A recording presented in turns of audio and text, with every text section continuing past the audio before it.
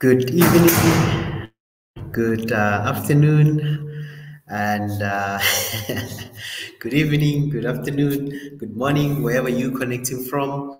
Um, my name is Ezra, and I'll be your host for tonight.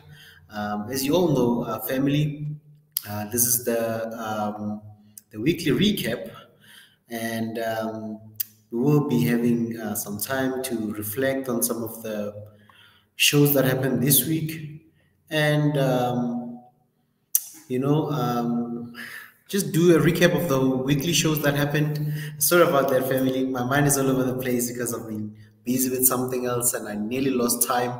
I lost track of time, but I am here, and we can go live. We can speak about all the shows that happened during the week and some of the things that you think we should be covering in this night, or even this week, or things that are happening in the continent, across the continent of Africa.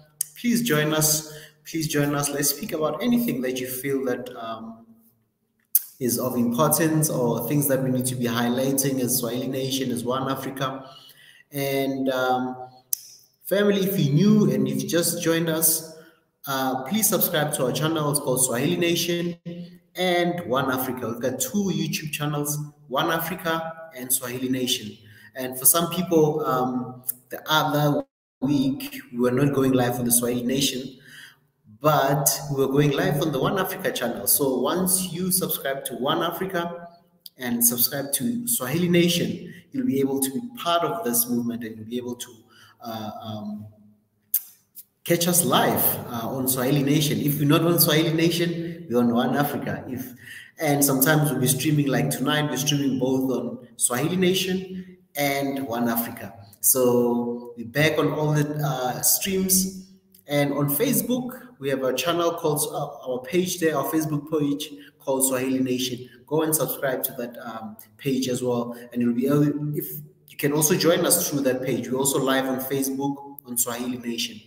And hopefully we'll also be connecting more on other platforms in the near future. Maybe we'll go back again into Twitter again, stream some of the stuff on Twitter as well. So, but yeah, if you just join us, I would love to invite everybody to subscribe. Just like, before you do anything, just start liking this page or liking this stream right now, and tell us where you're connecting from. And let's talk. Let's have a conversation. Let's see. Let's talk, family.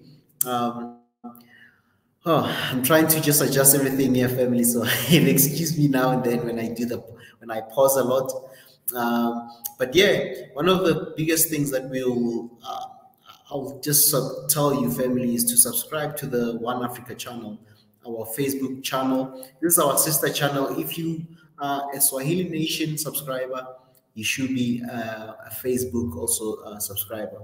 I mean, our One Africa subscriber. So do not make that mistake. Please subscribe to this channel. This is our sister channel called One Africa. And we were going live the previous week. For those who've missed most of the shows last week, we were live. But maybe some people waited on the Swahili Nation channel thinking, hey, I'm waiting for the live stream. We are live every night and will not stop. This is just going to grow and grow, and we're going ahead with this movement. So join the movement, join the One Africa movement, and join the family. Yeah, so if you're a subscriber,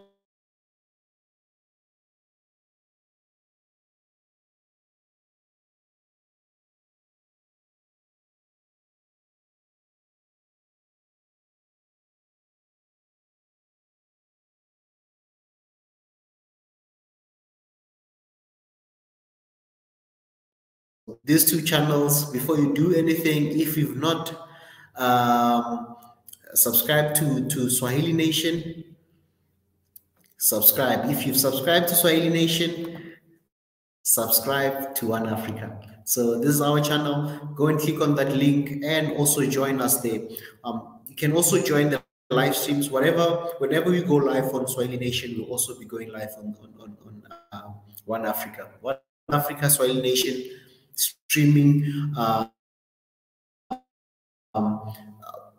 every night and every day. So make sure that you subscribe to both channels.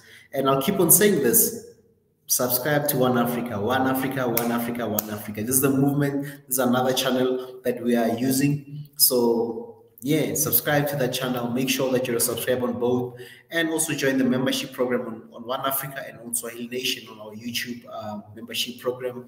And out of the memberships that are there, there's different categories where you can choose and support this channel so that we can grow and have more people. As you know, family, for those who are new, I mean, those who've been here with us for the longest time, they'll know that our team now, a lot of people who used to be in the background now, they're running the shows. They've got different shows every night, every day on Swahili Nation and on Africa. So please continue supporting us so that more people and more opportunities can open up for more people to come and join us and even teach and brace us and bless us with so much information. But before I do a lot, I'd love to open in prayer, and then we can go down and really start talking about the weekly stuff that happen, different shows, and upcoming events and all that stuff. So please, family, join us, subscribe to our channel. If you just joined us, you're new here, subscribe. One Africa and Swahili Nation. Those are the two channels where you'll find us every night, 9 p.m. East African time, 8 p.m. Central African time.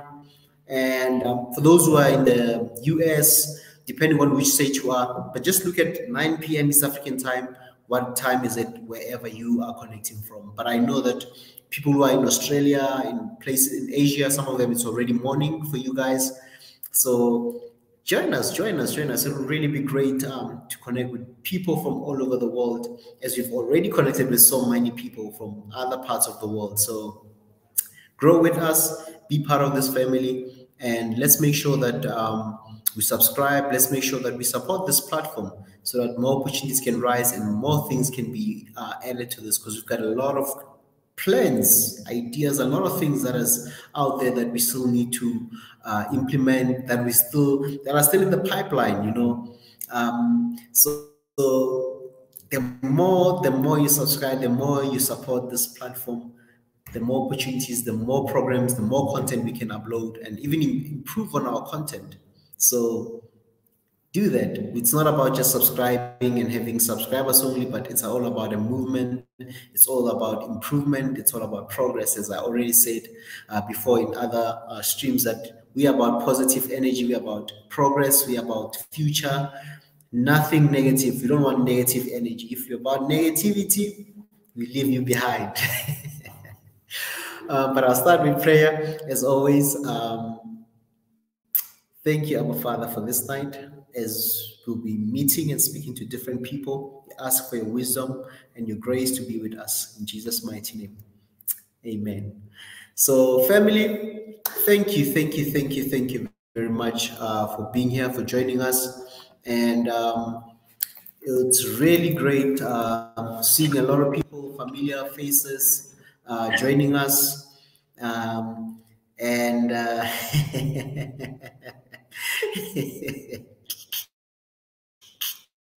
and as you can see, His Excellency has just graced us as well with his presence. Yeah, my brother, it's good to see you.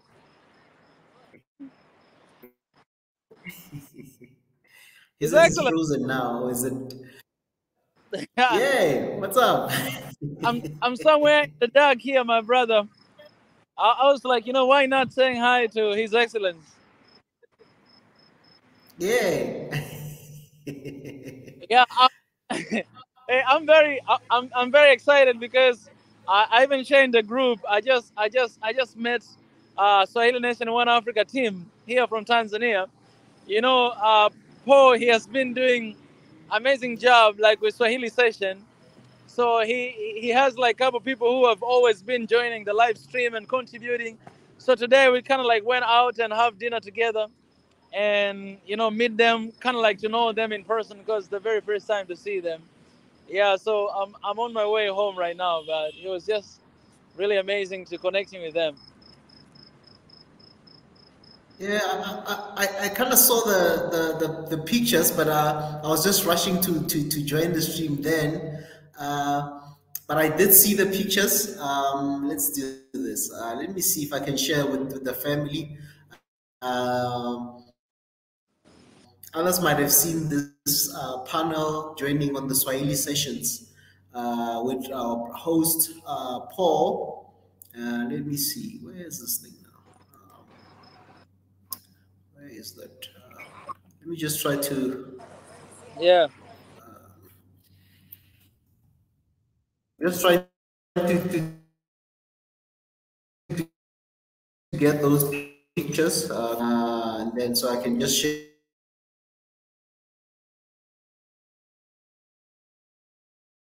One Africa. Where's the One Africa stuff? I'll be sharing just now. Oops. One Africa. His Excellency. So you guys had a supper together. And you say? What happened here? Okay, I'm just trying to get this thing on. I'm still trying to launch.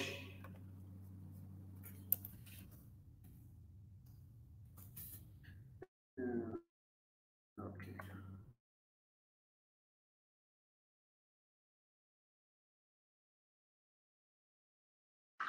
I'm all alone. Where's His Excellence, man? You disappeared all of a sudden. Hey, how you guys doing? I know Ezra will be coming back very soon, and you guys will be able to talk to him. But well, I think he's having trouble with his connections. But all in all, guys, man, it has been a great day. You guys can hear me, right? I met with Swahili Nation One Africa team from here, Tanzania, man. Mr. Paul, with his session every Thursday, has been talking about Swahili session. Man, it has been amazing time, and he actually like the team that he has. It's just beautiful people, man. And you guys will be able to see them here very soon. You know, I know His Excellency is gonna share the pictures here, but yeah, but it has been really amazing to meet with the people here in Tanzania to see that there's a lot of people right now they're engaging with Swahili Nation and One Africa. They understand the mission and the vision. So today I just wanted to meet up with them and to share and to just connect, you know what I'm saying, to say thank you for, you know, joining, thank you for being part of this and to kind of motivate them as well to go out there and to motivate other people to come and to join, you know, Swahili Nation One Africa. So yeah, man. So that's what is happening. And let me show you the view, guys. Here, I'm outside actually right now. Uh, where I am right now, it's a place where Paul is. So I'm waiting for him. But that's the view. You see, that's the view, guys. Night view of where I am right now. All in all, man, it has been a great day. And these people, man, they're very bright people from the university. You know, they're hungry for change. They want to see change in this continent, in our countries. They have an amazing idea. Most of them, they're studying about, you know, public relation, mass communication, journalists, and all those people, man. They're just brilliant young people, you know what I'm saying, who wants to see change. And, you know, for me, I think these are people that we're going to hold our hands together to bring about change to the continent. And so, you guys, whenever you come to Tanzania, know that you have people here for you.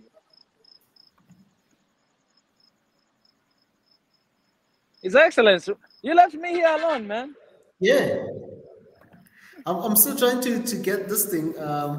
Got cut off at some point, but let's Yeah. see.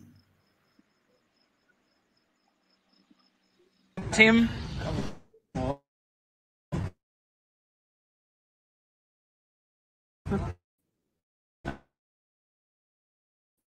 we have the team right here. Yeah, yeah. The Uh, Thank you, guys.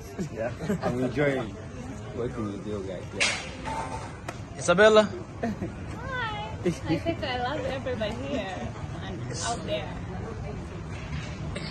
Yeah, this is Swahili Nation, and I'm a part of Swahili Nation.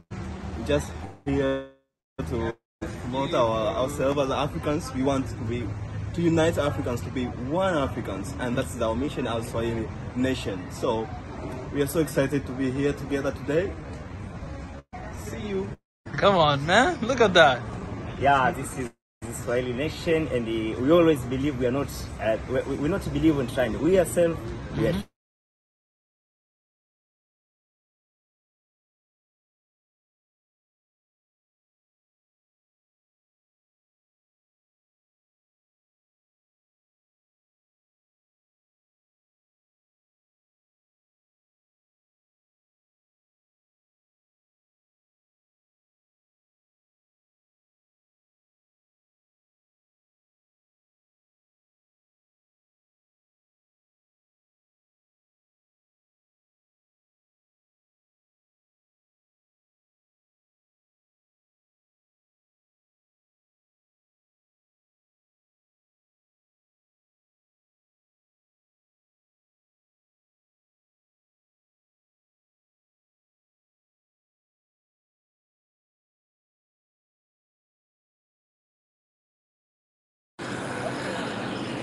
Hey guys, I think Ezra is having trouble with the connection. Ezra, are you alright?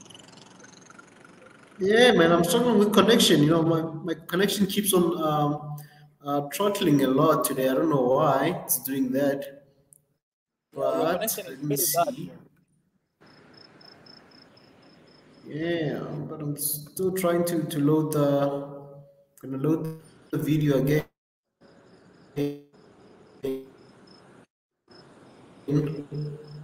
just for the family session team. Um,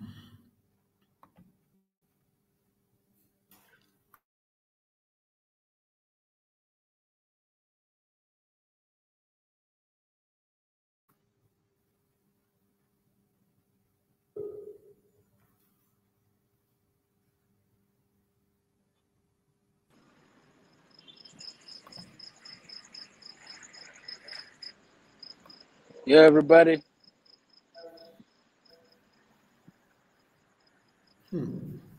I think I'm not the only one who's experiencing network problem, His Excellency. Seems like you're also experiencing some trouble the way you are. Oh yeah, I tried to I tried to clear the page first. That's why I kind of disappear for a while. Okay, let's do that.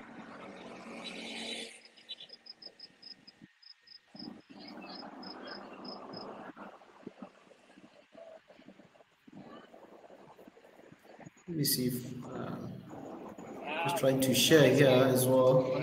Wanted to This is upload, but then it kept on doing other things. Yeah, let's see.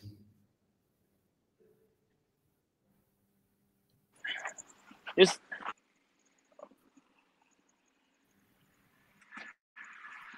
that's the team right there, man. That's the team.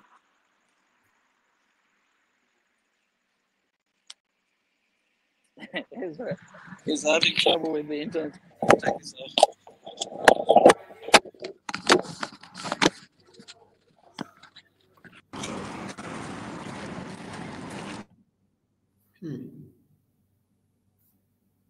What's happening here?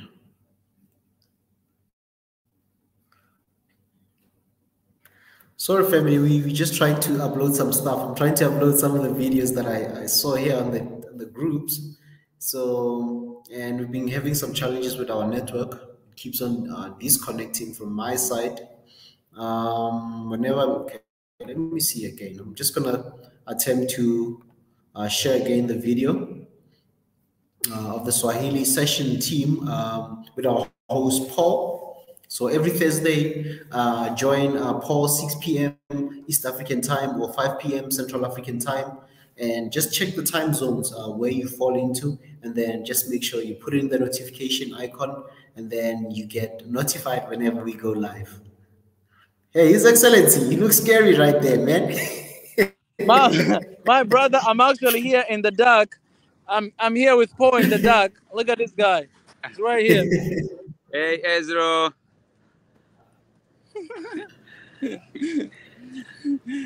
We're right here, guys. Yeah, brother Paul, Good to what's see up, man? everybody. Yeah, Ezra, what's up? How you doing? Oh, good, man. How are you, bro? I'm happy to see you Hey, there. man. Eh, Oh yeah, guys. yeah, man. I'm still here, man. Ezra, Guys, we'll you know leave you. there's something, eh? Eh? We'll leave you for a His while. Excellency. Yes, yes. I think you're also breaking up where you are, eh? Actually, it's. No, I was saying, guys, you went out for supper, and I'm hungry right now, eh? Eh, Can you hear me, His Excellency? yeah, I can hear you. I can hear you. Say it again. Hey, man, guys, I'm very hungry, and you guys, I hope you brought something for me, eh? Actually, I went out with the boys and girls, and I actually didn't eat anything. So now I'm feeling hungry too.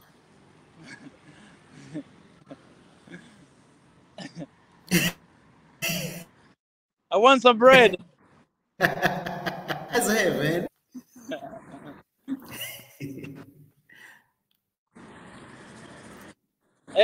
We're actually outside. For me, I'm trying to get back home. Paul, he has a meeting right now. He's going there. Yeah, so we're just walking together on the street.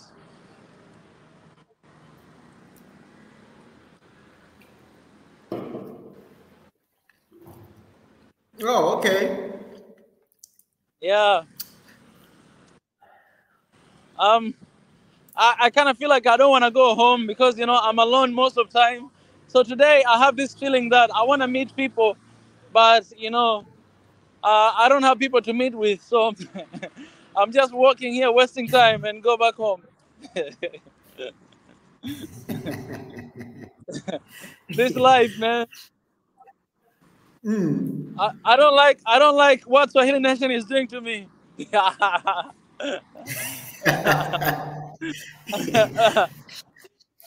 I'll say this. Look, His Excellence. This is what I'll say. Yeah. Leave me alone. Leave me alone. His Excellency. You guys were supposed to show us what you are eating. We also wanted to see what you guys ate, man. We want the food. We also wanted to see what you guys were eating. We also wanted to see. And yeah, yeah, yeah.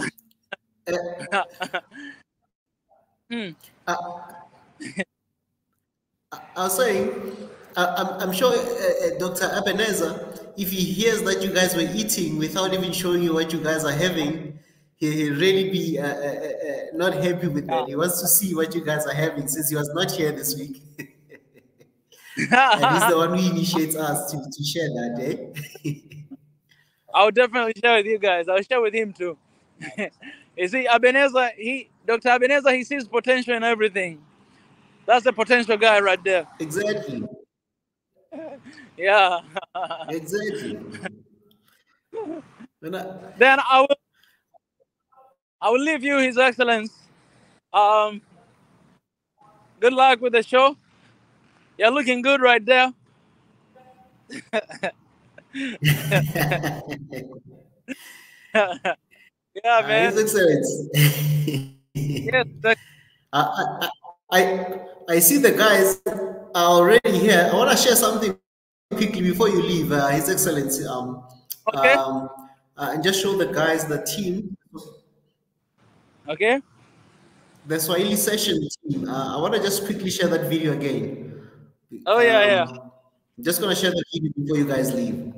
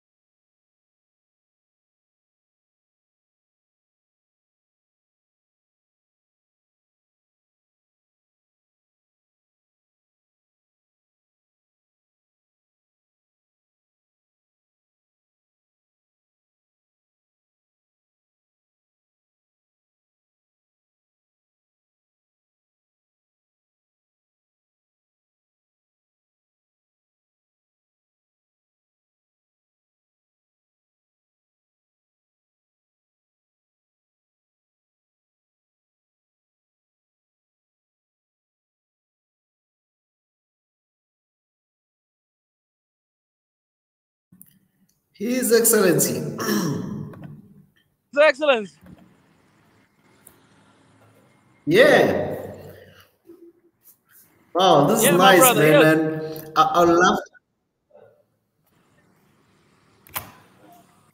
Eh? I love to see more people. Yeah. I was saying I would love to see more of our hosts doing such things. I know Tenzin and when Atezi are here, I would love to see them having dinner or supper somewhere, and they can Exactly. join us live having supper somewhere, you know. Yeah. And knowing when Atezi, he's in the coast. I mean, we want to see those beautiful places there in Mombasa. There, when Atezi, that's a challenge to you, Menatezi. Exactly. You know, His Excellency, what you're saying is so true. I think it's a time for those people who are living in the same place to connect with one Africa and Swahili nation in that area, right? We have people in Ethiopia, we have people in Kenya, South Africa, Somalia, Tanzania. So why don't we start connecting with one another? You know what I'm saying? Like me today, I came here outside to connect with these people who have been here for Swahili Nation, and I never met them before, but it was amazing to meet. We made some plans. We want to take over Tanzania. You know what I'm saying? And within just few months, we wanna be able to film this video like with more than 100 people. you know so all these strategies can happen if we meet, we connect, we talk a little bit, we share. That can happen. So I think it's a challenge to every other people in different places in Africa to kind of meet, get together, to connect, to share ideas, and to make different plans to invite more people, and what can they do to actually attract more people to the movement. That's what we're talking about today. And I'm very excited because now, we are planning an event, like the first Swahili Nation One Africa event, maybe even here in Pose, like university, and just invite people to bring more awareness about our movement and what we do. So it's very exciting because these are kind of things we can do in our power. Exactly. I mean, the more connection and the more we network in different sections of our continent, the better, and the more we can grow and cross. I mean, share knowledge and share our cultural identities and our aspiration as people. And I think what you did right Yeah. now, you've really opened up. You've made a bridge for people to now connect, and I'm sure with the campus tours and the other stuff that you are planning for the event, I think a lot of people in Tanzania now they'll start knowing. And what better place than in the center of education and learning? That's where we need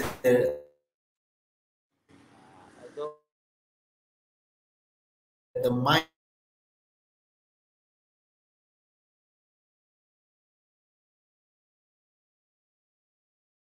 of Africans to be enriched and shared with the world.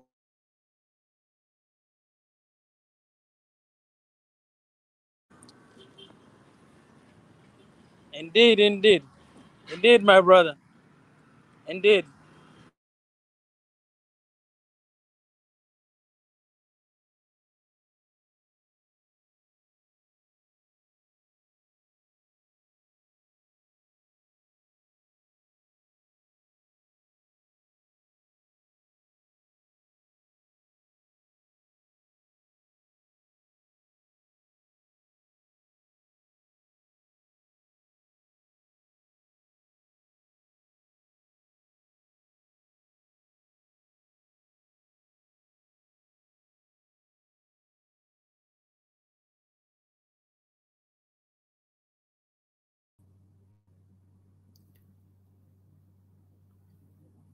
His Excellency, can you hear me?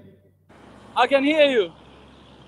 Yeah, I'm starting with that. I think I might need to change one of my connection. My Wi-Fi is here, and connect to the other one, or else I'm gonna have challenges tonight. Or in fact, tonight I'm just gonna maybe do the stream for now, do the announcements, notifications, and all that, and then later on, probably might come back again for just the late stream and stuff. So, Definitely. Peace, His Excellence. peace. Love you, my brother. Love you, my Love you brother. too, bro. Hey, Paul. I can see Paul is full. He ate. I'm sure he ate a lot of. He's the one who ate too much there. Bye, my brother. Yes. All right, bye, everybody. Love you guys. Love you, His Excellency. Oh man, thank you, family. That was Paul and His Excellency Mika. They just had lunch. There was just a meetup and catch up networking session over supper. So, for those who are aspiring to share knowledge, let's try to network more as Africans so that we can cross our cultural differences, things that really divide us. Let's make means and let's try to invest in things that will make us more united as a people, more than things that divide us as people. So such things, I mean, such sessions where people can really have lunch, can meet up, network, share ideas. That's what we're about, family, as a community. We are a community. We're not just people. We're not just a platform, but we are a community. And what more than having sessions like that where we can even meet face to face? And I don't mind even meeting some people over lunch. Those who want to invite me for lunch, or who want me to invite them for lunch, send your applications and we can see what we can do there. So, but that would really be nice to catch up with more people, and we're gonna have more sessions. I believe that there will be more meetups like that where it's over lunch, sharing ideas and connecting as people. So please, if you are a Swahili Nation subscriber or a follower, a One Africa subscriber or a follower, also do the same. If you've got a video that you want us to share, your meetup, what you do over the weekend or after work or anytime, campus, whatever you're doing, then sometimes feel free to send us an email to say, hey, I would love to share a video. I'd love to share what I do. I've got ideas that you want to share with people from all over the world. Contact us and send us an email on oneafricaofficial at gmail.com, and let's see what we can do. So I see some people, Tenzin was eating chapati. I'm actually eating chapati now. Wow, Tenzin. Great to see you, and great to see Bonatezi as well. Regan Music, nice seeing you on the stream. And I saw some few people earlier on, familiar faces. Marie Antoinette, yeah, Marie Antoinette, good to see you. Marit, good to see you there in Netherlands. I see a couple of people here. I'm just going through the comment section at the moment. So if you've just joined us, Marit, how are you doing? I'm doing good, thanks. How's things on your side, Marit? Shalom, shalom, Marie Antoinette. Shalom, everybody. And who else? A couple of, let's see, Nati. Oh, man, Nati. It's been a while. And it'll be nice to see you and have a conversation. And I wonder which part of Africa you are at the moment. I know Nati travels all over the continent.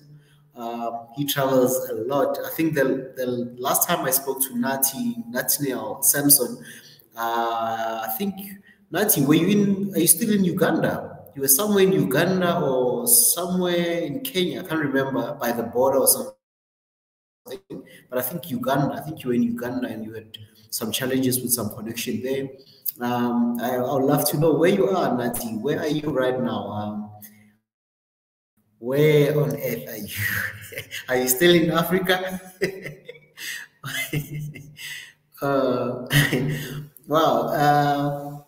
I see some people here. Oh, when that says you said challenge accepted. I can't wait for you to upload your video when that says with maybe Tanzania or a couple of people who are our subscribers there in Mombasa or in Nairobi, and it'll be really nice to see. I would love to see more about Mombasa. I know Mombasa is a beautiful coastal city, and my brother stays there. I know he's doing good right there. He's doing a lot of things there in Mombasa, great things. And I'm sure one time he'll come and share with us what he's been up to, what he does on his show. By the way, Mwelete is one of our co-hosts, one of our hosts here on Swahili Nation in One Africa. Every Sunday, his show is called The Hidden Hand. So 9 p.m. East African time, that's when Mundatezi goes live on The Hidden Hand every Sunday, 9 p.m. East African time or 8 p.m. Central African time. Wow. Mundatezi. And just one of the things that I just saw earlier, there was this thing now. I will just share this quickly. Let's do this. Mundatezi. Oh, I see Nati responded right now saying that he's still in Gulu, Uganda still. Wow. Oh, this is nice, Nati. You're still in Uganda. And what's happening in Uganda? What's trending in Uganda, Nati? If you have time, maybe you can join us just to share what's happening, what you've been up to there in Uganda. Also a beautiful country that I would love to visit. I'd love to see a lot of places there in Uganda. I'd love to visit Uganda. For those who want to invite me to Uganda, invite me. Every African country I want to set foot on. You know, I really want to visit each and every African country. And yeah, and Nancy, please sometimes even share pictures. Share with us what's happening there in Gulu, and it'll be interesting to see. Let's see what's happening here.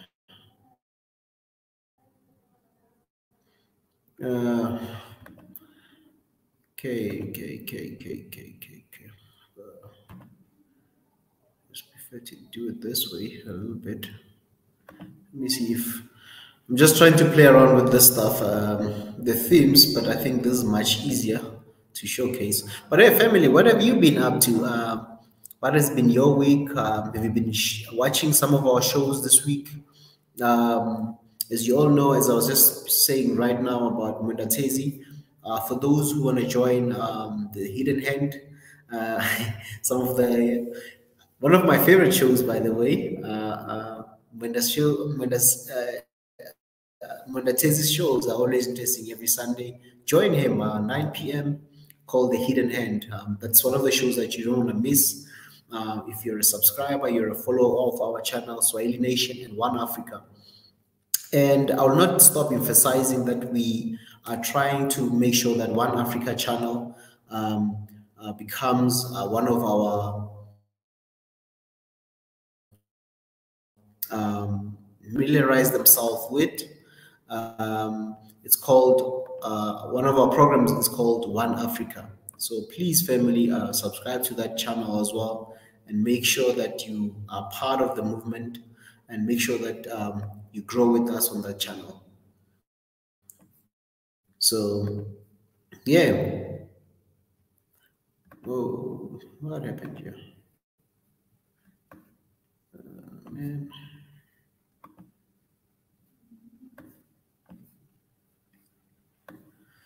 So, okay, let's do this.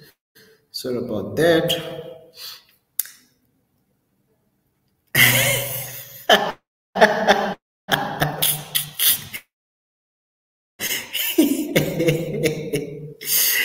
Wow, I hear Mendoza saying, Pastor Ezra, let's cut to the chase. We need to legalize it.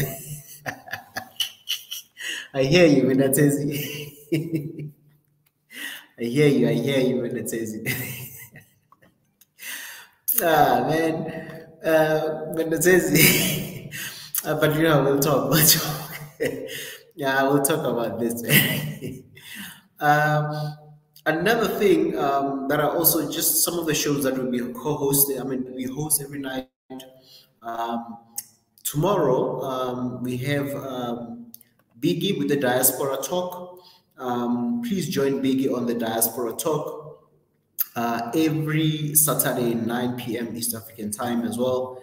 Um, Join Biggie. I know Biggie might even just join us now, but currently I had to. Okay, there's oh yeah, there it is now. I was just trying to fix something here, and I just realized that I didn't go live on the One Africa. Why? Okay, let me do this. Man, I'm just gonna try to fix this. Okay. Okay, let me just share you the page that they want you to subscribe to. I'm just gonna share our One Africa page. I see I didn't add the live stream at the moment, but later on I might join and we will have a stream on all those platforms. But I would love to share this channel with the family. That please subscribe to this channel. This is our sister channel called One Africa. Make sure you go and subscribe there. Um,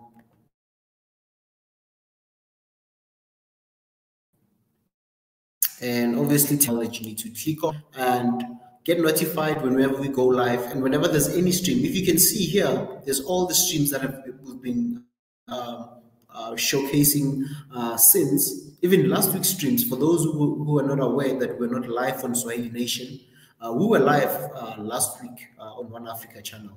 So on One Africa, we were live even last week. For those who missed some of the shows thinking, hey, what happened to Swahili Nation? We were live on One Africa. We were live on One Africa. So please make sure you also join us there and just subscribe to this page. Subscribe to this page. So the only way to differentiate any other One Africa that you might find on YouTube, this is our banner. You'll see this banner. It's called Love, Peace, and Unity. That's our channel, our sister channel. So please subscribe to that channel as well. And what else? Yeah, just I forgot to go live on the stream. I don't know how I forgot the stream today to edit there, but we should be live there as well now. So yeah, family, just make sure that you subscribe to this channel. As you can see, we still have a subscriber base on this channel is very, very low compared to the main channel. So let's make sure that we at least grow this channel to 1 million subscribers if possible. And also Swahili Nation as well. Hopefully next month, let's just break a record and go 1 million one time, instead of waiting for for the end of the year. So let's push and make sure that we reach 1 million subscribers on this channel, even on the Swahili Nation channel. I know for some people it looks like a milestone, it looks like something very far. It's not. It's something attainable. It's something that we can achieve if we put our energy into it and we support each other and make sure that we reach that milestone. So, and it's up to me and it's up to all of us to share with family and friends on our social network platforms. Let's put the awareness out there because nothing goes without awareness. So if you can put money, put your time. If you just subscribe and just share this link on your either Facebook, your Twitter, Instagram, wherever, just share, continue sharing this, and let's make sure that we grow. We are relevant and we are growing. So, and also suggestions, some of the things that we welcome on this platforms is to share your suggestions to us. Where we need to improve, things that we need to add, things that you think we should be highlighting more often. Please also notify us there. Even on the comment section, sometimes just drop something there and say, hey guys, please, ABC is not working well, or things like that. We do take suggestions, and even there's constructive criticism. We'll take it. we'll take constructive criticism. So yeah, please do that. We will not go on a rant and shout and all that stuff. But please, always feel free to join us, give us suggestions so that we can grow and make good content as well to everyone out there. So, what else did we need to touch on? Oh, Mondays. Okay, before I go to the Monday show, I would love us to talk about Mondays. I think I had mentioned Mondays show every Sunday 9 p.m. Also, same thing. There's different shows we live every night, so you do not have an excuse to say there's nothing for me to watch because there's different content, different personalities, different discussions that we're discussing every night. So you have no excuse to say I can't watch something. So Mondatezi, join him every Sunday, 9 p.m. East African time. And Mondays, that's where we do interviews with some of our like stakeholders or even different people in society, like CEOs, just to get inspiration that it is possible. It's possible to achieve anything you want. And sometimes you do not need to leave the continent for you to make it. You can make it here at home without having to leave the country or leave the continent. It's still doable in the continent. And most of the shows on Mondays, His Excellency Mika is the one who hosts those shows every Mondays. 9 p.m. as well, East African time. Normally, that's when His Excellency Mika will be doing conversations and interviews with politicians, business people, community leaders, different people. I mean, Mondays, normally it's mostly the conversations with different people. So join us, get inspired, see people who are doing it in the continent, people who are doing it, and who can really inspire us as the young people of this continent or of this generation that we need to take over from. So please make sure that you join every Monday for those shows, for those conversations. And Tuesdays, Tenzin. And I know Tenzin she's here. I wonder if she's still in home. I'm still waiting for pictures. I'm hoping to see some pictures on Sunday. Uh, Tenzin, I'm hoping to see more pictures of you. You promised to show me some of the landscapes and some pictures of where you were. So join Tenzin every Tuesday, 9 p.m. East African time as well. Let's see here. And then the African traditions, different shows. And I know I kind of missed this week's shows.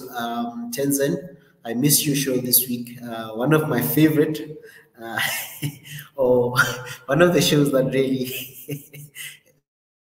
is always interesting to watch and listen to different people talking about different matters. But I'll probably be watching your catch up on your show. And then Wednesdays, Professor Ezra, every Thursday with the Education in the 21st Century. Every Wednesday, it's Education Wednesday, the educational programs on Wednesdays. Really nice seeing it'll be good to see Professor Ezra back. I'm sure next week, this coming week, he'll be around and be with us.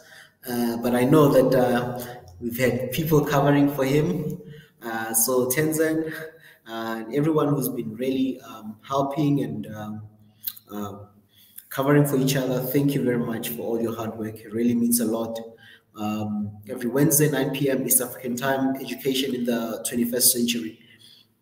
And Thursdays, our host for Thursday shows on the Swahili sessions was here with His Excellency Mika. They were having lunch, the meetup, supper, in fact, not lunch, but supper.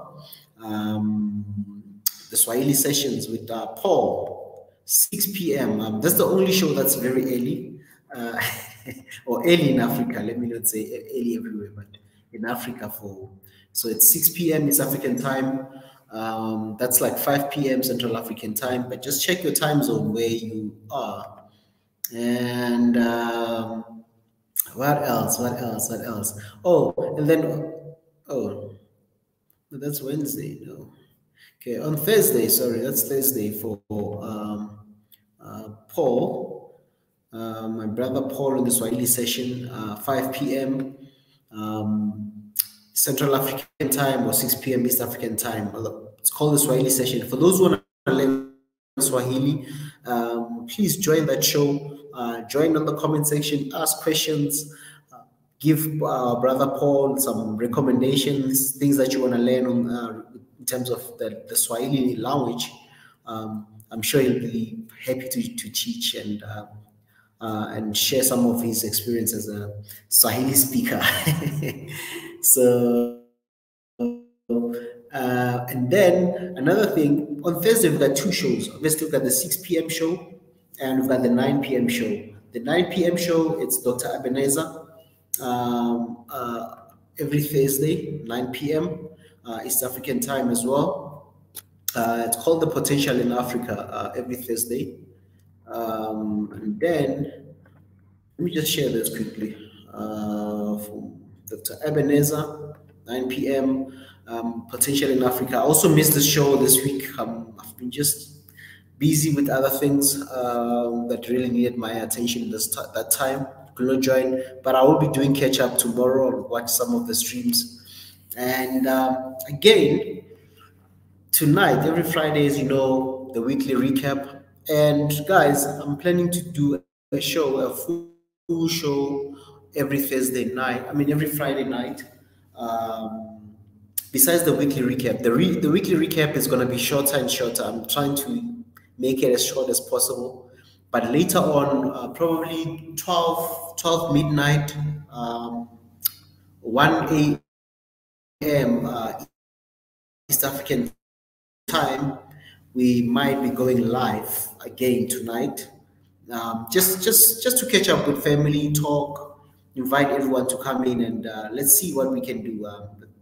Fridays, nothing. I don't want people who are stressed out. I just want people who come and want to just relax and talk, man. Let's just network, talk what you guys are doing, what's happening in your field of study or in your field of work, your industry. Friday midnight, let's just be on that tip for now. And I've also asked for suggestions on the name of the show for the Friday shows, for the late shows, that we can have a name, a different name that we can use for our programs for the Friday shows. And then, yeah, and that's a wrap. And I see Monatez is here. Before I allow Monatez to come in, family, please don't forget to subscribe to this channel. It's called One Africa. You will see the banner there on top, Love, Peace, Unity, and Swahili Nation. If you just join us here on Swahili Nation. And apologies for those who might try to go and watch the stream on the other channel. I don't know why I forgot to edit to add the other channel right now. I'm really sorry about that. But this is the channel. Later on, we should be live on this. So, but yeah, Wanda Tezi, welcome. Wanda Tezi. Wagwan, my brother. Prophetess. Wagwan. How are you guys? Yeah, man. All good, Wanda Tezi. Your side? Yeah. We are really good. Yesterday you missed a lot, my brother. In fact, we said we will continue the talk today. When you are as we recap Hey, man, this week has been. This week I missed a lot of streams. Honestly, I really missed a lot of shows this week due to other things. But I'm planning to do some catch up. What's happening? What you guys been up to? What were you talking about? School us, Mwendatezi. For us, we didn't watch the show. No, let's start with like a Bible verse. I wanted to begin my talk with a small Bible verse. I know this is. I think you're going to talk again another stream later, right? Yeah, I want to do another stream. The stream that will continue. I don't. Unless if you want to take over the stream, and then I'll go finish up some other work and other things that are needed to finish, and then later on I'll find you if you're still live, or we'll set up another stream. You'll rejoin again, but I can leave you on the stream if you want. No. We need your presence. We need Pastor Ezra. We need the prophet here to guide us to this journey here. We must legalize. I'm telling you. Yeah. Let me read a verse. Let me read a verse. This is Genesis 1:12. Okay. And this is guys, for those who I'm actually reading directly from a Bible. You know, I brought today we are serious about this thing. And the earth brought forth vegetation, and the earth brought forth vegetation, and herbs yielding seed after their kind, and the tree yielding fruit, whose seed was in itself after its kind. And God saw that it was good. Yeah, legalize, guys, legalize. I know Tanzan. I know Nat Nile was there. You know, it was a very interesting argument we were having. So yeah. So guys, I've brought the verse. I said I'll bring a verse. There are many verses, but let me test with you, tease people with this one here. You know, we must legalize. We cannot. How can we have plants that are illegal? God's plants. We cannot illegal. We cannot have God's plants that are illegal. It's not. You know, this is how God has already said that His plants are good, and we are here telling people that they are illegal. How? We can't have this type of. I don't know. It might even be. I don't know if it's a sin now. I don't know. You know, we might be going. You know, playing a role that we're not supposed to play as human beings. We're supposed to. You know, these are plants that God has given us, and they have their uses. So yeah, when you say it must be legalized, using that scripture.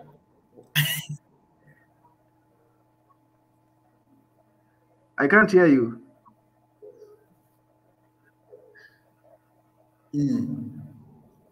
I think this is just my opinion, my observation, right? This is my observation at the moment, right?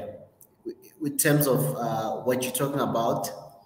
I see right now a lot of countries, not every country, but some countries are trying to use it for medicinal use, and It it's been has many legalized. uses also. Yeah, even the fiber, it has the fiber is very strong. I don't know if you have, it can be used to do a lot of things. You know, the hemp fiber, which is an old, hemp it's fiber, been yeah. used for since forever. So yeah, not only And even, medicinal use. Yeah, it has yeah, also it's a lot beyond of practical uses.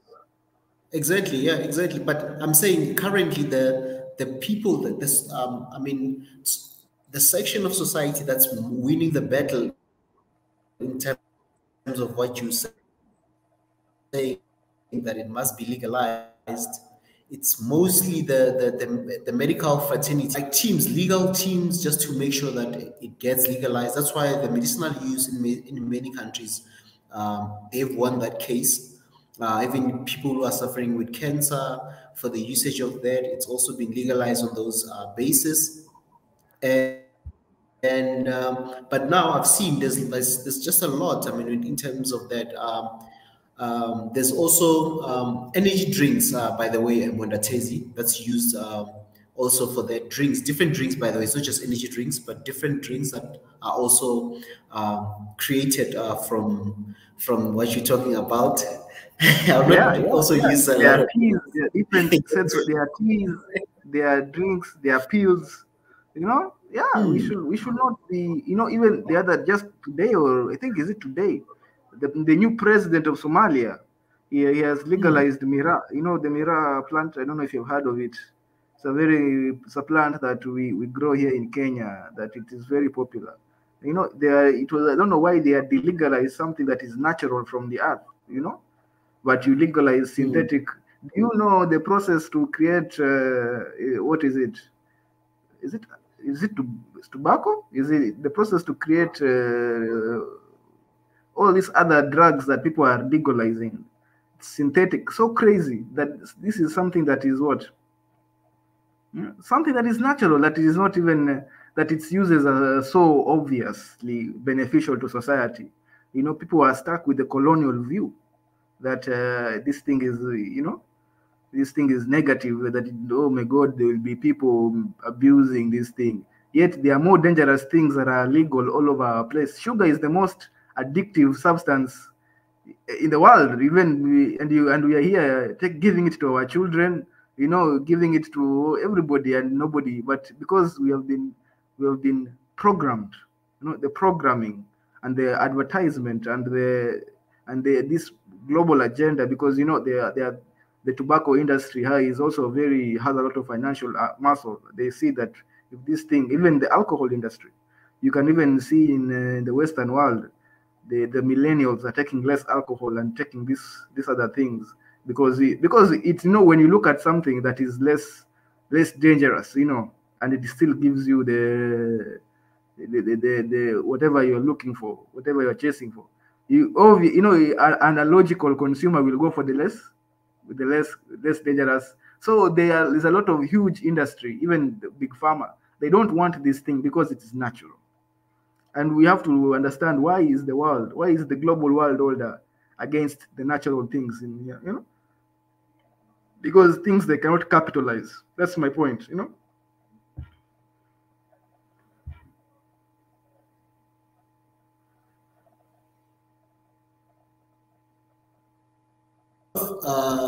This right now, since okay, this is my thinking. This is my thinking. It's just me thinking this. Tobacco, alcohol, all these other industries that have been there for now, maybe let's say commercially and or legally in many countries, except other nations where maybe because of other religions they might not be really legal, not really as consumed as much. Maybe if you go to Arab countries, alcohol might not be the biggest thing.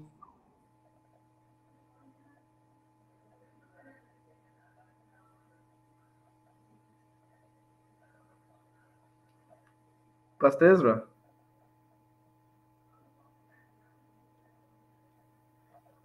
it's like there's a problem with the internet. I don't know if you guys can hear me, or is it me? I don't know. Or is it you? I don't know, but I can't hear you.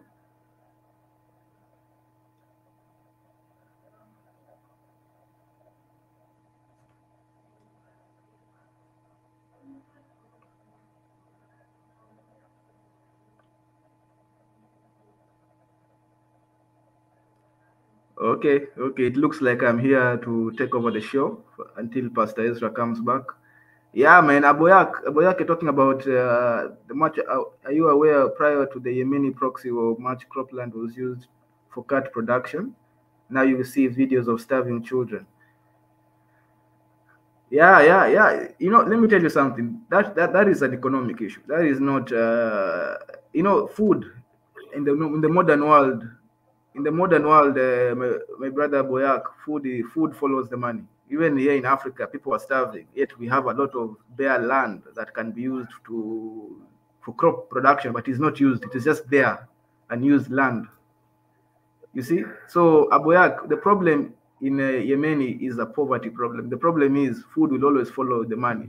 Why are people who are living in Abu Dhabi or Dubai, where there is literally zero crop, it's just desert, but they are not starving? So food will always follow money. So the problem, when you see people starving, it's always an economic issue. It is where it means there is no money. Even if there is food there, those farmers are not going to be doing free work. People planting food for free. It's just not going to happen. No, wherever they are, man. Even in Africa, here in Kenya, we have food. South of Kenya is one of the most agricultural places in East Africa. They're producing a lot of food, but north of Kenya, you see, there are still people starving. Why? It's because there's no money, there is poverty over there, and because of that, even if there is food here, people are throwing away food in many places in Kenya. Farmers are throwing away food because it is rotting. But north of Kenya, there's still no, because nobody is going to plant. No farmer is doing free job for anybody. No, we don't live in that type of world. So when you look at when you look at what you've talked about in Yemen, that is the issue. The issue is that there is a poverty issue that, and because of poverty, people do not afford to buy food. If they could afford to buy food, there will be food there on their tables. That is what I'm trying to say. Yeah, Pastor Ezra, today your internet is yeah.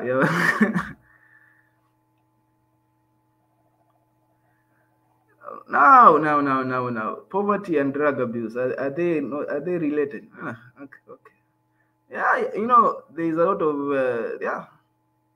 That's a good question. That's a very complicated question. Yeah, of course, poverty is related with drug abuse because, but a lot of things poverty is related with many things. Poverty is also related with violence. Poverty is related with corruption.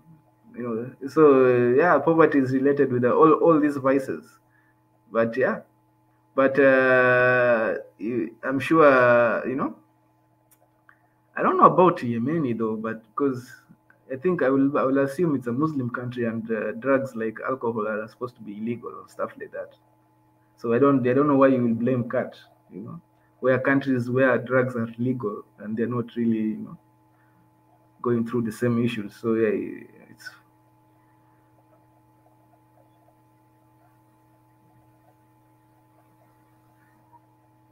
welcome Marie Antoinette.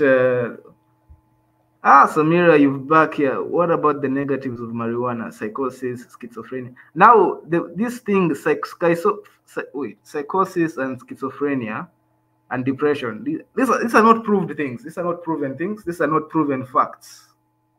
So, I don't think these are just it's propaganda. Really, these are not proven facts, especially with the schizophrenia.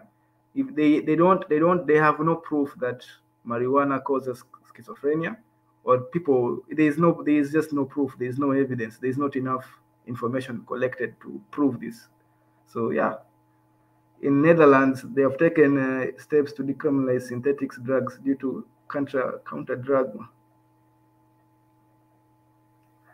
Nah. If you look at, I know Netherlands. I think we have somebody from the Netherlands here, Mariette. Yeah, I think she's from the Netherlands. Maybe she can tell you. But if you compare the drug abuse in Netherlands and especially, and you compare it with the rest of the world, even just Africa, I don't know. They might not look so bad. Mondatezi, so sorry about that. I got disconnected. I was just trying to reconnect to another Wi-Fi connection. Yeah, it's just I'm having some issues with my connection tonight. But Samira, the CDC is a government. The CDC is a government. The CDC is a government organization, right? The CDC, the CDC is like, just say according to the American government. You might as well say according to the American government, this thing. But you can see, that they are still legalizing it in there through the states, and all of a sudden, so it's the same government, just another. He's talking by this mouth, and they're talking by another mouth. They're doing this. This hand is doing this. The other hand is. It means there is mischief.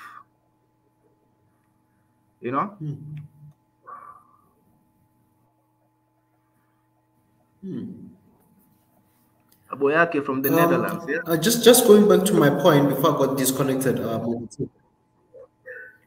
Can you hear me?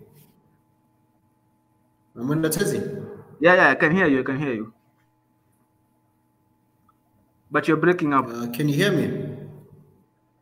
You're okay, because I'm thinking I'm breaking up. I saw the accent, I'm breaking up a lot. So, going back to my point, when it comes to this issue, I think now some of the governments that are legalizing it, they've seen the potential to make money. And if you know, most countries, they regard alcohol and tobacco as syntax. They still get a lot of money out of those industries. So now with what we're talking about coming into being legalized and becoming maybe a mainstream part of our economies and stuff, be it on the medicinal side, be it on the other things, drinks, foods, and all these other things.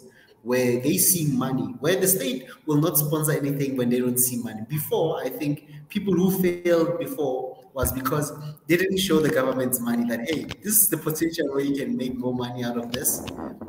These are the potentials. And if you look at all the industries or every country where now it's being legalized or partially legalized, it's because there's an industry that's being developed and they're seeing money that they can also get from those industries once they start becoming more profitable and stuff.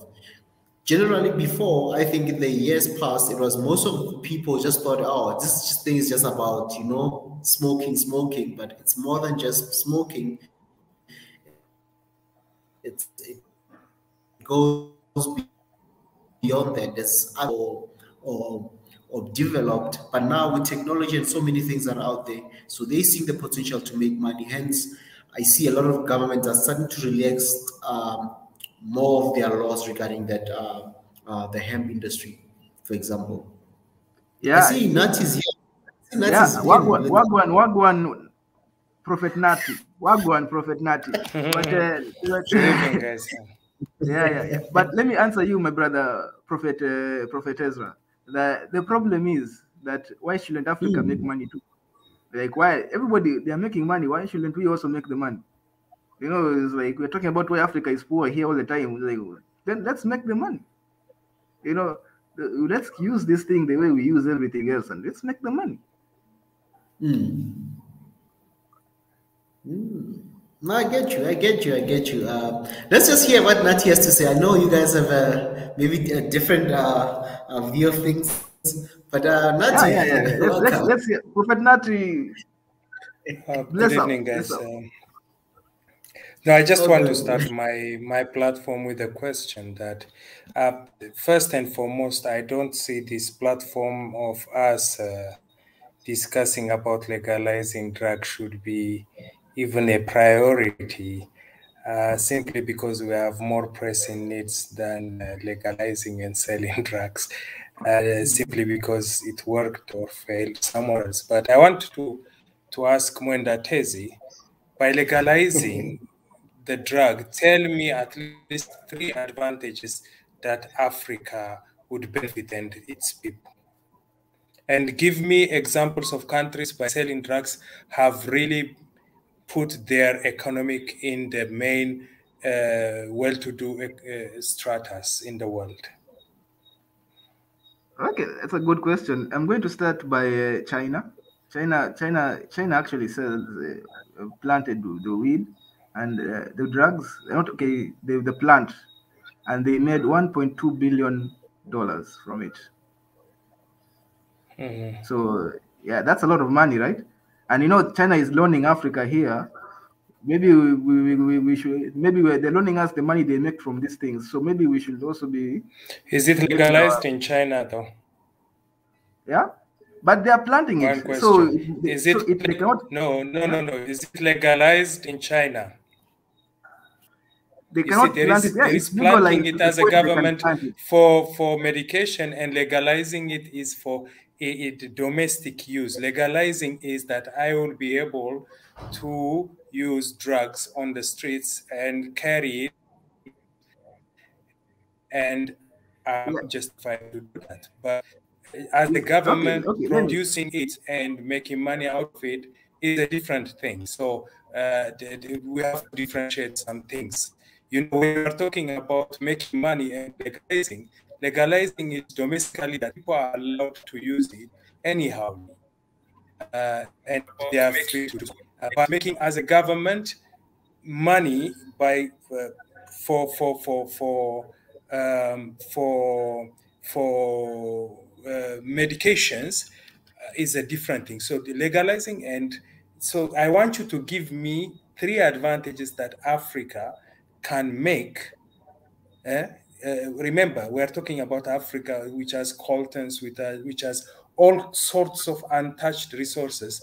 But now, instead of raising food where we have less food security, you are telling us to plant drugs or marijuana. Give me that advantage, 3 advantage, and give us a country that has made it with the drug business. China and the population 1 point something billion is nothing compared to the number of population and the government. So you have to know that the population and how vast it is, the money they make, it might be big for us because we are poor. It is big for them. No. So make that differentiation and make me explain. Okay, I've already give the first.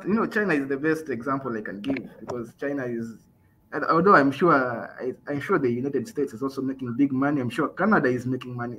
I don't have the statistics. I know the Chinese statistics. I know, but I'm for sure, I'm aware that Canada is also making a lot of money from this in the billions of dollars. I'm sure United States is making money from this, and I think also in the billions of dollars. So this is a $1 billion industry in itself. So yeah, and when you talk about food, I just talked to Aboyak that Dubai, they don't have any. I don't know if they have almost zero arable land, but they don't have hunger issues. Food is an economic issue. It is a money issue. If people could afford to buy food, food will be coming their way. Farmers do not farm for free. That is the issue that we need to understand here. That there is no farmer you will find in Africa farming for people for free. When they farm, they want to sell their products. So you have to have money. So the real issue in Africa is money. Where are we? How we're going to make the money? It will solve all these other issues of hunger, all these other issues we're talking about, maybe even healthcare. But there have been, and we have already talked about the.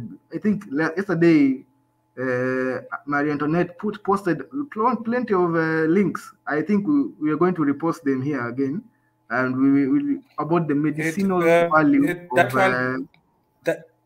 of. one, that one is a research that is being done that marijuana can be used for medication, and it is true. In the US, there is a medicated marijuana that people are allowed to take simply because it somehow relieves pain, especially cancer patients. Patients with various problems are allowed to use medicated marijuana, not because it can cure them, but it gives them a relief. A relief is not is killing pain. So it is allowed and they do it, but the way they do it is much systematized than us as Africans getting up to legalize or farm it. Why am I saying this? For various reasons. First of all, depressions and other lifestyle sicknesses and cancer, they have reached a certain level that they needed to relieve this uh, pain, and medicated marijuana is one of it, and it is allowed and it is bought. But you have never told us the very fact that many young people are producing fake IDs to use medicated marijuana for their own personal use to get high. And when you talk about the pros, you need to talk about the cons. For example, let's talk about Venezuela. Let's talk about Colombia, where the government have no control of its own country because the cartels have taken over, simply because they are farming and they have their own armies and they have the money. So money is not a solution. We need, especially on such a platform like Swahili Nation, I feel that we need to discuss about changing the mindset, changing our mentality, but not about simply making the money. Because remember, we have that the majority, more than 60% of African population is the youth, if not below 30. And there is hopelessness, there is joblessness. And you talk about legalizing it and selling it. What are you saying? What are you informally telling us? That people who are depressed from lack of jobs, not because lack of social life, would be victims. So I don't see how it relates to the needs of Africa, and how money is very important. Yes, we sell marijuana and we make the billions, but if you are not growing enough maize and enough crops, we'll be falling in the same trap like today. We are importing rice from the West. Why not growing our own foods and being self-sustenance than getting the money but spending the money on the things that we have lost already?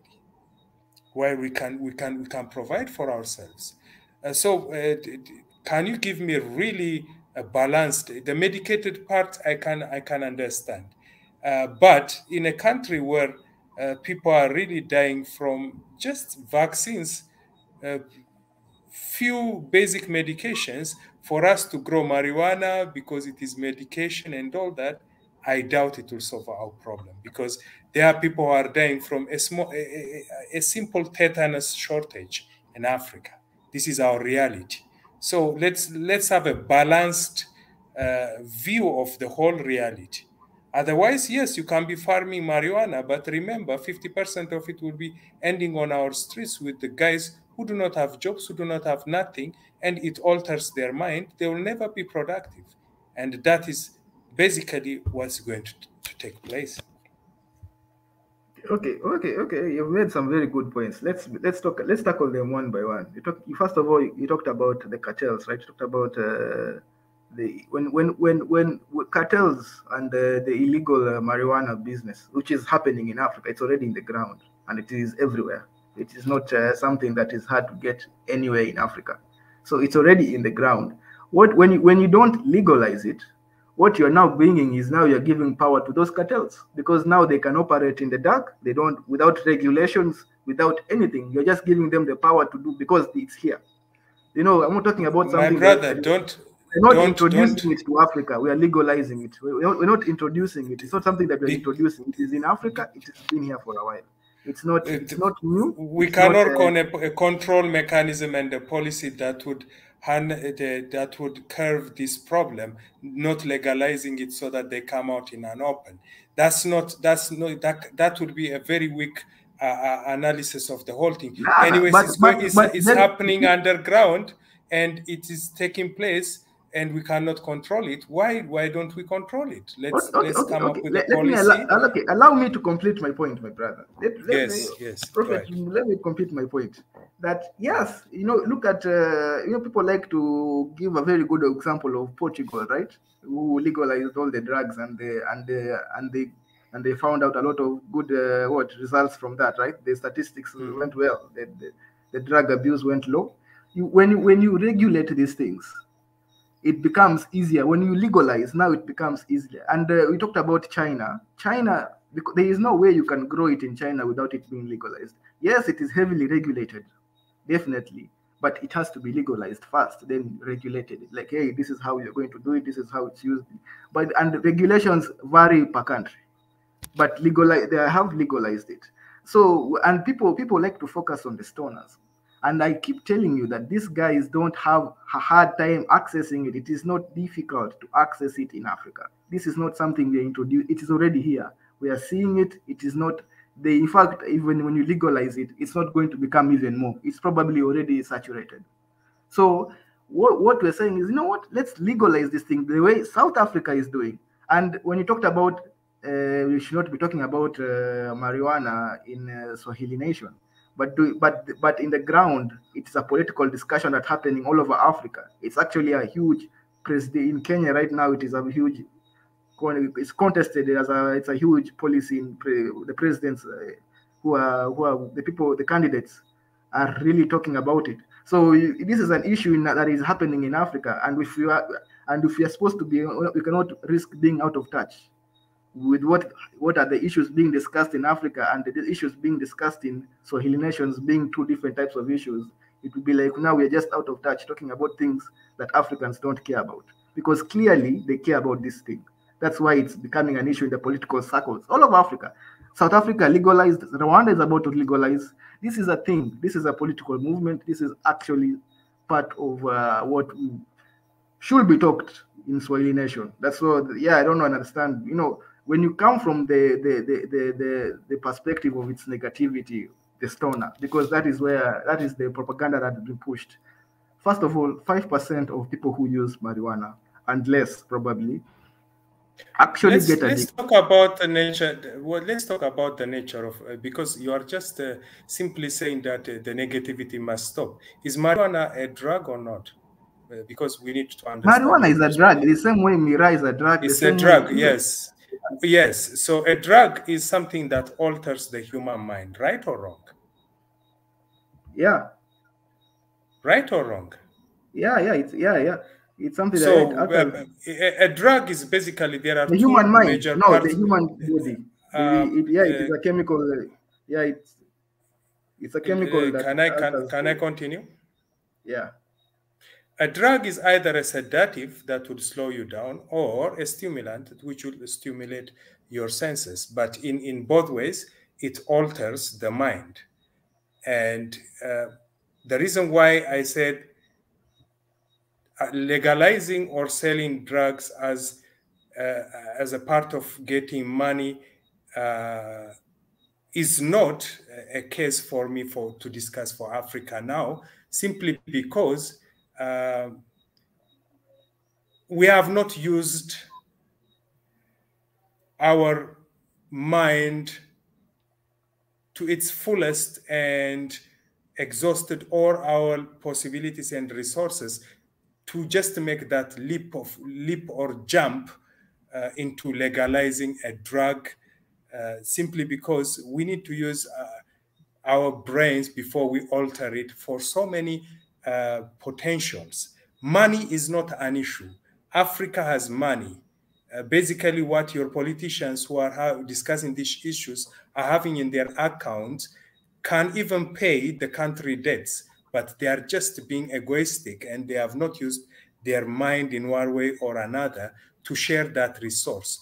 So if you fall into the same trap of making money, yes, we are going to legalize it, but how sure are you that it's not going to be owned by the 5 or 10% of the population which will be taking advantage of the drug money while it is legalized? What is your assurance if proper tax that is collected is not going for the people's use, that tomorrow we sell marijuana and the money will go to the people and we make our country a great nation? Okay, that type of thinking now they will not have any ideas anymore because now it's like, oh, we have not, they are not. There's no space for new ideas. There's no space for new innovations because No, but we have not new exhausted ideas the field. depends on the trends that we have before. We are still struggling with corruption, and you introduce drug openly to it, and they will tell you if corruption, which But is let me banned, tell you something. has its root Alcohol cause. is much worse than marijuana. In fact, all the legal drugs right now are much worse than marijuana. But they are why should we talk about making them illegal? Should we talk about making alcohol illegal? Should we talk about because now that is how we are talking about now. That is the direction you're going, right? Because how No, no, no, will no. Africans think And about it? this is the same trap that you are falling into. Because something is going on, we need to add to the problem. Rather, I would be happy if you ask me how do we resolve the problem of alcoholism. I would be glad to discuss that. But for you to tell me, but there is alcohol going on, why not introducing more? It's like your justification is by the very fact that there is something which is out of control, and we add to that problem because simply that is thriving as if it's a business or a trend or a fashion. We introduce another one simply because that is working, and that kind of mentality cannot take us to the right path. We need to talk about alcohol. We need to stop, especially over usage of alcohol in many countries, and it needs to be banned. And you know very well in Kenya at some point that if you buy a beer during the day, you are going to be arrested, right or wrong? Because I was in Nairobi, and they will never sell you alcohol until in the evenings. Okay. So there are so many Now, policies we can that introduce. you see, that is now regulation. That is regulation, right? It's not. We have not made it illegal. We have just regularized what you are talking about. That's just regulation. So why not? But it is one step at a time. No. Let me tell you something. Yes. The moment you Yes. make alcohol illegal, and do you know what's happening right now? Kenya is suffering. We are also having a problem because of moonshine. Because when you over regulate alcohol and you make it too expensive, even the taxes, do you know what happens? The people will not stop drinking. Now they go to the underground and they start getting all these funny tampered with alcohol or moonshine, that now they're coming out, they're blind, they are all these things. So this is where laws, when you have too many laws, let me tell you something. It does not change morality of our society. It does not change. These are not laws. Do not change the morality of a society, my brother. So when you talk about we need to add more laws to regulate people, like as if people look at these laws and now they will change their behavior, it's not true. It's proven to be not true. Well, if what we need to do is regulate, and what we need to do is just say, you know what, these But people but who will but take alcohol, but they if we make it illegal, they will just go to the moonshine. These people who are taking marijuana now, they are taking it. It's not, if you make it legal, it does not mean that more people will take it. It has not been proven but, by the countries but that made it legal.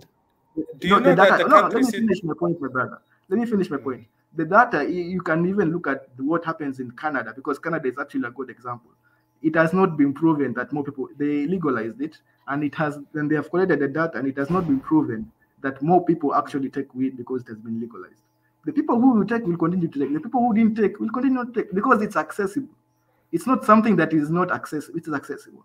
So this thing that now when we continue to, I don't know, continue to put more laws, more draconian laws, just on something that grows naturally from the ground and has been proven not to have any adverse effects. There is no data, there is no evidence that has been peer reviewed and said, you know what, this drug has adverse effects on the human body. It has not been proven. So let's not, if we're talking about facts, let's talk about facts. Let's talk about facts. It has not been proven. So what is this? What is coming from is from the propaganda of marijuana. That is the stoner, the guy. Oh, guys are going to be lazy. Guys, that also has not been proven by the countries that legalized it. It has not been proven. So when it comes to this, oh, Africa can't handle it, but the other countries, they have the infrastructure to handle it. That it means that the morality of those people over there, they seems, because they have money, they are more moral than Africans. Africans, we are poor and we are depressed. No, We are look at given it this from thing, the we other go all side. over. The flip this argument to the other side.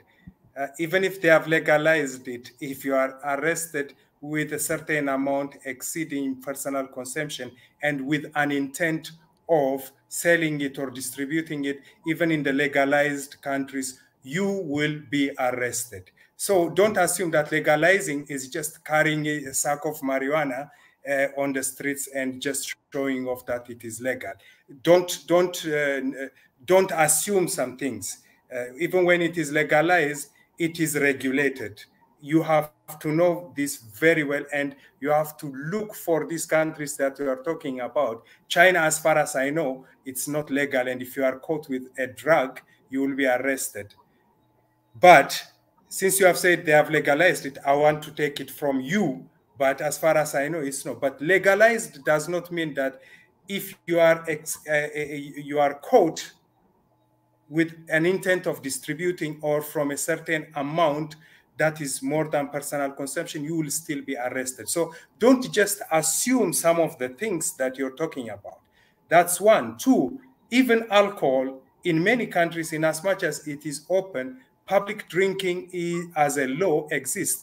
Whether it is enforced or not cannot be an argument to or for my idea. But if you are caught public drinking, walking around with an alcohol, you can definitely be arrested. Whether you give 50 shilling and move on, it's up to you, or it is the loopholes that people use. So let's not assume legalizing as something which is just going happy-go-lucky. That's the first one. The second one is, really, do Africa need it? As Africans, do we need it? What are we need? What are we really losing that we cannot get in different sectors, that we hold on to it, we legalize it? We are talking about risks. I'm a teacher, for example, and you are just telling me that it's okay for my student during break to go out and just smoke marijuana and come into the classroom. But I didn't. You're Because assuming. it is not proven wrong. That's the assumption that I am getting, and it No. You are assuming. actually Can they do that? it Can they disturbs me. drink alcohol? No. You And have I'm a very sending huge. I'm sending you a web a website which is for the medical advantages and disadvantages of marijuana, and this is what I am talking about. And you cannot say it is not proven, because I myself, I know in person so many people, leave alone marijuana, even mira, chat, we call it chat in my country, who are lousy and they are non-productive and they are just going around on the streets, picking up the leaves from the garbage, chewing it and getting high, simply because they have just started small and they have gone out of hand. They are into the world of hallucination. That is in my culture, and you cannot really tell me to prove you that and you can go the documentaries that is done. The second one, I can bring it home for you. If you go on Thika Road in Nairobi, whenever there is chat coming from Meru, how many accidents are taking place? Simply because it needs to arrive on time in Nairobi for the market before it dries. And the cars that are driving mad, crazy on Thika Road, people are dying with traffic accidents, and no one is saying about it because it's the Mira business. And you know what they do? The Mira distributors, they have 50 shillings in a paper bag rolled, and every time they reach a checkpoint, they are just throwing 50 shilling over the window. Maybe you are at the coast. Please do your research and see the effect of Mira that is coming, crawling in Nairobi. Yeah. First of all, okay, finish your point. Then I'll speak. Go ahead. It's okay. Okay. Now, Mira is a cultural drug. First of all, it is a cultural drug that has been used by the Meru people for centuries, and they use it, and it has not affected them. These things you're talking about are not. I don't understand. Even marijuana has been used in Africa for centuries, and it has not affected people. There are people who came to, this is why I didn't want Pastor Ezra to leave, because there are things we can share here, and we can show you that these are just, there are people who use Mira, there are people who have used marijuana for decades, and it has not affected them. This and the studies. Let me, I think Pastor Ezra. Don't you feel that you are? No, you've given your example of somebody, but also given me can give my example of somebody. That is what it's. No, you are talking on behalf of the Meru people. It has not affected them.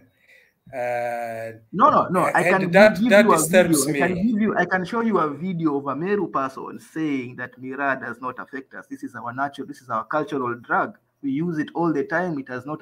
I have met Meru people who have said this, and there are videos online. So because it's cultural, it will make it less drug. Yeah, because we talked about because it's cultural, it is less of a drug. Yeah, no, it's still like the word drug has been defined by the colonialist, and now you are coming to push that colonial philosophy of, it's a drug, it's bad for you. But if we discussed African culture a few weeks back, and we say that African culture comes from what? From what is beneficial to society? To what is beneficial to society? No. You're trying to call it a drug so that we think it is bad because. But don't you buy a drug when you have a headache from the drugstore? What is so negative about that? What is so colonial about that? You tell me.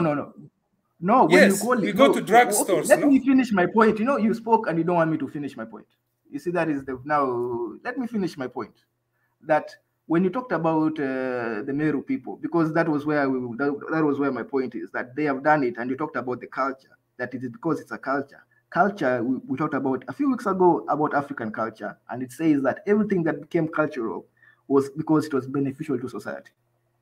That's how it became a culture, and that is how African culture evolved, and that is how African culture was formed, because it was beneficial to the society, and that's how African morality We talked about, you were there, I think. I know you were there, and this was what was discussed. So if it became an African culture, it means that it must have been beneficial to society.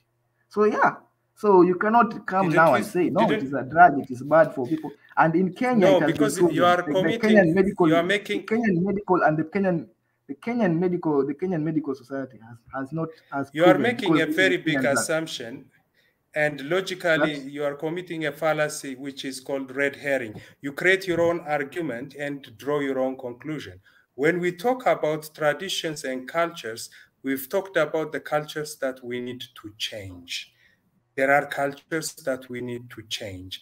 Because it's culture, it does not mean that it is infallible. And we've talked about, why didn't you miss out on that? We have understood that our culture, we shouldn't change it.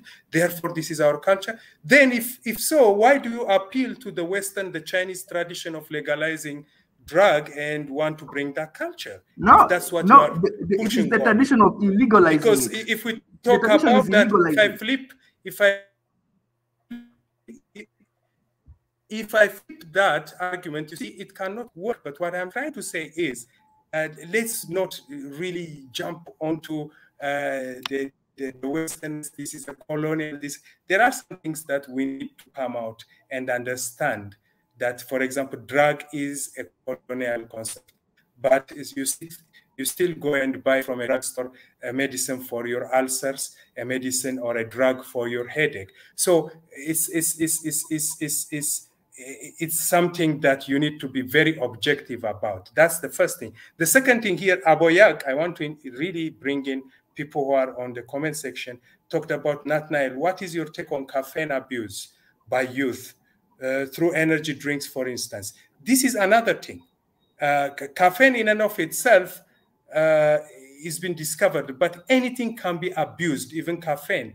Now, actually, I want to push this further, as there are some people who are using medical drugs for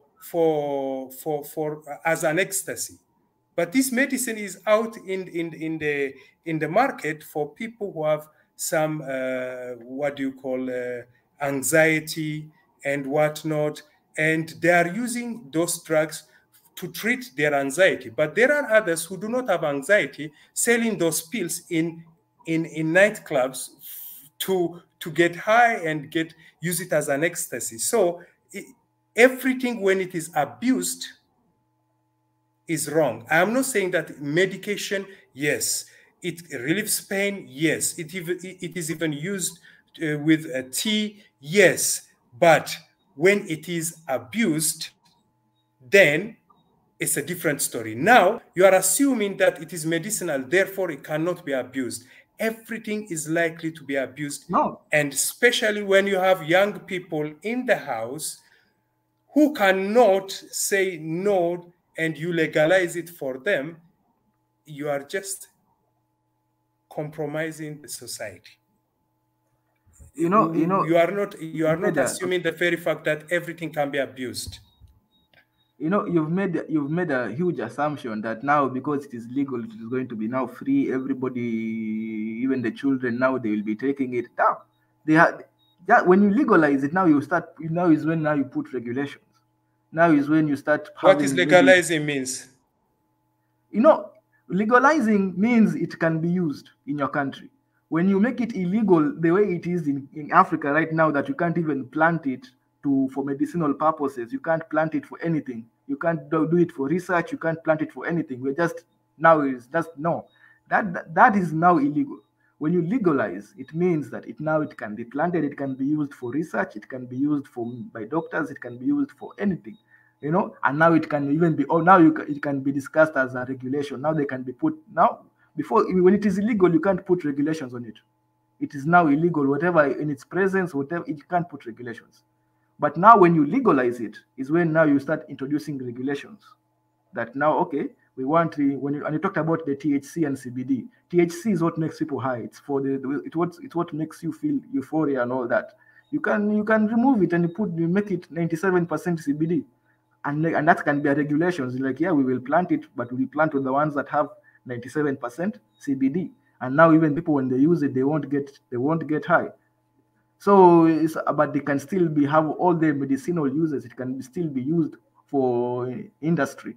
It can still be used as carbon fiber for making ropes, for all those things. So I think it is you who is, I think, has misunderstood this whole issue of legalize, because you are seeing the stoner, and that is the propaganda that is being pushed by everybody.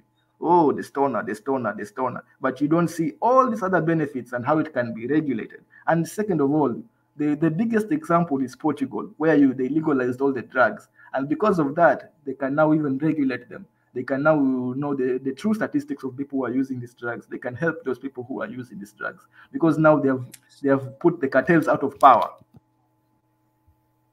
Because now when you make it illegal, you're putting space for the cartels. It's the same with alcohol. When you make alcohol illegal, what you're just doing is now what you're just telling people is now go and use the alcohol that is in the moonshine, that is done underground. And we need to root this thing out. This is the type of, in fact, and I say this because this is colonial thinking. This is thinking because this was not part of African culture. Even Bob Marley said this. That they cannot legalize something that comes from earth. Who makes something legal? This is, in fact, he was questioning the purpose of government, because this thing it's not in our culture that we are making something now nobody can use this. It is illegal. It is not part of African culture. It is What's not. not African It is culture? unnatural. Yeah. What is not African culture? Illegal, like this thing of government is making something illegal. This thing of, I wish my brother, we'll have to wait until the midnight stream so that we can share these videos of people talking about this stuff, because it has been talked about extensively. This thing it's just a lot of misconceptions that we really need. What we need to debunk. Because people think now it's like, oh, people, the human nature needs to be understood.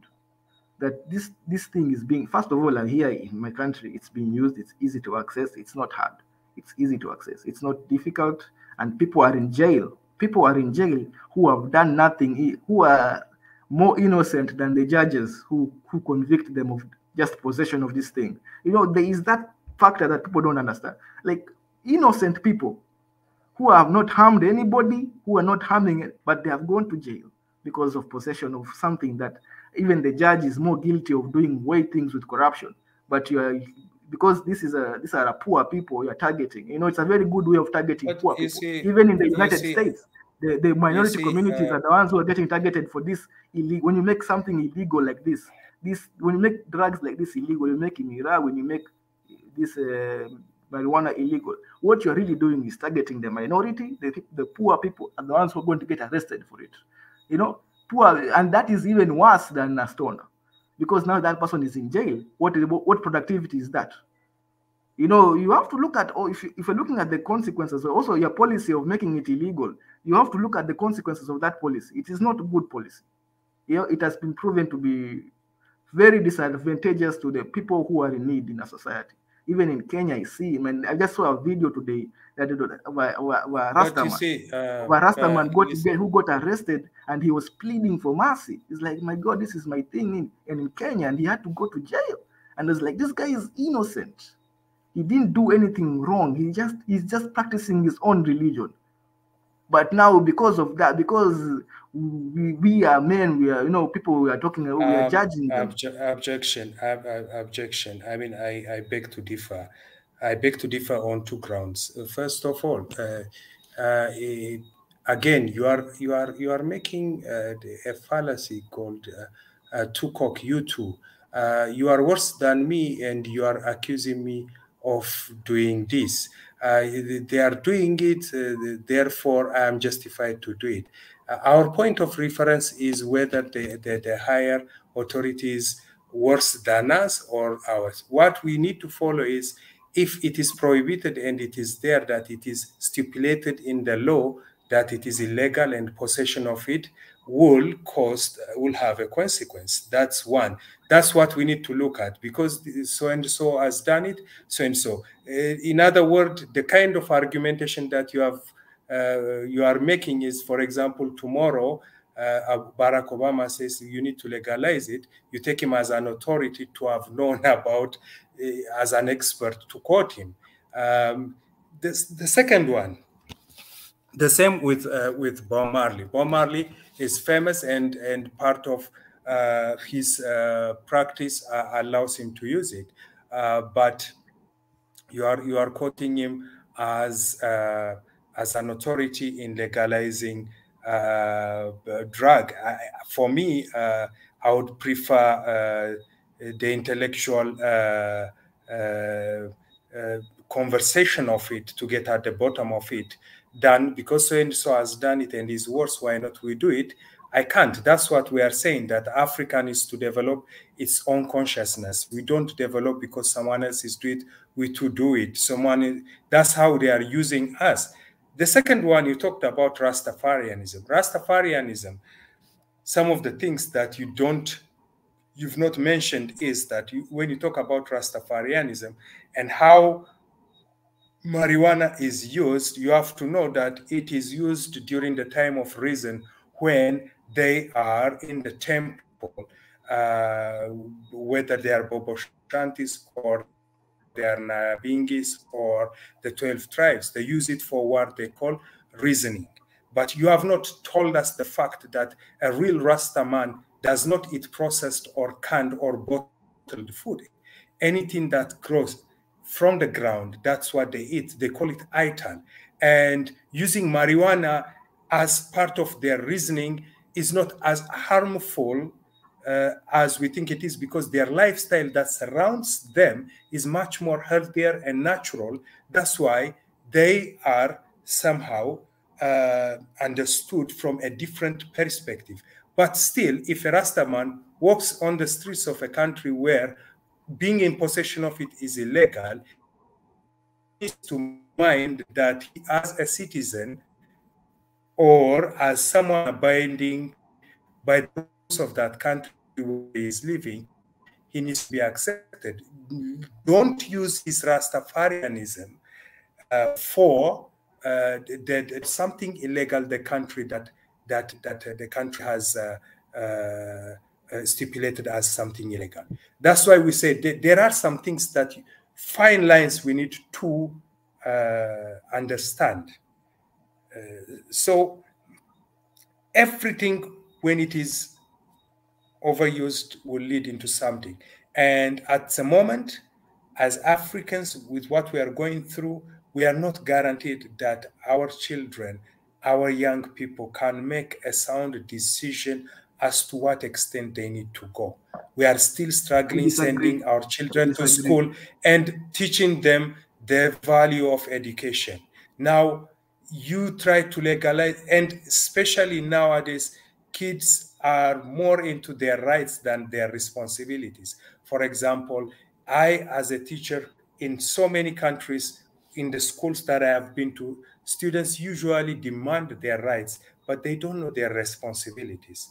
And most of the things that you're talking about is being found in their bags. Some of them, even in their bags, you find waragi sachets, cognac sachets, and whatnots. And imagine tomorrow you legalize and they can use it. Where are we heading? So you have to see the bigger perspective. No. Don't bring in culture, religion to support your idea. You have to know the thin line that divides the whole aspect. Not everyone who has dreadlocks is a Rastafarian. So don't assume that. Not everyone who knows his right knows his responsibility. So these are the things that we need to watch out for. And I don't think as Africans we need to alter our brain with, be it marijuana or alcohol is important for us. We need to focus in eating 3 times a day, having a medical insurance, going to school, and making our continent a food sustainable economy. So this somehow pushed me on the corner that we need to include these two. You're making the points that we have already disapproved here, that you can say, especially for the kids, like kids who take alcohol, and who says that when we legalize that people who are under 18 will be allowed to use it. And second of all, we talked about regulations, that when you legalize it is when now you put the regulations in the industry. But aren't there people who are underage who are abusing alcohol as we talk in Africa? Yeah, but there are also underage people who are abusing marijuana. So what is the but for a fact, for sure, it is very difficult for them to go to a shop, because the person the owner of the shop who is selling the alcohol in the open will ask them for their ID. You see, because there is no underground alcohol. There's no underground alcohol syndicate or something like that. It is in the open because it is legal. So they'll have to ask. So you can regulate and say the person on the shop will ask them for the ID. So they have to be very creative to get their hands on alcohol. And if they can easily be traced to the person who sold the shop, because the shop is in the open. They can easily be traced to the person who sold it to them, and that person can also be arrested because he broke the regulations. So this thing that now it is easier. But if they got this alcohol from the underground syndicate, they cannot trace from where they got. That's just, you can't trace. So especially when you regulate this thing, it is easier to regulate its movement. It's easier to know the statistics. It's easier to know how many people are using it. For sure, it is. I guarantee you. I feel like more people use it than they use in Kenya. Can see that more people use it than those who use cigarettes. In fact, there's a So statistics because more people use it, then it needs to be legalized. Okay, let me finish my point, my brother. It is actually a statistics that millennials in the United States, they are moving towards marijuana, and they are actually leaving alcohol. They are consuming more of marijuana because marijuana has less side effects than alcohol. That is Can you that post there the is, link in for fact, me? the alcohol industry it has been noted. It has been noted in countries where it has been Just legal. attach the link. I sent you a link for medical Okay. website. Let me attach the link. Let me attach the link. I wanted to wait Pastor Ezra to come so that the people can join, and also that we can also put I wanted even But to what do you say wait about what I have attached for you? Huh? Okay. Wait. What are you saying about what I have attached for you?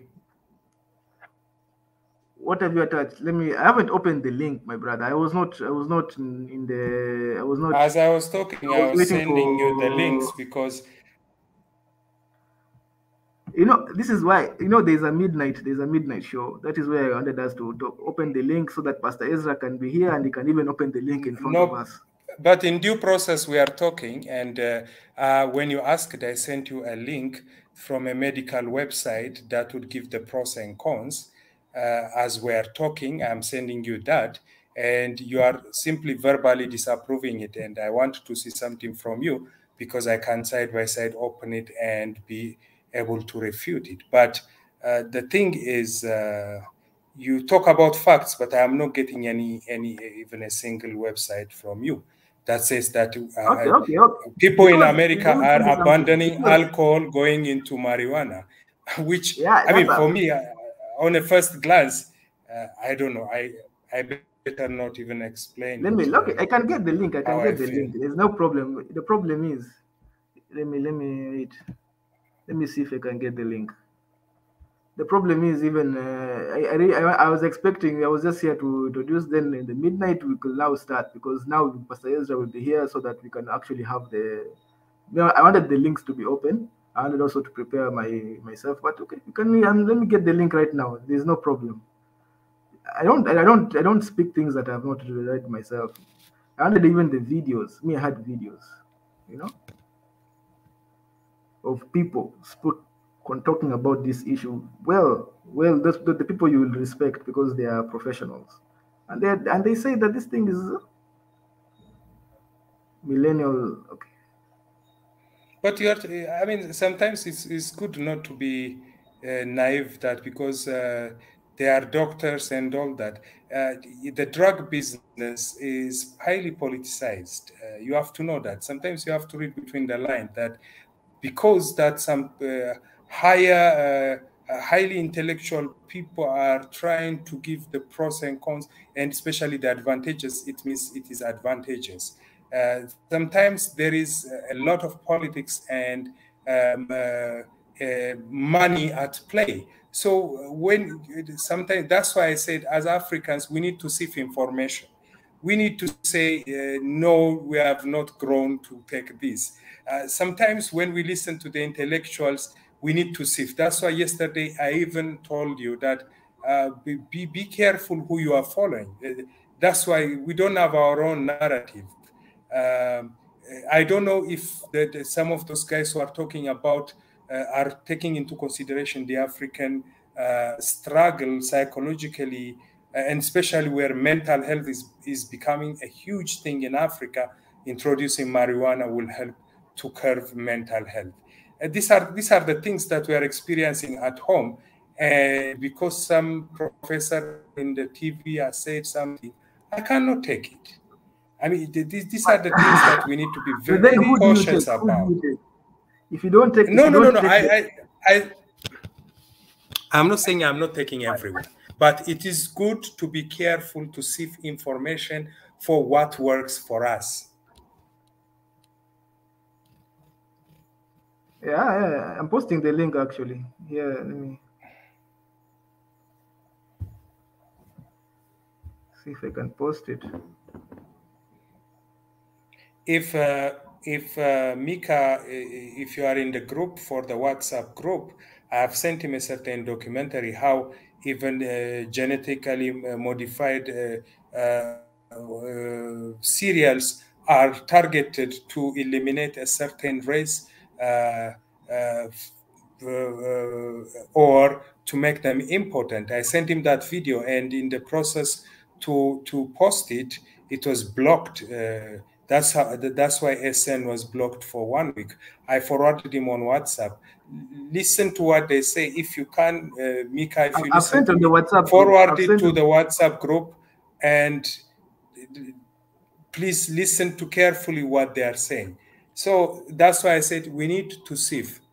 Every narrative does not support us. It can be working against us. Yes, let us legalize it. Fine.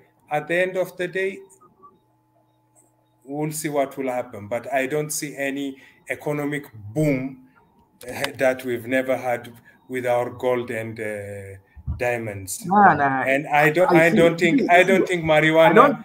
would have that effect to the point that it would even overtake some of the coltons, the diamonds, and the golds that we are just sending or transporting for free. I think it will. I think it will have an. It will. It will definitely improve the economies of Africa. That one, it has been because it has improved the economies of the other people. With it, it is $1 billion industry. So tapping into it will Who? definitely improve. Yeah, it has improved. I've Who? given you the example of China. Who? I've given you the example of Canada. I've given you the example of even United States. They do. They Yes, do. but my It has brother, we're improved the talking economy. about China, Africa, and the United States. In the 21st century, where we are still struggling with basic needs, and them, they are on a different Yeah, level. I've posted the link. I've posted the link. It took me a while. It took me because of the complicated thing, but yeah, there it is. The millennials are not taking alcohol. They have moved. So it's this is just this is a fact. I'm not just spitting random things. These are things I've read about. Yeah, there it is, my brother. There are so many links. Even I wish you need to, like, I don't know how Tanzania wanted to join the conversation.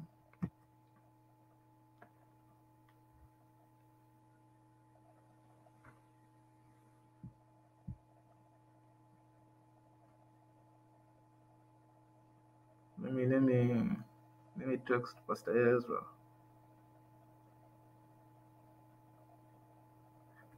But that's the link, man. Like I told you, people are not. This is a much more healthier Tanzan, alternative to please all this. scroll up on the chat link and you'll find the StreamYard. No, but you have not told me about what I have sent you. Have you even opened it? Yeah, I've opened it, and it is a marijuana. Okay, Can you say let me read it. something? I haven't read it. Let me read it. Can you disprove it at least before you say that yours is a fact? What I sent you is also a fact.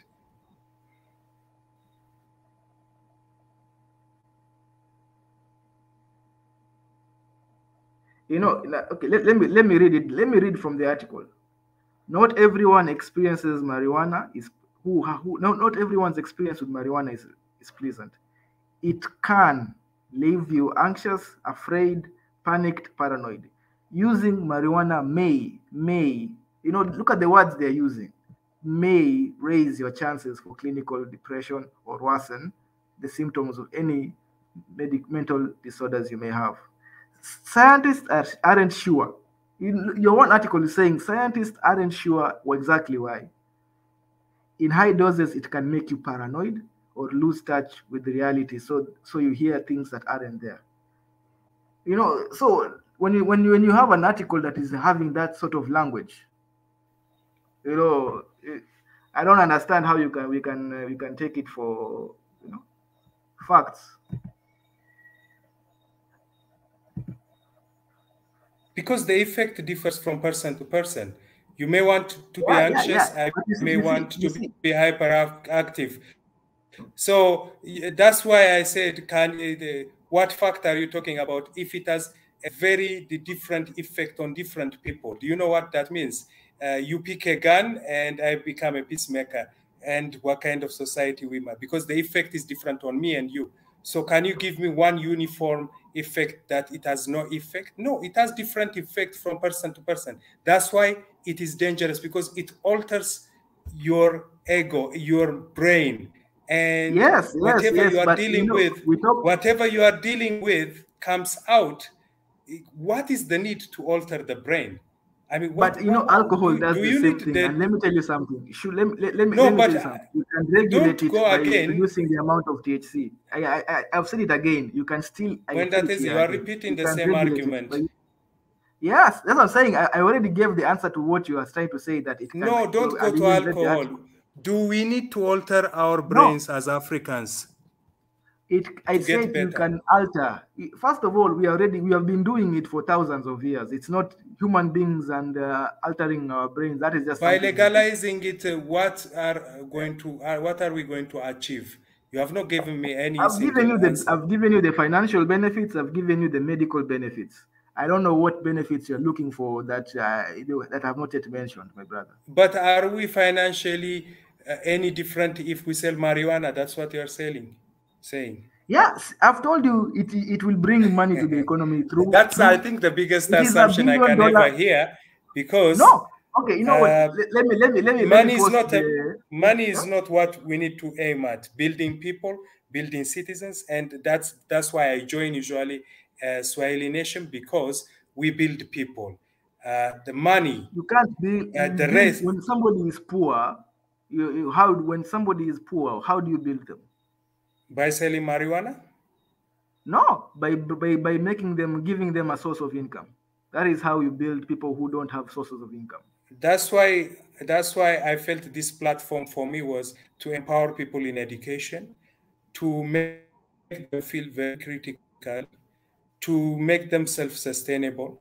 But in none of my dreams will I ever thought to come to SN and say, let's legalize marijuana, because it will give us the financial capacity, and it will give us the autonomy that we need economically. Never would I push for it, because I don't see it is even a necessity for us Africans to start going that way, because we cannot curve the normal resources that we have, and it is legally we are allowed to sell it, gold, diamond, and all that. And the money that's coming has not changed the life of the poor. But now I don't know where you get this idea that if we sell marijuana, actually will change the life of the people better than gold and better than diamond and other resources. And that somehow scares me. Okay, first of all, there is no idea that is unworthy to be discussed in Swahili Nation. I don't think that. I think that's very elitist. And first of all, especially that an idea that is being discussed in the political circles in Africa, and we can't hear because and we feel like that is not worthy to discuss here. I don't know. I don't put myself above people like that. To me, when people are discussing it, and this is an issue that Africans are talking about, I feel like it is worthy to talk about it. Even here, I don't see. Yes, but carving the problem, not legalizing it and officiating it. There is a difference between the two. We discuss to curve our problems and come out of it, not to add more legalized drugs. But it's legalized in South Africa. It's now getting legal. It's getting legalized in Rwanda. These are African countries, and these are very influential African countries. So there is no way you can say it because because it's not legal. It's legalized. It's happening. It's happening. I think there are other African countries that are actually considering it's legalized. Apart from Kenya, I think Uganda was considering also. So you cannot now say that but God, remember there are 54 countries Look, in I can't just Africa. sit here listening to you guys talk. You guys have been talking for a long time. Can I say something? Yeah, I can speak. We need a third opinion because we are talking about the same things. Yeah, you guys are just going around in circles and circles and circles. Like, the people who are already convinced by one side are already convinced by one side. The people who are not, and they're not going to. For me, what? I agree with you. I agree.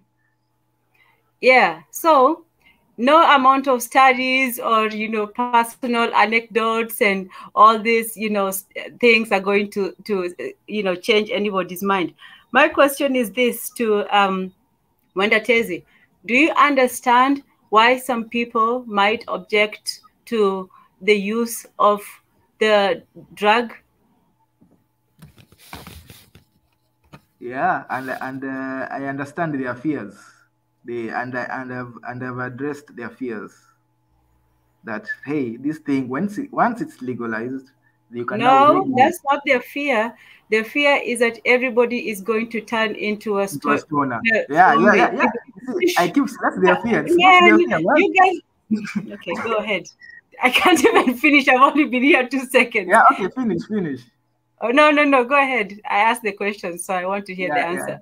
Yeah, I understand their fear is that everybody will turn into a stoner and they will be in the streets. Everybody is going to be collapsing. Accidents will happen all over everywhere. Total chaos of society and But now, if you look at the country, before you go on, Natnal, is that a fair assessment of why you object to it? Not at all, because it is highly romanticized that people will die, people will this. I think there should be a very fair of analyzing two sides.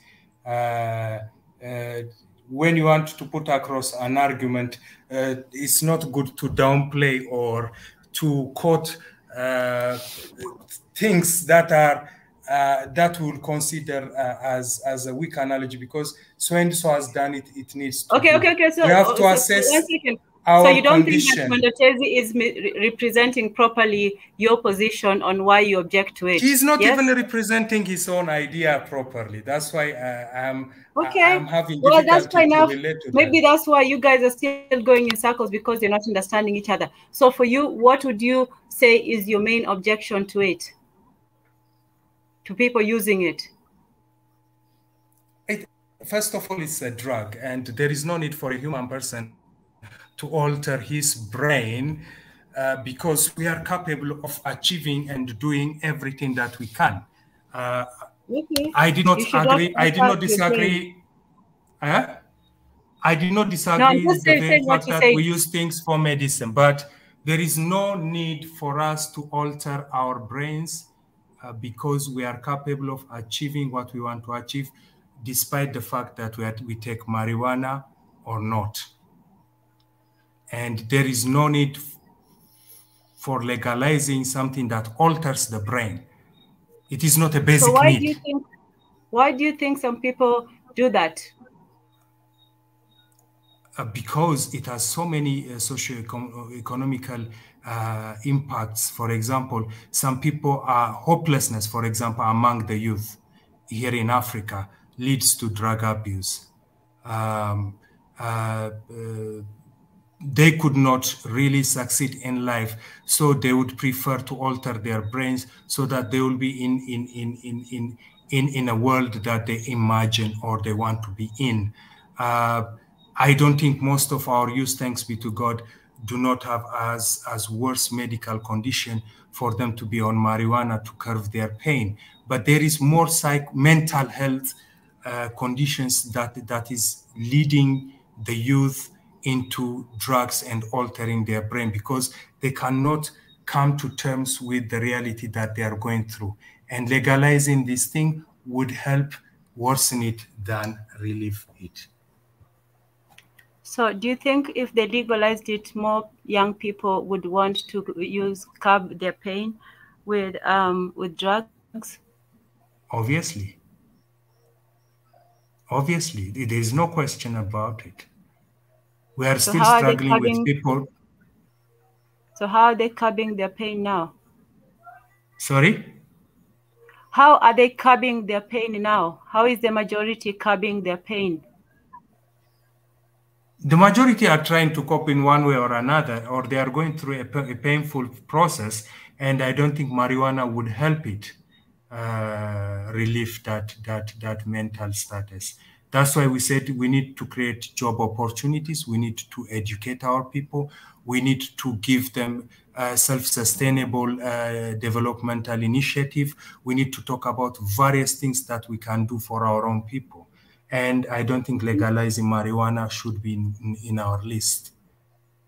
So if we give the youth more opportunities, more employment, more hope, less of them would want to use marijuana, right? Exactly. Okay, that's fair enough. That's fair enough. So, Mwandatezi, I hope you know now why those people who don't like it do not like it. The reason why, because we also need to understand why people feel the way they feel, or why people, do the things that they do. Sometimes we argue from just a position of, well, this is what I think is right, but we also need to understand each other from the other side as well.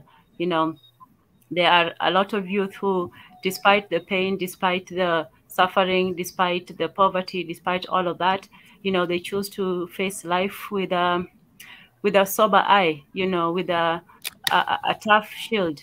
They say, I'm just going to look this in the eye and go for it. And then there are those who feel that what they see is too painful for them to see with their naked eyes, that they need a sort of filter. In alcohol, it's called the beer goggles. So, with the stoners, it's called the stoner, I don't know if they have stare or whatever, the stoner. So whatever it is, there are some people who need to, use certain things to deal with their pain or to deal with their hopelessness.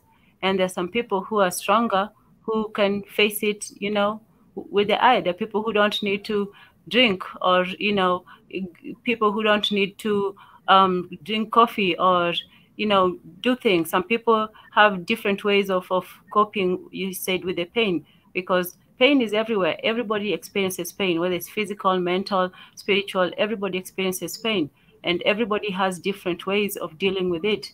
A lot of people deal with it in, obvious ways. Some people deal with it internally. So everybody has different ways of dealing with the pain, and people who have one way of dealing with it, they might not see why the other side is dealing with it the way they're dealing with it. Somebody who wants the haze might not understand why somebody wants the clear picture, and the other side as well. So that's all I had to say, but continue. Yeah, but you didn't even ask me for my opinion. Yes, now I said continue. That was you, Mwandatezi. Continue. I just had to interject for a bit. Now I'm going to be quiet. You see, Nathaniel has given his point, and I answered like this. people assume when we legalize it, it's just for consumption of stoners, and that's not.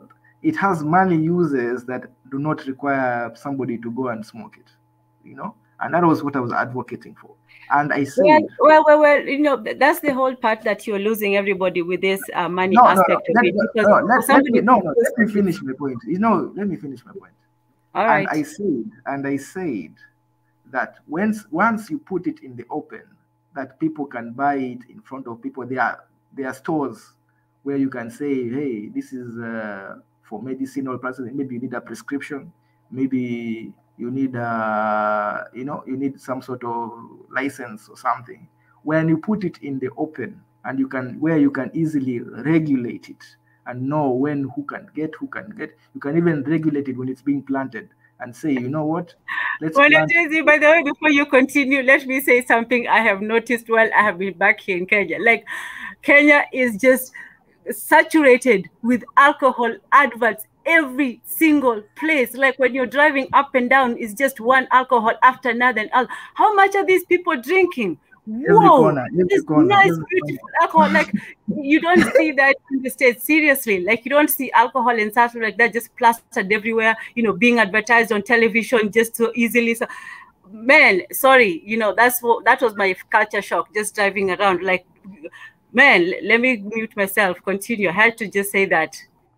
Yeah. That's alcohol industry is big in Kenya. There's a lot of advertisement, and you see that's why we might need to also, get ourselves away from that. But yeah, my point when it comes to marijuana, yes, there are mental effects, but this thing is also still being used, and it's being used by people who don't know how to use it, people who are using it without even the proper information out there, proper guidelines, there is no regulation, there is nothing, there's just illegal black market marijuana. You don't know where it came from, you don't know where it was grown, you don't know the percentages of everything, there is nothing. But Mondatezi, I still think that you're missing the point of what Natnal was trying to say. No, I understand. No, let me finish. Let me just give me a few seconds.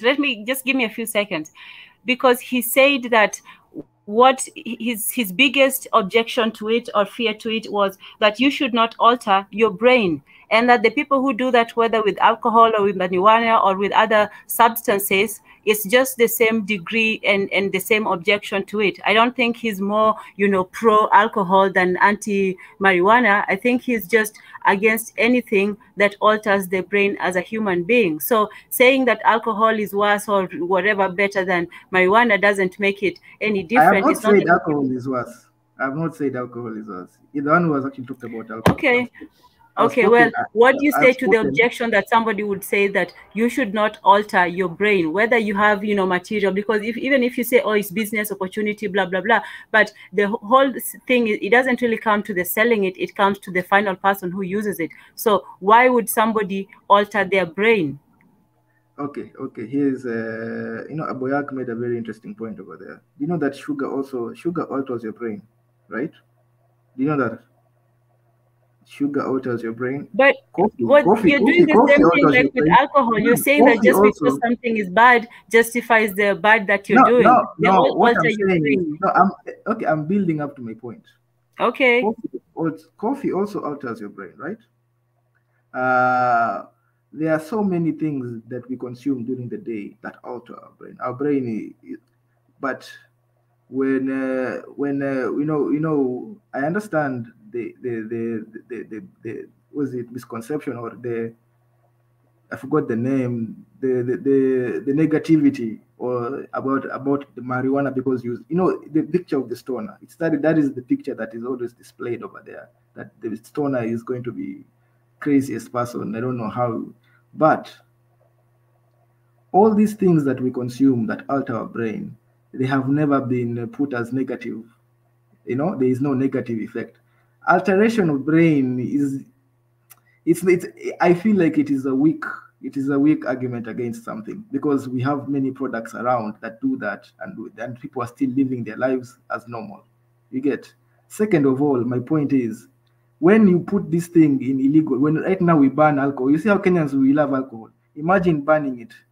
So what will happen is the black market moonshine will be on top of the people. Now will be going to an adulterated alcohol. They don't know how it was made. They don't know what chemicals are inside that thing. People are drinking the chemicals that preserve dead bodies. There was an issue like that, and that's because you cannot stop. Yeah, but you cannot say that the argument is a weak one, but you haven't provided an answer to it. Why should you alter your brain? Why should I alter my brain? But that's because Yeah. it is human. Because it is human. Because human beings have been doing that for the last thousands of years. It is not unique to this generation. It is not unique to the previous generation. And just because you feel okay, and I respect that, you know what, that is your way of life. But there is a huge population of Africans who feel no, this is not unique. This is not unique to us. We are seeing we have seen these things all over time. We have all these products that alter our brain. We are not unique. This is not, even the whole world is just saying that this is not unique. And I'm not saying that we should have the THC, that part that you think that alters your brain is the THC, right? The THC, the one that makes you high. I'm saying that we should reduce that to 3%, which is normal in any in CBD. When you plant the CBD, the THC, introduce it. You can burn a high percentage of THC. You can still burn it and say, you know what, the marijuana that has high percentage that makes people high, we burn it from the society, but we still take advantage of the other users of marijuana, which is also possible, if you understand my point. So this argument of altering the brain, it alters it's not even proven medically. It is just speculated that, you know what, this thing, because it can change your brain to give you depression. It's not been proven medical. It's not been peer reviewed and proven. It has been speculated. And these speculations are also very suspicious, because the other industries, big pharma, does not like this drug. So my point is that the negative effects that are speculative, highly speculative, do not match the actual proven positives. You get that? That's my point. That the negative effects are highly speculative and they do not outweigh, because the actual proven positives that they will come to the society, and it has been seen in other societies that have legalized this thing. Okay, well, we got a little bit metaphysical there for a second, and where? No, you can. Yeah. I'm good. I'm always good to. You can tell me where I've done metaphysics. There's no problem. Well, I don't know. I haven't really thought about the question about should I alter my brain, but I would be interested in what the people who are listening to this have to say. Samira and Aboya. Yeah, no. The question is, should you alter your brain? Is that a thing you should? And when we talk about altering our brain, I think we need to define that term. We need to define that term. We need to either sedate it or stimulate it with external object or external consumption. Either sedate it or stimulate it. There you go. So yeah, that means no coffee, no sugar, no, even it has been proven that video games, they also have similar effects on the brain. So there are just so many things in our society. So does alcohol sedate or stimulate? Alcohol, I think it sedates. And what about marijuana? Does it sedate or stimulate? I think it's a sedative. I think it's a sedative. Yeah. So what stimulates? Coffee. Mira. Coffee. Okay, so you should take something to stimulate, or not. Are you saying that you shouldn't both stimulate or sedate?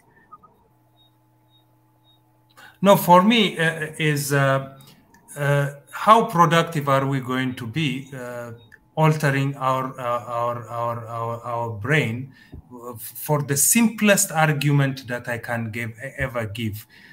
Is we don't push for it as if it's really a need. The way it is coming out is like it's really a need. It has not been proven or disproved.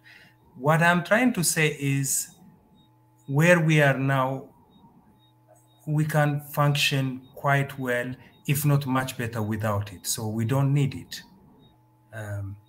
If it's a death, and let's say someone after taking lunch consumes marijuana, how will the rest of the afternoon be productive, for example? How will he, I mean, if it's a death, I just want to know the simple example. Let's say, yeah, okay, let me answer that. I can answer that. I don't think there's anybody take alcohol after lunch and then go back to work. These are not, that's just not professional for any I'm person. not talking about alcohol. I'm talking about marijuana. Yeah. I'm saying no. I'm using alcohol because it has been legalized and it's the same type of drug and it's not being used that way. That's what I'm saying. It's not going. So my point is, it's not going to be used that way because other drugs that are legal and they do sedate, and they are sedatives. They are not used that way. So why should marijuana be any different? So you have a time frame for it when it is going to consume? Yeah, no. Obviously. When can it be consumed? You can. Yeah, when can it be consumed? Okay. Let me make another point. You can also regulate it to the point that it doesn't even sedate you. Yeah, the whole problem is, addictive things are addictive. Drug abuse is because people are not capable of curbing, regulating it. That's why it starts 1 and 2 and 3, then someone is an addict. No one consumes things to become an addict. Everyone consumes it for the very altercation that it gets immediately from that substance. But it has a capacity to make oneself completely addicted to these things, and without altering, he cannot function anymore. That's why I said some of these things that alter the brain are addictive, and they're likely to affect the youth. And we don't even have a rehabilitation center where people can cure, as we stand, with the few who are abusing it, because it is a very expensive and it's a big investment to have rehabilitation centers for mental health, leave alone now everyone who takes it and he says, today I'm regulating it, tomorrow. But these things are likely to be addictive, and no one wants to be addicted.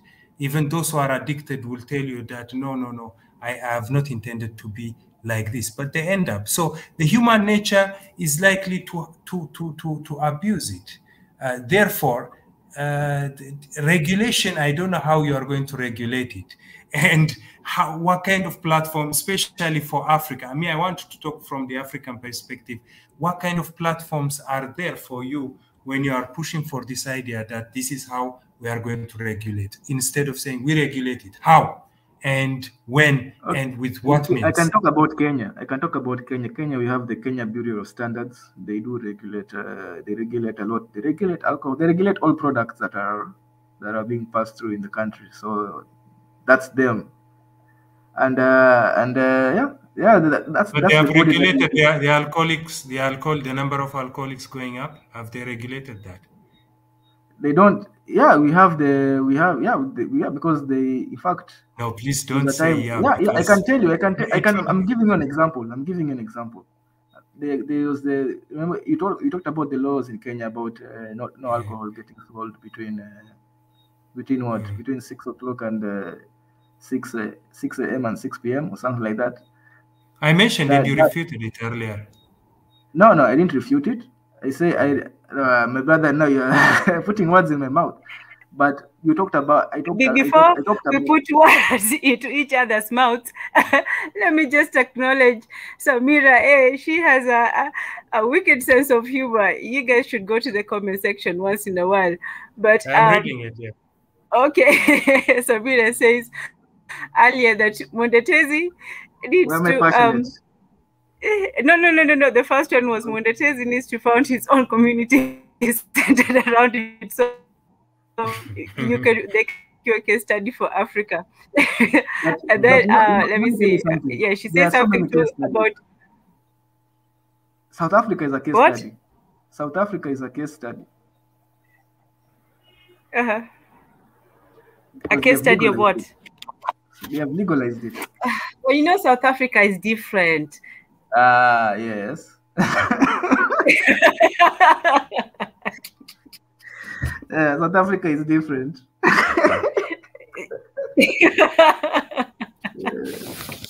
What about Rwanda? Okay, Rwanda is maybe. You have not talked about the number of homelessness, drug abuse, and the number of people on the streets of South Africa. You've only talked about the legal part of it. But if you go on the streets of South Africa, you will be shocked. I was at the moment I stepped down at the bus stage at the Greyhounds, the number of people who are asking for spare changes, and you can clearly see that they are abusing drug. Is it marijuana though? I've not talked about.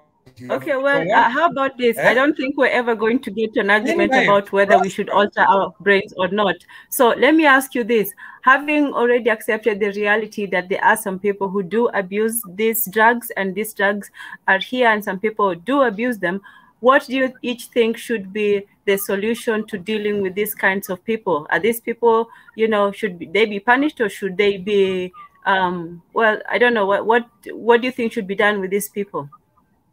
And if there's a path for rehabilitation, how would you enact it? Would you take them and instead of putting them in prison, put them in like a rehab camp? Or would you sort of, I don't know, just what do you think is something that could be done with this group of unproductive, you know, users? Natna, let's start with you. Well, the very fact that we see on the ground is that the people who are going to rehabilitation centers are either from the middle or upper class families because it is expensive to keep one person in a confinement for more than 6 months and regulate every stimulant and sedatives that goes into his body till he becomes clean. And it is a very, very expensive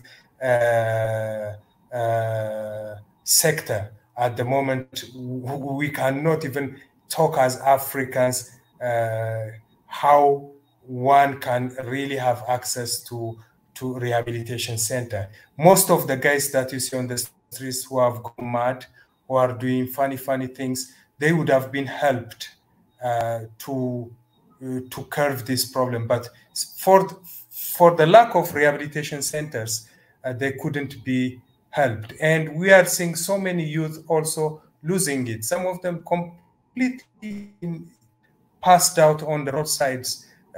Sometimes you go on the streets and you see a bunch of guys gathered together smoking, and the whole road is smelling, and you know that these guys, after they take it, they are just sleeping there like a zombie.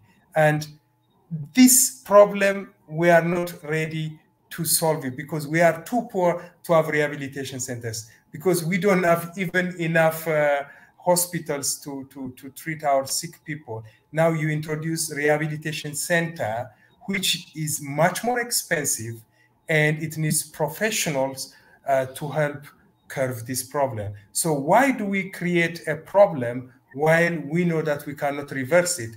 But if at all the money comes with it, the money also comes with its own consequences. Maybe it will be spent on rehabilitation centers. Therefore, I do not advocate for any kind of altercation, be it alcohol or drug, to somehow kill our generations.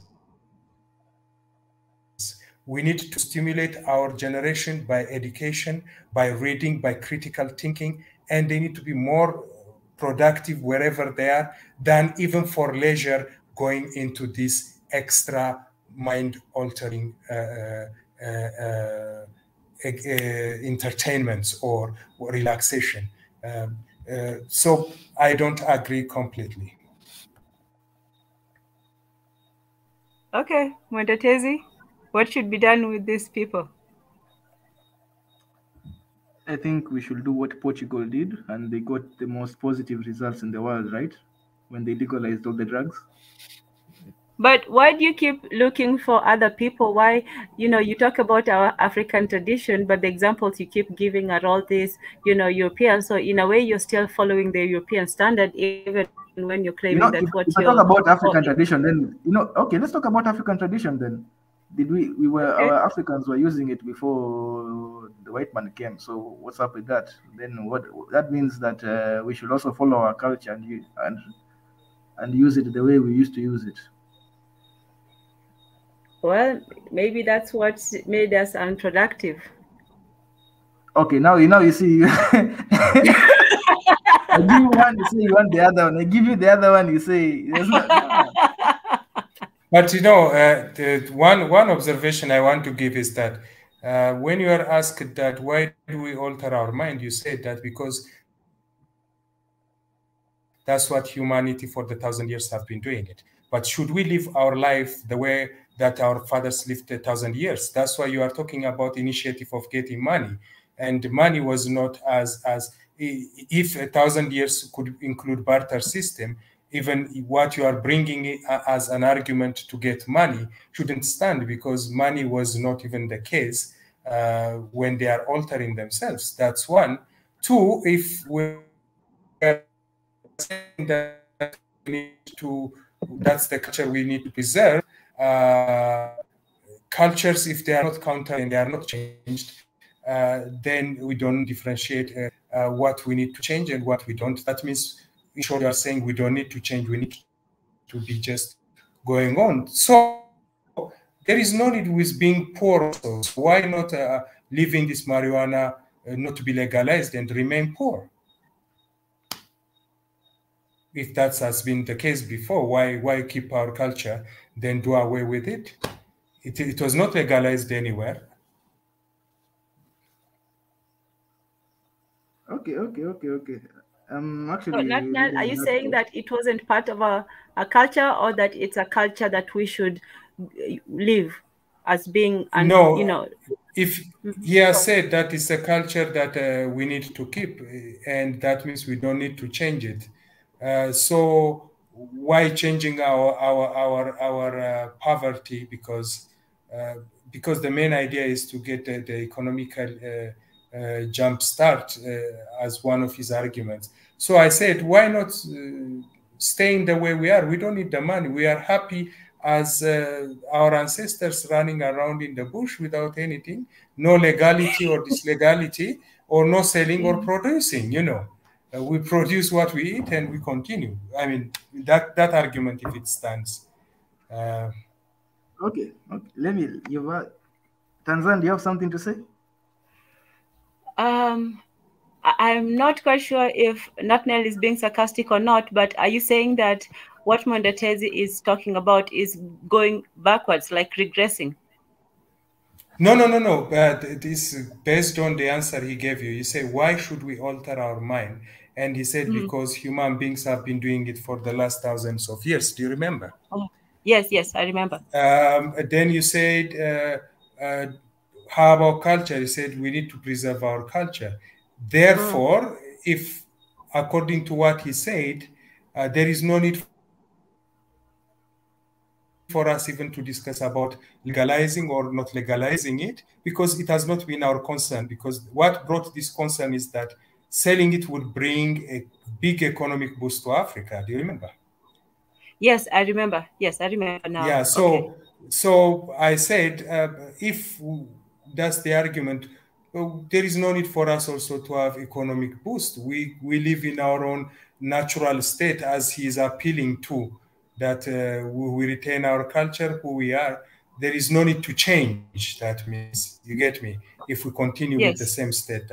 So if there is no need to change, we don't need the money to really, we keep our normal natural state. We remain as people of the jungle, living a happy-go-lucky life. We don't need money. We are happy the way our ancestors were thousands of years. That's what I'm appealing to from the argumentation he gave. Okay. You And get of course, me? you're saying that's not realistic. Yeah. Okay. So the system we live in right now is an economic system where we can't just go back and live the way people used to live, thousands of hundreds of thousands of years ago, right? Exactly. The reason why we are talking here is to change it. And I was disappointed that it was misconstrued. That when I say that we are here to curb the problems, he somehow, Mwendatezi, you made it as if I'm trying to make it an elite thing, but it is not. I'm saying that there are things we need to change, and we come together to change it. That's the main idea of the platform. There are some things we don't need to change and retain, we retain it. But if we appeal to argumentation that that has been the case, it has been before, our purpose here will be defeated altogether, because the reason why I'm on this platform is I have a feeling that as we discuss and those people who are listening to us may get 1 or 2 points to brainstorm and think about. Maybe go with 1 or 2 priorities. I would see this platform as educative. So I'm really cautious. That's why I'm saying no to the whole thing, because we are not talking as if we are talking in a cafe, me, Tanzan, and you. This is on a platform where thousands of young people, older people, people from different walks of life. So we need to be very careful how we are going to be understood, whatever we are saying out there. That's what I'm appealing to, and that's why I'm really passionate about. It's not personally with each and everyone in this person. I really am up for this argumentation, but we need really to shape our argument in such a way people will have an aha moment. Oh, okay, I never saw this from this perspective. Than just smashing each other without advancing the argumentation. Sorry if I take it. Yes, and let me just say that was an excellent speech, Nathaniel. You know, when you said, especially, I'm trying to find the quote that Samira said about Mwendatezi, and she said something about why is Mwendatezi so passionate about this? And right now you have just mentioned your passion, you know, almost 3 or 4 times in the same sentence. So we are all passionate about how we feel and, you know, what we feel is important for our people. And believe me, that passion that you have for me, if I was supposed to say to why I'm here, for why Swahili Nation, is because of the passion for the African heritage, for the passion of who we are as a people. And that passion is for finding out what exactly is that heritage. So I see, I don't know whether you consider or not. The question also is this, that was this thing of altering our brains, was this part of our culture, first of all? And if it is, then is it something that we need to get rid of so that we can advance? The second thing is it something that we were innocent of? We didn't participate in this brain alteration. And then, you know, when we were introduced to a different culture, this is when we took on some of these habits of other people. What do you think about that, Nathaniel? And Mwendatezi, I'm going to ask you this as another question, but I just want to know what Nathaniel has to say, because he really said some very good points. So do you think it was a part of our heritage, or do you think that it was not? Or was it something that was introduced and we are copying? Can you be specific once again, please, before I assume? The altering of the brain, that's what we'll call it now. Yes, altering of the brain has been in various cultures, and it has been there. I'm not denying the very fact that it is a universal phenomenon that I don't deny. Yesterday, you yourself, you have mentioned about the Red Indians using a peyote. The Maasais do sniff things, and I can't even take you to some Maasai markets where they sell it, because I see them selling those. I don't know if you have seen the Maasai sniffing some tobacco. Our forefathers used to keep tobacco or anything under their tongue. Others would, women in some cultures will come together at a marketplace and smoke some of the herbs that they have concocted. It is there, but over the years, because of globalization And because of the ever-changing world, some things are becoming normal. And it's not supposed to be normal simply because the majority is doing it. That's why really we are talking about identity building and self-preservation. We preserve our cultures, yes, but we need to change it. We all might have a grandfather or a father who abuses alcohol, and we did not have a rehabilitation center. We tried to deal with it the best way, but in most cases, it has not bear fruit, and these people die when the time comes. But as people who have gone to school, we can see consequences coming ahead. Why not curve some of the problems that we foresee? And that's what education is supposed to do with us. For example, if I feel that opening a bar next to a school would lead into more abuse than more money making, then I'm not on this spot helping the situation. So we need to curve some problems, and we need to really preserve some originality in our own cultures, and we need to change it. It has been there, but it needs to change. I teach students, for example, on drug abuse, sex before marriage, and some students, they will just like, oh no, teacher, why do I marry before knowing this person is good in sex or not? There are so many argumentations put out there because of this globalized world that people are taking it as a general truth, while it is not. So let us sift the information that we are giving and receiving. This is where we need to be really careful if we need to preserve our cultures while changing it. We need to change the harmful ones and work on the strength.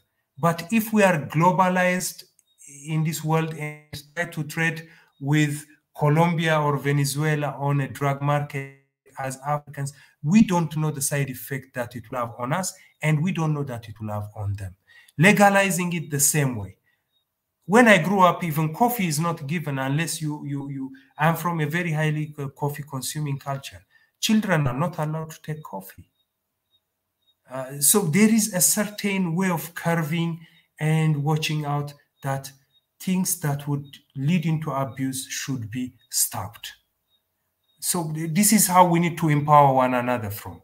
And to be brutally honest, as an African who moved around, it really hurts me to see hopelessness, joblessness, and guys are taking so many different platforms. There is no even playing grounds nowadays in our cities. That's why you find people in the ghettos smoking bangi, getting high and sleeping on the streets. So what are we talking about by legalizing? I'm not talking about the things that I don't know, but what I see, what is affecting the community, the children that I see on the streets will not give me even the moral stand, no matter how 98% you give me the medical advantages that we need to legalize this. So we need to resemble our neighbors. Okay, can I speak? Yes, Mondatezi. Yeah. My brother, I would like to, let's progress this conversation. My brother Natna, you've made a point that, in fact, yeah, this is what Samira is putting. This is what I want to talk about. When you talk about illegalizing, right, making it illegal, what do you mean? That somebody who has it, what happens to them?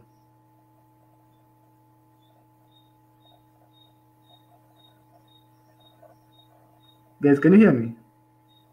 Yes, we can hear you. Yeah. That was the question I was asking. asking. The question to Natnal. Mine is on mute. Legalizing means allowing a civilian to consume but what is being prohibited, now legalized in public. Legalizing means, I think, no, let's go with the law. The way legalizing means that now. Yes, because I gave you earlier on that it can be legalized, but if you are caught with a certain amount, you can still be prosecuted because the amount you have can be with intent to distribute. You can still be prosecuted or jailed, even when it is legalized. But what I'm trying to say is we don't need to allow our youth to consume it even openly or allow them the right to do that. The risk is not worth it. I think now this is. I think now this is where we are differing here. I think here is where they misconclude. I'm not advocating for its consumption. I am advocating for its legalization.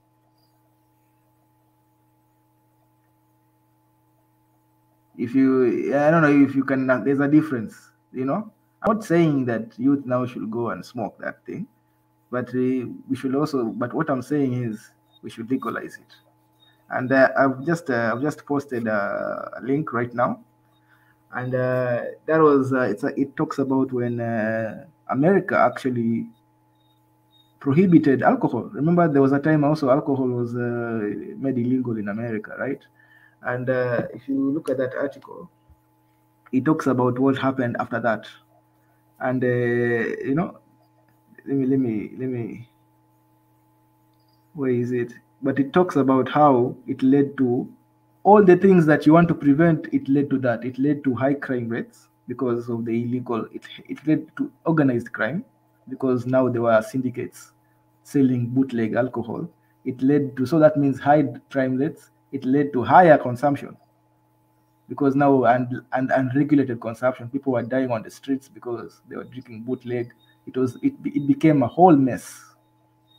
And then the government who put that law into place. Do you know what they did? What happened? They could not enforce it. They could not, because, and right now that's what you're seeing.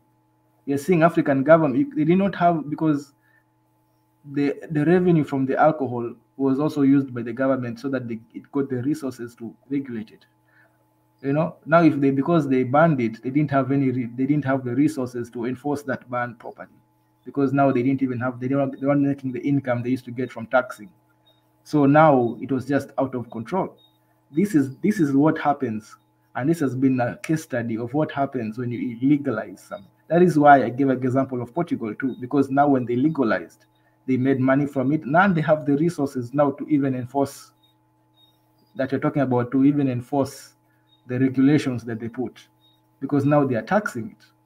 And when I say this is a $1 billion industry, this is what I mean, that when you make it legal, those kids are smoking it when it's illegal. What does that tell you? That the government is having trouble enforcing it. So what is happening, and what should happen right now is we should legalize it, and now we can regulate it, because now it will be in the open. There will be now industries built on this thing, so it will be easier to regulate, because now there will be now an obvious source, and it will take out the black market. And that is where that is the whole point of legalization, to take out the black market, because right now there's a lot of corruption, because even the police are selling it, because it is illegal. Now even the police, the biggest source of marijuana in Kenya is the police station. It's the military and the police. They're the ones who are selling it. So when we can look at a problem, and we can look at it emotionally and say no, we can't allow this. But not but or we can be practical and look at the actual working solutions that have been applied all over the world, including in Africa, and say, oh, okay, so this solution worked. Because this drug is in the streets. It's not the governments in Africa are having a hard time regulating or even enforcing that ban that we think we are going to say, oh, it is no, and because of that, they can't even be research done on it.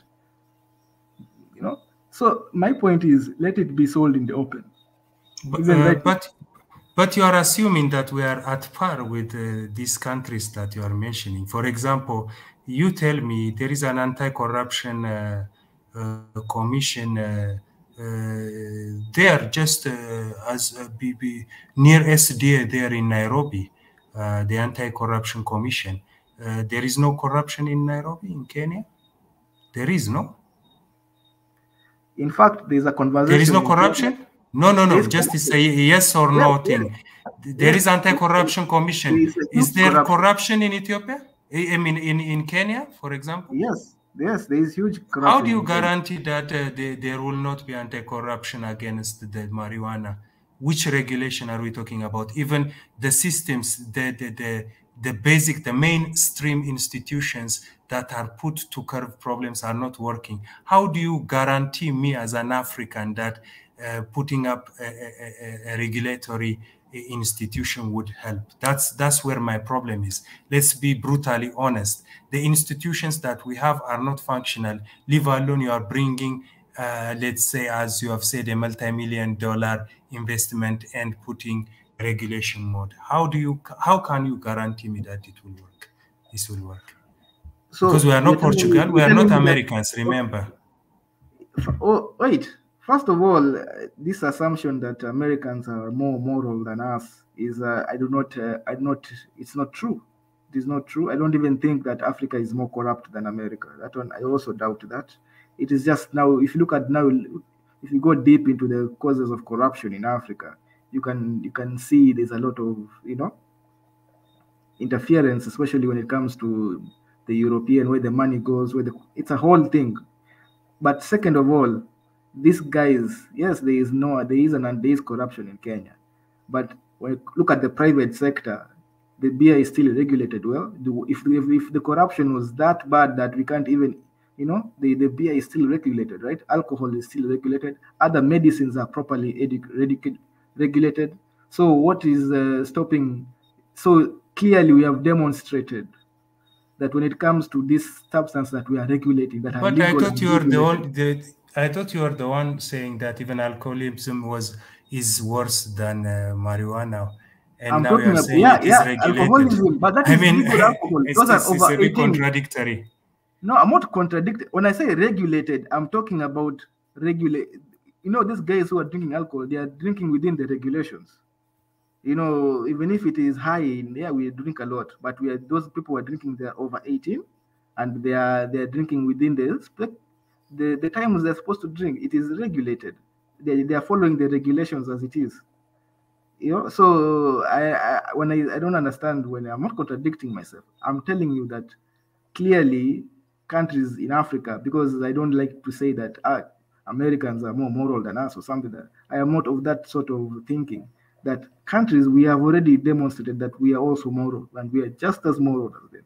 And when it comes to regulating these substances like drugs, in fact, we are regulating opioids better than the Americans, because now they have the opioid crisis. We have the same opioids in Kenya, but we are not having that crisis. I think, Mwendatezi, it will not make me less of a Pan-Africanist if I tell you that we need to give credits to others where it is due. So don't be naive to say that why do we put ourselves down. When we feel we need to put ourselves down, we need to put ourselves down. And one of the things that we are far behind, and I'm telling you right now, and I'm not shy about it, is that in terms of structure and working platform and structures, these people are ahead of us, and we need to step up. There is I'm not infuriating myself, but at the moment, we don't set out to do what we are talking about. That's why we are promised before election, then after election, we wait for another election to hear the promises. We are far behind, and accept it. If you can't, fine, but as Pan-Africanists, let's give due to others when it comes to their system that works for them. We don't have a system that works for us. If it works for your president, then you are a nobody. Don't try to create an ideal Africa where I don't see on the streets. So let's give credit to those who deserve it. We will get there sooner or later. That's why we are here. So don't say we are better. when it comes to systems that are put. At least it upholds their interest. We don't have that, and that's why I'm saying this. Nah. I said, I'm Let not me say saying you this are though, different. Mwendachezi Yeah. and Natnel. I'll respond to what Natnel said. And speaking as a teacher, because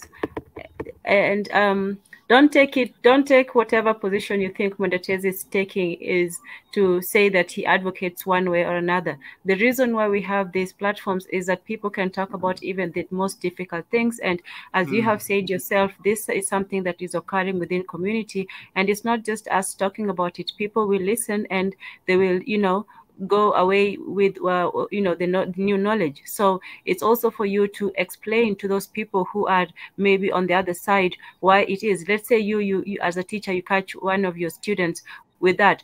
What are you going to tell them, so that you can dissuade them from, maybe going down a path that may not be good for them or for their family? You can punish them, but sometimes punishment only goes underground, makes the sin go underground. So if it was somebody that you cared for and said, I see this happening to you, what would you do to convince, not an older person, because I don't think that any human being should tell another human being how to live, but how would you influence somebody who's thinking or who is into that trap, but there's a way to change them so that they haven't developed their addictive habit? It's a very valid question, and that's exactly where I'm heading at. Sometimes by creating an ideal situation, we cannot curve the problem. For example, if I find my student in possession of these things, be it a bang or a cigarette and all that, we have passed an age where we beat the students or even send them out of school or suspend them. And these are one of the things that I'm strongly speaking in every school that I go to. Suspending a student or sending away or beating the student cannot actually let him know there is a problem in the trend that he's going. Actually, it would even escalate it. So this is one of the things that I advocate for. And suspending a student from my school will not eradicate the problem from his life. So this kid will go with this problem and continue till he gets caught elsewhere. What I'm trying to say is, at least in educational sectors, as an educator, I would try to sit down the student and explain the pros and cons of this. And I would give practical examples. And usually in my drug abuse classes, when we're back in TZ in general studies, for example, I had a PowerPoint where I show how drug abusers physically develop some kind of side effects on their body that are physical, mental, psychological, including spiritual crisis. So that they be able to see the pros and cons and decide for themselves. Because we are talking about a human person. That's why saying yes or no is not a solution. But at least for one thing, by at least putting a platform where you prohibit some things from being done in that area, you create an environment. That's why you find in some places it's no smoking. Smoking is not allowed. And they create the environment they want within that area. Or they will say, okay, smoking area. That means you can smoke on that area without affecting the others. What I'm trying to say is we run high risk when we say, okay, let's try it, because we do not have the platforms to curve it. What I'm trying to say is just, I'm not refusing, but we have not reached to that level where we are ready to bear the consequences. That's why I'm really pushing for this. Let's create awareness. Let people know before we start even talking about allowing something to take place. Okay, that's fair enough. Malatezi? Yeah, me, all I can say, me, we are given the evidence of prohibition, and I've given the evidence of what happens when you legalize all the drugs. I've given the American example of 1920. I've posted the link. I think I'll post the link on Portugal, because now me, I'm giving you evidence of both sides, and you can see which side succeeded, what succeeded, and what did not succeed. We can talk about, when you talk about students using it and they being illegal, that nobody's advocating for students to use it, but what is the solution? What about this? This is a problem that you're talking about in the size of a society. We're talking about this we're looking at from the perspective of a whole society. You get. So when I say, what, this thing, when we prohibit it, all it does is just goes to the underground market, because the demand, when there is demand, it will only, where there is demand, that drug, any drug, if it is in demand anywhere. Look at United States and cocaine. They have the biggest military, the biggest FBI. They have all the police. They have, but the drugs are still coming, right? Because when where there is demand, it will come. It will find a way, and it will come. It will come. There is nothing you can do about that. So what do we do when we regulate this? We just regulate this and say, you know what? Make this thing legal. Then we will deal with it in the open. We deal with it in the open. We deal with it. We see people who are using it. We can have campaigns or whatever, but we deal with it in the open. Where now you see this person is selling it. Look at how tobacco has been dealt with. Right now, tobacco is legal, right? But how many people? But everybody knows the consequences of smoking tobacco. Even if it is, you can still buy it in a shop. Even the kids, they know the consequences of smoking this is not this. So it's regulated, and the campaign has worked. People who smoke tobacco, they know the pros and the cons, and that is what we need to do. And you said something very important, Tanzan, that we should not be telling people how to live their lives. That is a huge point you made. Like, why are we telling people that oh no, an adult, and an adult telling him, no, you cannot make a wise decision. You're too poor. You're too depressed. You're too poor. You can't make a wise decision. Like, that's the type of mentality that led to our colonization here. That is the type of thing. Oh, those guys are too primitive. They cannot make it, and they still use that type of argument to make so many funny laws against Africa. The other day, there was the United States. They made a law how Africa is too primitive. We can't even deal with. We don't know how to deal with Russia. They need to come here and save us.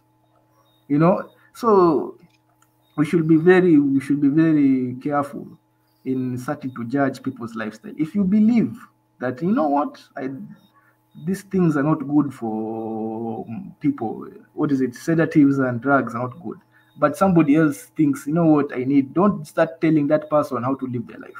Let them live their life, and you can campaign on the open, and you can convince people in the open like that. But when you start making laws, what you do is now you're bringing what should be easily to deal with in the open, you put it underground, and now and then you deny government revenue, and that revenue is important for enacting any regulation, because now the government doesn't have the taxes, not collecting taxes that it could have collected in terms of billions of dollars. That's why you see alcohol in Kenya. The government takes a lot. Alcohol really pays like huge government collects a lot of money from alcohol in Kenya.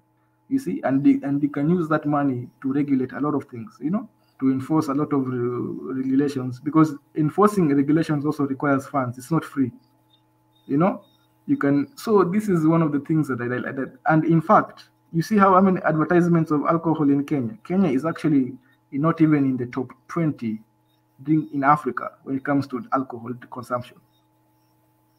Do you know that? Yeah, there's a list. I think Uganda is up there, and I think Nigeria is up there. And the countries that are high consumption, they are consuming bootleg. They're consuming moonshine. So this is why I'm saying, can we be practical? And because these things are here, You're not helping. You want to help the hypothetical people who will get you. Who will get what? Who will get used? Who might get it when it's legalized? But I think even a good. I think the person, Pastor Ezra, this is his stream today. He's in South Africa and it's been legalized. In fact, he's one of the people who are in a good position to tell us really what are the effects, what happened, what changed in South Africa when before it was legalized and after. What has changed? He should tell us, because I don't know where he is. Has run away. But my point is that one method has been shown to work, and I'm a big fan of that. Legalize this thing. If you have any political campaign, or you have anything to say against it, campaign and talk to people like they are big people and like they are adults like you, and you talk to them and they will do it. But now and this thing that now assuming that kids will get access to it, like how many kids like alcohol is much worse, and how many kids do you see drinking? This is unless it's in bootleg areas where they have access to bootleg alcohol, and because even the person who is selling the alcohol, he knows usually it's not sold in there are regulations where to sell it, right? And that's why you see it everywhere. But those people who are selling it, they have been licensed, because they made the license also easy to get. You make the license easy to get, people will do good business. People will be doing business in the open. So when they sell it to kids, they know, hey, if I sell it to kids, they will trace it back to me, and it will be it will ruin my business. So you have given people incentives not to sell to kids, and you have made it, and you have put less barriers to this business. But what you don't know is that in every neighborhood there is a drug peddler with marijuana. Just like they are alcohol. Look, before we continue, it's been a while since we acknowledged the comments and chat section. So you guys are more than welcome to come on and also voice your opinion. Like Monetezi said, we're adults speaking to each other as adults.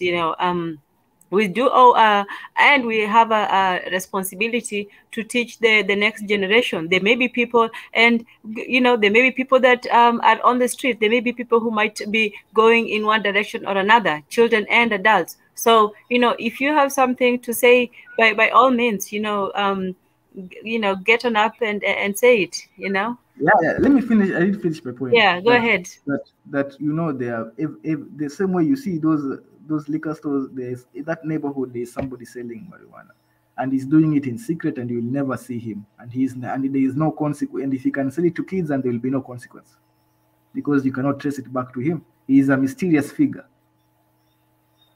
You see, but now if we allowed, these people who are selling alcohol, let them even be able to sell marijuana. Then you can trace back. It is easy to hold people accountable in the open. That is, and these are very valid points. I don't know why my brother Nathaniel is not seeing this perspective. That you rather let these guys do it in the darkness, but you think they are not going to feel guilty, and the police are going to be supplying them, because you even remove right now. The police are so powerful when it comes to marijuana, because they're the ones who are catching these people. They're the ones who are selling it. They are a part of there is a cartel. They're part of the cartel, because how does this thing enter the country without their knowledge? They're the ones who know who entered the country. In fact, it has been well known that they're the ones who, if you don't pay them, they will bust you. So it's so crazy, and it's been known that when they confiscate, it always disappears in evidence. When they confiscate, it disappears. You don't know where it has gone. So these are things that if we remove this power from the government, let it be private, because I know it has been proven that private companies, private individuals seem to be more accountable than the government, because they are driven by profit. So they are more predictable. They know that they will not compromise their profits. They will not do something, not sell to people, because they can be traced back to them. So they are like, what? Let them sell it in public, so that people we can trace. Okay, where did you get this? We can know you got it from there. You can know the shop. The shop will know. The shop is not going anywhere. The shop is not mobile. But the person who is selling, that guy is mobile. The shop is not mobile. So that is what I prefer. Since the shop is not mobile, you will not sell it to, And if somebody wants to sell it, if somebody wants to peddle these things, because it is a business opportunity, they will do it in the open, because that will make them that will make them more visible and more access to business, to people, to potential customers. So they will also open a shop and they will sell it. They have the incentive to do that. They cannot do it from a room, because that's not good for business. It will be like, it will be hidden, and So these are just, you are going to be forcing these people out into the open. And when they're in the open, now that is where you can hold people accountable. That is the point. And that is the strong point I'm giving. That yes, you look at that kid and you can be emotional. Oh my God, we can't legalize this because look at that kid, spoiled that kid. But we can be practical with practical solutions.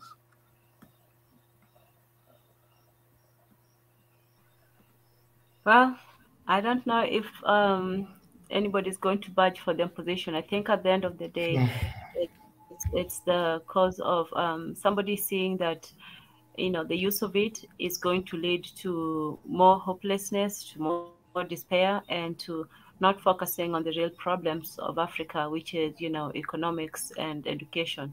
So I think maybe Nathaniel sees your position as a cop-out and saying, well, things are so bad, so let me just make them slightly better or feel slightly better while not looking at reality. And also the aspect of people who, use an escape, from reality. They do tend to, go into their own world and then forget about the rest of the world. So that is also, You see, something. Tanzan, now I understand, and I don't think I would want to take this argument any further, because there is I think there is a huge moral stand difference here. Because if I am arguing from a moral perspective, I am arguing here for our children and the future generation and all that. And if Mwenda Tezi said, you cannot tell an adult what to do, then it's very clear. Here, the human person is not at the center of our discussion. And I just realized as I was listening that I am an African and I'm very traditional in many ways. And a human person in an African context, there is no way that you can say, I'm an adult, you cannot tell me what to do. This is the new trend of secularism, that I am born free and no one can tell me what to do. And this is what has come with the new trend. But the human person, especially what we advocate, that Umuntu or Ubuntu, the human person at the center of an argument, is more than money, economy, and what if the humanity itself need to be valued, despite who has more, who has less, who is hungry, who is high. But now this is very clear that I cannot tell anyone what to do. They can do whatever they want. That's one. The second one is that also somehow it disturbs me, because if we do everything that is happening on the street and we allow it to happen, the kind of society that would happen. For example, in some countries, if you are a married person and if you are caught committing adultery with another person, you are arrested, because by legally you are living with a married person. Because people visit each other's or the nyumbandogos, now let's just get married, or let's not even married, let's just go out with whoever we want, because this thing after all is happening. There is no need, I need to be told what to, or so many other things. Now, if this is the argumentation that we are basing ourselves and not a human person at the center, then the whole argument, we cannot even argue on the first place. On the other hand, I was talking about rehabilitation centers, sporting areas where human development can be enhanced. But at this point, I think I cannot tell a grown up what to do. So what do? I just earn my living. I live my life. I stay sober if I want. Anyone can get high. Anyone can do whatever he wants, because the adult of you cannot tell me what to do attitude actually is the big, for me, a beginning of living a meaningless life. I need to listen, and I need to be told by any means if what I am doing is having a consequence on the other or not. And I thought that we're living on man is a social animal. He lives with others. So I am not defined independent of the others, and others are not defined outside of me. That's the philosophy that I have. But now, you cannot tell an adult what to do. I think We okay. cannot, we are free. That's when I talked about freedom and responsibility and all that. That's a big gap. So I think I cannot further my argument on the basis of some of these threads that I am seeing in the argument. Thank you. Okay. I think you're talking. I think there is morality here. This is actually there is morality that yes, you can't tell somebody. Telling somebody what to do is maybe you can advocate for your way of life, but you cannot impose it forcefully. That is the difference. And there is, and I know, Yeah, I and I think can. that's where I was going. I wasn't saying that you can't tell somebody if what they're doing is wrong. All I'm saying is that I cannot impose my morality on other people. There's a lot of things that, for me, I think should be done. There's a lot of things that are being done that should not be. There are a lot of things that is done in society that people just take as a normal way of life, and that's just how things run. I don't approve of it, but just because I don't approve of it, let's say, you see your neighbor committing adultery, like you said. For me, if there is a law of the land, punishing adultery, then the land will take care of it. But me personally, I would not go, and go in there and tell them, look, what you're doing is wrong, and so on. They know what they're doing is wrong.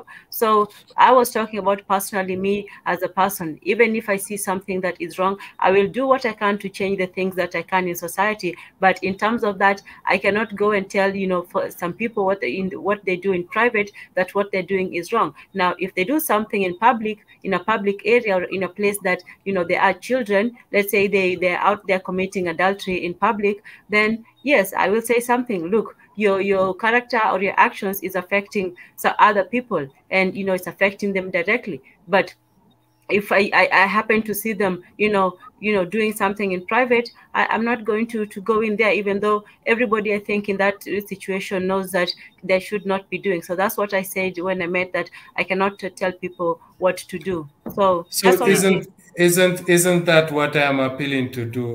Yes, we see it on the streets. We see these things happening, but as the effect is taking place, I think the government legalizing it would escalate the things, because it is affecting the bigger number.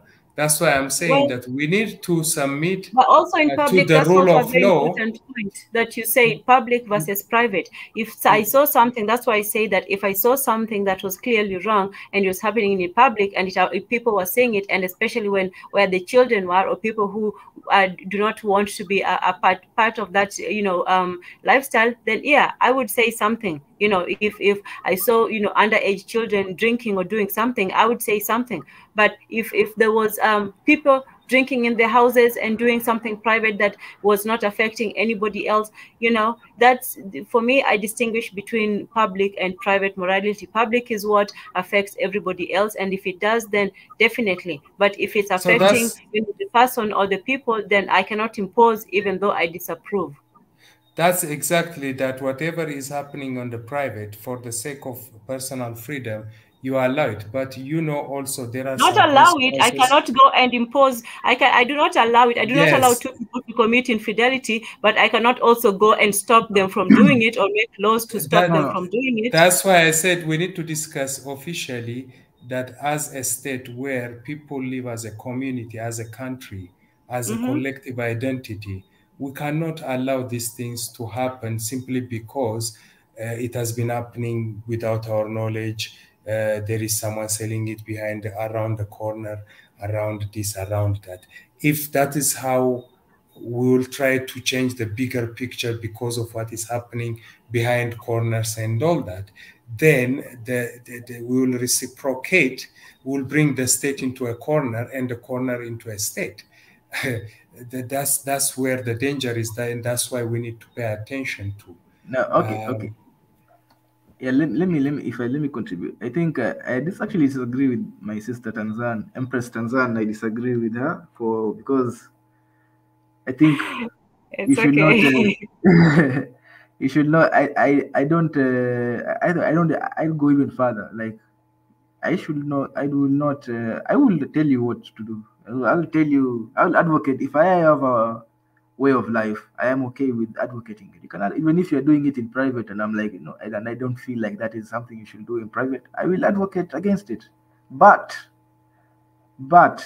I will not accept or I'll allow or push for a law or as a law or anything like of that nature to impose on you my morality. I would rather convince you with words and maybe facts. I would. That is as much, and I'm okay with that. Whether you're doing it in private or public, but when we go now and start imposing laws, meaning that now it is forceful by force, that this is the morality you have to take by force. I feel like that is not that is in itself is not moral, because that will imply that I am more moral than you. That my morality is superior to your morality, and that is a very bad path to be on, because now you're going to you're setting a precedence of somebody or a narcissist. You should not a narcissist imposing their morals on other people. And you can see it with the LGBTQ what they are trying to do with us. It has become making it illegal to just all these funny things. Just when you now put it in law, don't call it funny, because no one is calling you funny so far. So they try to balance. When they promote the LGBTQ to the point that now they want to put it in law, that is where now it becomes immoral. That now you're imposing your morality on others to the point that now it becomes forceful, and that is where everyone. I do not agree. And that's why even here, when it comes to this hub, do not let those who use it, let them use it. These people, your morality is your way of life. But when you start this supporting these types of laws that are draconian, that now somebody who uses it gets arrested or gets it makes it is you imposing your morality in somebody else's life. And but you see, it's a social contract. It's a social contract. The state is formed and enforces the law on the idea that it protects the bigger number. Yeah, but that is a moral law. That is that law is imposing morality on somebody, and that person is not hurting anybody. He is not harming anybody. That is what he is doing in his own time. And you see, that is the person, that is the victim here. And if you look at even the trend, it is usually the people who are helpless in society that get victimized by such laws. Just to interrupt a bit, because we do have somebody finally came on. Fire in the house. I know. Peace, I can. So here's where we are right now. Is it somebody who uses or practices that kind of lifestyle? Is he a victim, as Mondetezi says, or is he a criminal, like Nathaniel says? I can fire. I can fire. Bless up, Uncle. I can fire. Hello. Yes. Hello. Bless up, brother. Yeah. Like for me, well, not nice. I would be classified as a criminal even though I just came home from work. You feel me? So yeah, I understand you, my brother. This is what I'm trying to say. And to me, that's terrible, and it's very offensive. You feel me? I, for one, see myself as one of the black individuals who have one of the highest intelligence. You feel me? Personally, well, to me, we all right here have a certain degree of high intelligence, higher than the typical black person. That's why it's just 5 viewers or something like that, because it is not a typical, it's not a typical area or room. You understand what I'm saying? So therefore, in essence, it is saying that the non-weed smoker and the weed smoker can coexist and move on to the goal. You feel me? Because we are in a space where the weed smoker and the weed smoker is for the upliftment of Africa, and that is superior logic. And I'm a weed smoker. You feel me? It's not, listen, the coconut tree grows, cocoa grows, coffee grows. You feel me? That means it's not a drugs. So we have to have the power of discernment. You know, you all have cat, right? Where that's a leaf in Ethiopia, Somalia, and Kenya, right? That's cat. Is it a drug? Is it a drug? Would you say it's drugs? First of all, you can't say it's drugs because it's a leaf. It has powers, but it's a leaf. You understand? So what I'm trying to say to you is you can't make the tree illegal. Genesis 1:12. And that's that's what even the West is tangling with. You feel me? Over the years, they have been been entanglement with this because it's a tree. How can you make a tree illegal? You feel me? You did not create it. The Almighty created it. You feel me? Our Coke, it's a leaf, but it has been processed, and man has made that. You feel me? So that is drugs. What listen, the definition of drugs is because a man made it, like glue. You feel me?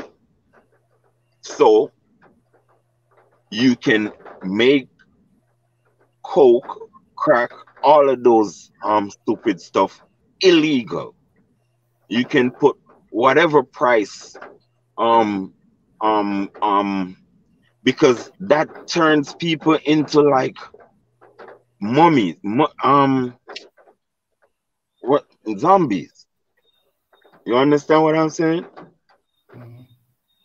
Yeah, but listen, all right, Jamaica, I come from Jamaica.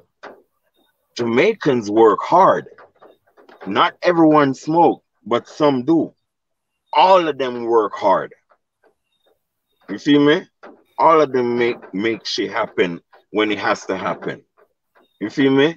It don't take nobody's senses away. Don't make nobody trick you. It don't have nothing to do with your senses. You feel me? It don't do me nothing. I mean, I'm straight. You feel me? And it's been a minute.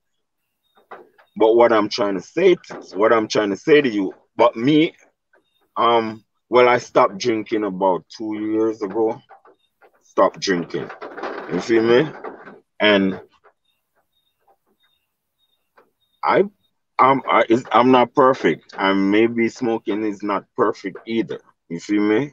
In fact, um, if you have to buy, I suggest that if okay, you can plan it, but I suggest that if you have to start putting it on a budget, it's best you don't start, because you're gonna add another budget on yourself, in which sometimes it's not economically feasible. But you have a farm, so it can be in the farm. You feel me? So it's cost effective also.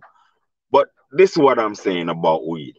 It can do many things. You feel me? Um, it can make ropes. It can make fabric. So it can make clothes. You feel me? There's a lot of stuff that it can do outside of smoking. You understand me, Wanda Tezi? So that's a little illustration I wanted to give to you. My brother, you've spoken the truth, bro. You've preached, Prophet Akan. You can, Empress Tanzan. What do you think? Because I've been trying to say this. I've been trying, at least somebody now who is. I think You I see, can I find. don't like. Listen, let me tell you, this Christian thing. A lot of people don't know that that is colonization. When you are a Christian, it means you are totally colonized. And only colonized black Christians speak a certain way towards weed. You feel me? Only colonized black Christians. You feel me? Okay, so but what I'm trying to say, right? What I'm trying to say. It a lot of people is trying to equal this thing with drugs. You feel me? And it's not working. You can't equal the thing with drugs. It's not drugs. Drugs make you hang over sideways and stand up one place. And you just hang over sideways. Weed never make nobody do anything like that. You have, okay, all right, outside of black people, all white people smoke weed. The richest mother lovers in the United States smoke weed. All of them, all most of them, that all of them. Don't stop you from learning. All of that. You have a lot of people went through um all type of schools. You feel me? Bars. All of them. Bars, law school, doctors, all of them. A lot of them burn weed. You feel me? So it don't drive nobody insane as they talking, because okay, your community that don't have weed and all that, ain't there crazy people there? Ain't there what you call it? Um People who went ballistic there? Tezzy? Oh. Oh, And Natal is back. Let's see if he wants to say something about what you have just said. Natal? No, I understand where I can is coming from, and I was just looking at the comment section at the victim or criminal. I think that's so too extreme, because I have talked about so not nice. medication and medical use So not nice. and the other Not nice. parts. Yes. I see your views on it, and Hmm. the way I see your view is the lack of information and the lack of exposure. You see me? In which there's a system that gave you a perspective. You feel me? And then the other perspectives are censored. So it's sort of kind of taboo on that level. You feel me? But what No, I'm trying to say, I understand everything that you've said, and one important thing that I want to point out to what you have said, and I agree with that, is you talked a certain discernment. You've yeah, used this word, yeah, discernment and responsibility and working hard. yeah. We are talking about from the abuse part of it. And you tell me when someone abuses it. And I don't think you But could be what a I'm trying to say, Rastafarian, and I know Rastafarians for the most part, and Rastafarianism do not approve of any abuse. And what I'm trying to say is creating a platform for people who cannot discern where to discern and where not is simply creating a platform where it would lead to an abuse. And I but can, the word abuse is like, how do you discern what abuse is? You understand what I'm saying? it's an How do you, overdoing. it's like, how do you do that? You feel me? How do you know what's overdoing or underdoing? Is there a overdoing? Is there a underdoing? Yeah, It goes back to the word you've said, discernment. You yeah, discern. You discern when to stop. You discern when to go. You discern yeah. what to say. You discern what not to say. Discernment is what makes a human person. And And what that's what I'm I'm, trying to, hold on. Wait, yeah. and that's what I'm trying to say to you now. When it comes to an adult, Mm. that's what Tanzan and all. So you say when it comes to an adult, you are not allowed to discern. You feel me? You are only allowed to discern for your own self. You understand what I'm saying? So Not really, what because I'm I huh? I would really want to give you, for example, an example. I have said this, and I'll say it again, that I'm a teacher, and in most of our schools, especially when you go to senior levels or A levels, we have students according to the rule or the legal rule, they are above 18, but they are still students and they are under the Yeah, custody or under the care of the institution, the school that takes care yeah, of them. yes. And I have a 20-year-old, for example, in my class.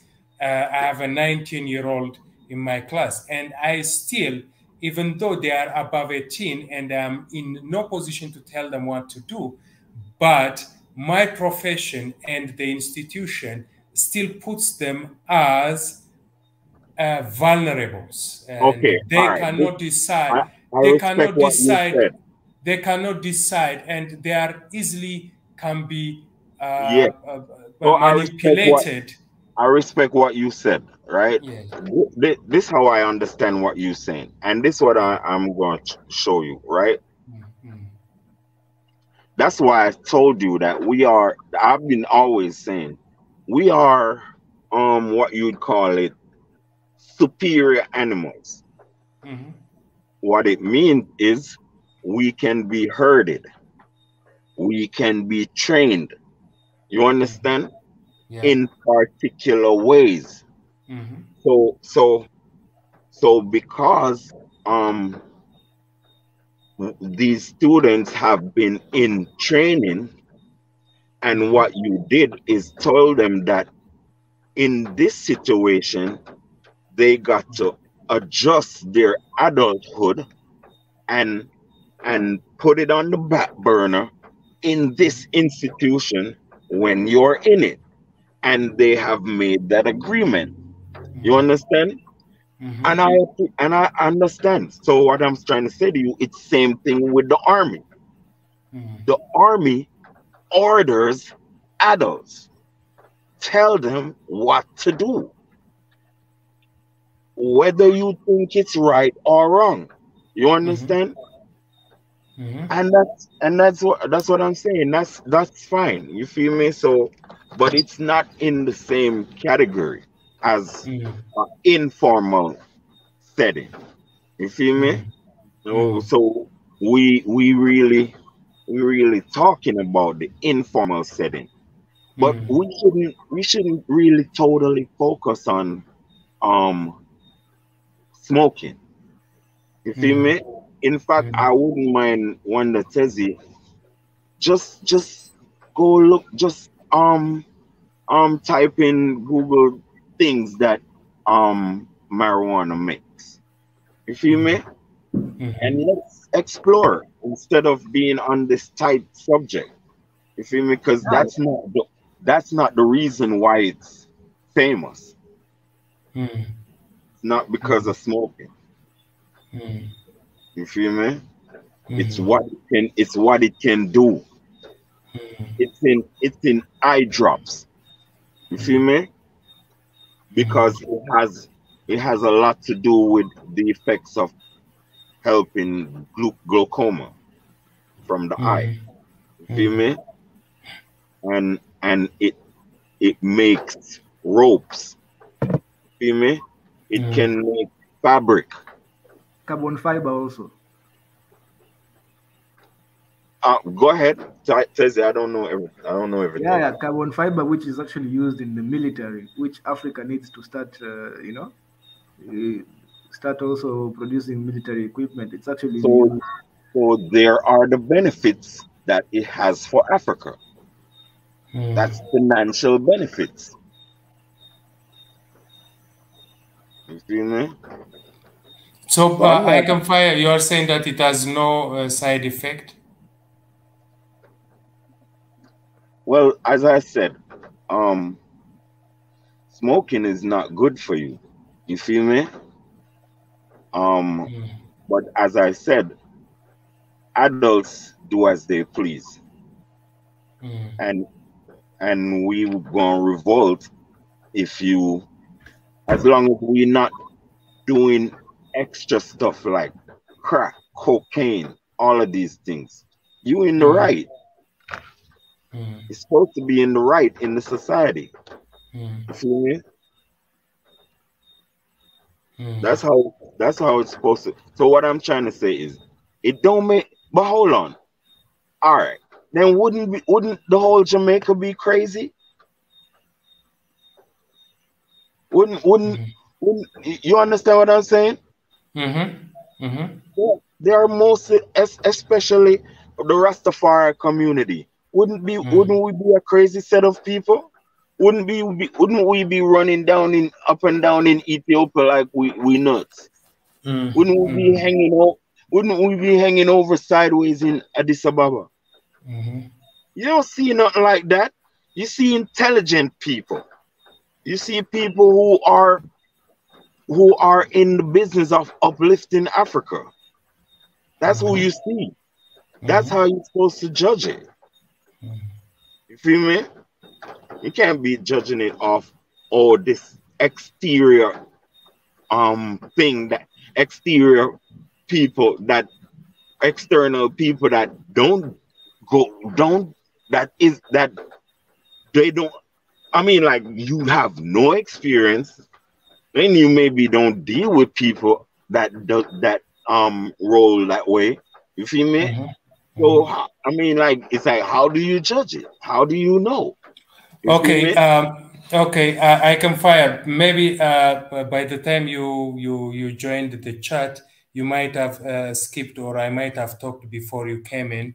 With regard to the compliments that I have given with regard to Rastafarianism, and I made a very strong point to Mwenda Teze that he needs to dissociate the argument of marijuana from the Rastafarian community, because the Rastafarian community have a certain way of life. And I mentioned that's excluding us from humanity. No, no, no, no, Like no. we are, like we No, are. No, that's, no. listen. I don't like that. No, hold Let on. me No, no, no. finish. Let me Okay. finish. Let me finish, because I'm doing that out of the deep respect that I have for Rastafarianism. And I mentioned, for example, the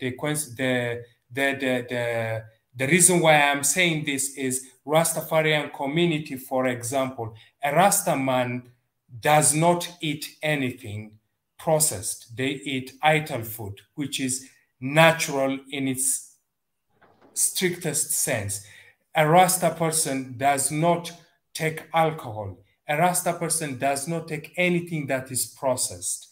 Therefore, when they use the herb, they use it in a form of tea, in a form of, for example, campfire during the time of reason in Shashamane, at least from my own collection of experience. In Shashamane, during the chants, during reasoning, it is used in the campfire where people sit around and reason. And this is a way of life with a disciplined people who discern where to use it. Marijuana elsewhere is not used in circumstances that Rastafarians are using it. For example, every nightclub, someone who is extremely drunk would want to puff.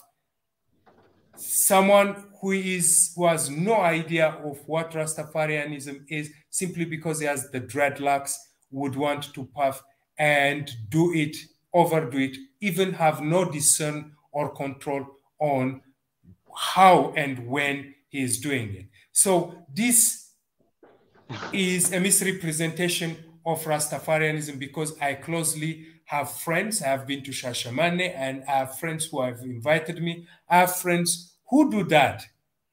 But on the other hand, also, the majority of our youth do not have the discernment capacity to say when is right, when is wrong. I am not saying that Jamaica would have been, no, no, no, no, no. That we need to differentiate. And actually, when you came in and talked, I mentioned especially discernment. Because the whole thing is, right? The whole thing is, look at this. Peace, I can fire. Before you continue, I must just say hello and a quick goodbye too. I have to leave soon. I have been on No, you nearly can't every go, single stream. Tanzan. You can't go, I man. know. You came in so late. You should have been here from the beginning. We were here for hours and hours before anybody had, the courage to come I and was jump and join working. us. I was working and listening, so I couldn't Oh, get on. it's okay. But this, like we said yesterday, this is a long discussion which we won't finish in one day. But I have been nearly on every single one this week, except for, I think, for the Wednesday one. But so I'll still catch the end of it. I'll still continue listening, and you guys can continue, having this great discussion. And just I'm about to go. Both you and Marie Antoinette came in just at the tail end, but it's not over. People come in when they can, and we continue, and sometimes we have to leave because we must. But Marie Antoinette says that she has a class starting in 1 minute. Great conversation. Oh, she has to leave as well. Oh, okay, Marie Antoinette, I guess we'll both be leaving at the same time. Hugs to you too. Thank you for joining us as always. Good to have you. So yeah, unfortunately, sometimes we just have to leave the party early, but the party still goes on. Who is this? Sorry? Diggy? No. This is Pastor Ezra. That he was the one. He moderates the. Oh. He hosts today for the recap, for the weekly recap. So this is Pastor Ezra is the big boss. yes, the big boss is here. Yeah. So now I can leave because I know you're in good hands. Thank you, Tanzan. Thank you, Natnael. Thank you, Mendetezi. Okay. Thank you, Peace. I can fire, and welcome, Pastor Ezra. Hey, Tanzan. Yes. Remember, I'm looking out to hear about the launch of the organization, the African Human Rights Organization. Well, like the organization that is in the business of interacting with any type of human rights or black people abuse in Africa. Well, and Okay. outside of Africa. Well, I'm going to leave my email in the private chat. So, you know, if you have more information about that, you can send it to me. It's All right. the One Me, Africa. I'm not. Listen, I don't know about giving you details. Okay, well, that's okay too. All you have to do is Okay, you said there are, African Human Rights Organization, right? yeah, because there, look Okay, at this. all right, I You got have it. the AHRO. Okay, all right, I'll check it out, and you know, I'll check out the information, and then, you know, next time maybe if I have questions, I'll ask you more questions. But yeah, I'll definitely go do my homework on AHRO for the abbreviation. All okay, right. Empress. Yes, thank you so much, you know, for joining us. It's a great conversation, and I think you guys should continue. I'll catch the rest of it when I can. So it's been great. Thank you all so much. And today I don't have the time to say everybody, but everybody in the comment section, I thank you for joining us. Aboyak, Sarah Tesema, of course, Samira A. She was very active today. Yeah, and everybody who was here today. Just thank you. I think the architect was here sometime too. So, and Maria Antoinette, you know, enjoy your class. I know you're going to. All right. Peace, everyone, and we'll meet Good again. night. Good night. Good night.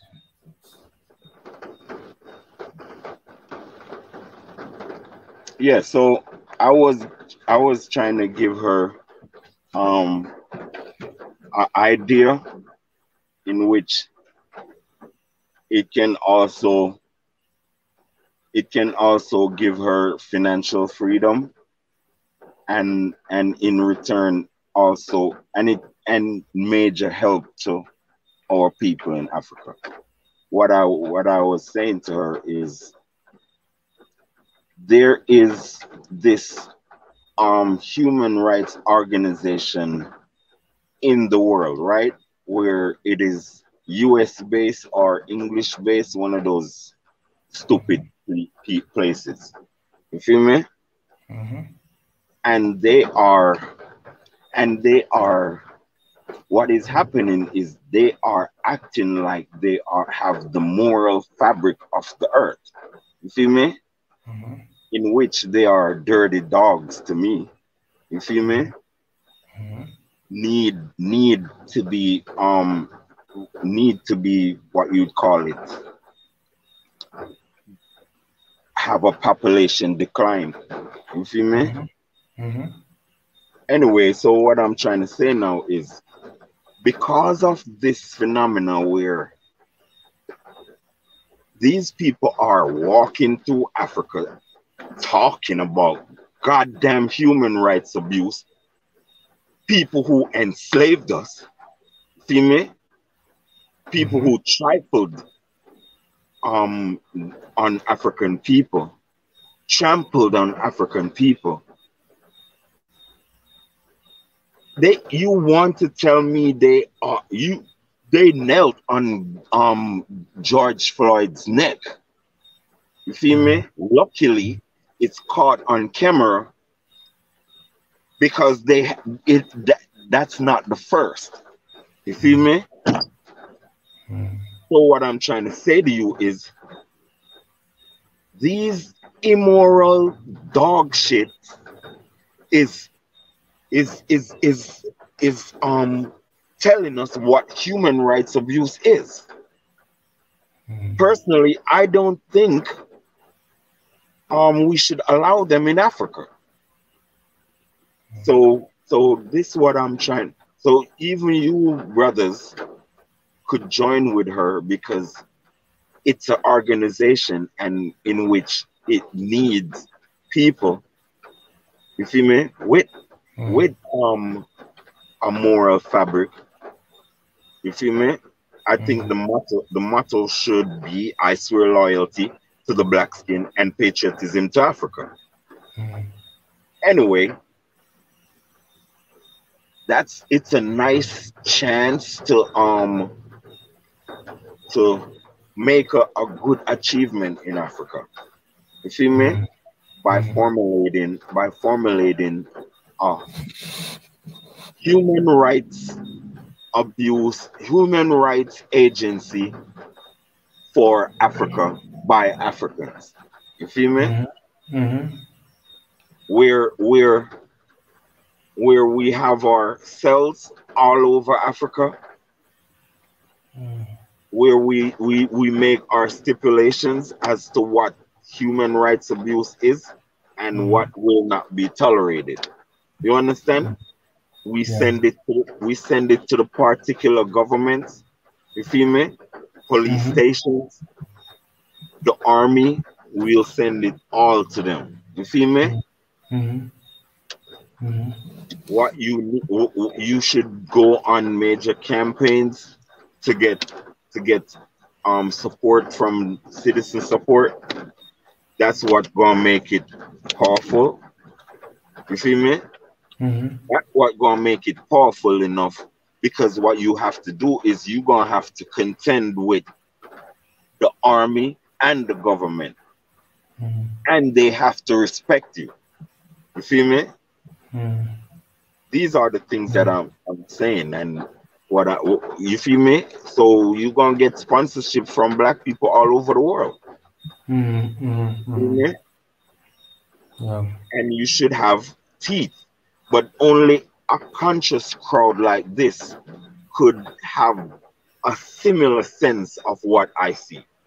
Go ahead, sir.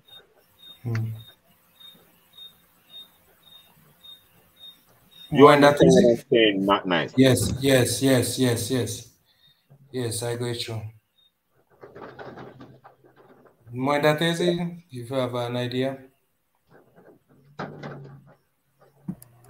Yeah. I'm sorry, I was away for a minute over there, but yeah, actually, I've listened to most of what my brother Confire said, and I actually agree with him that yeah.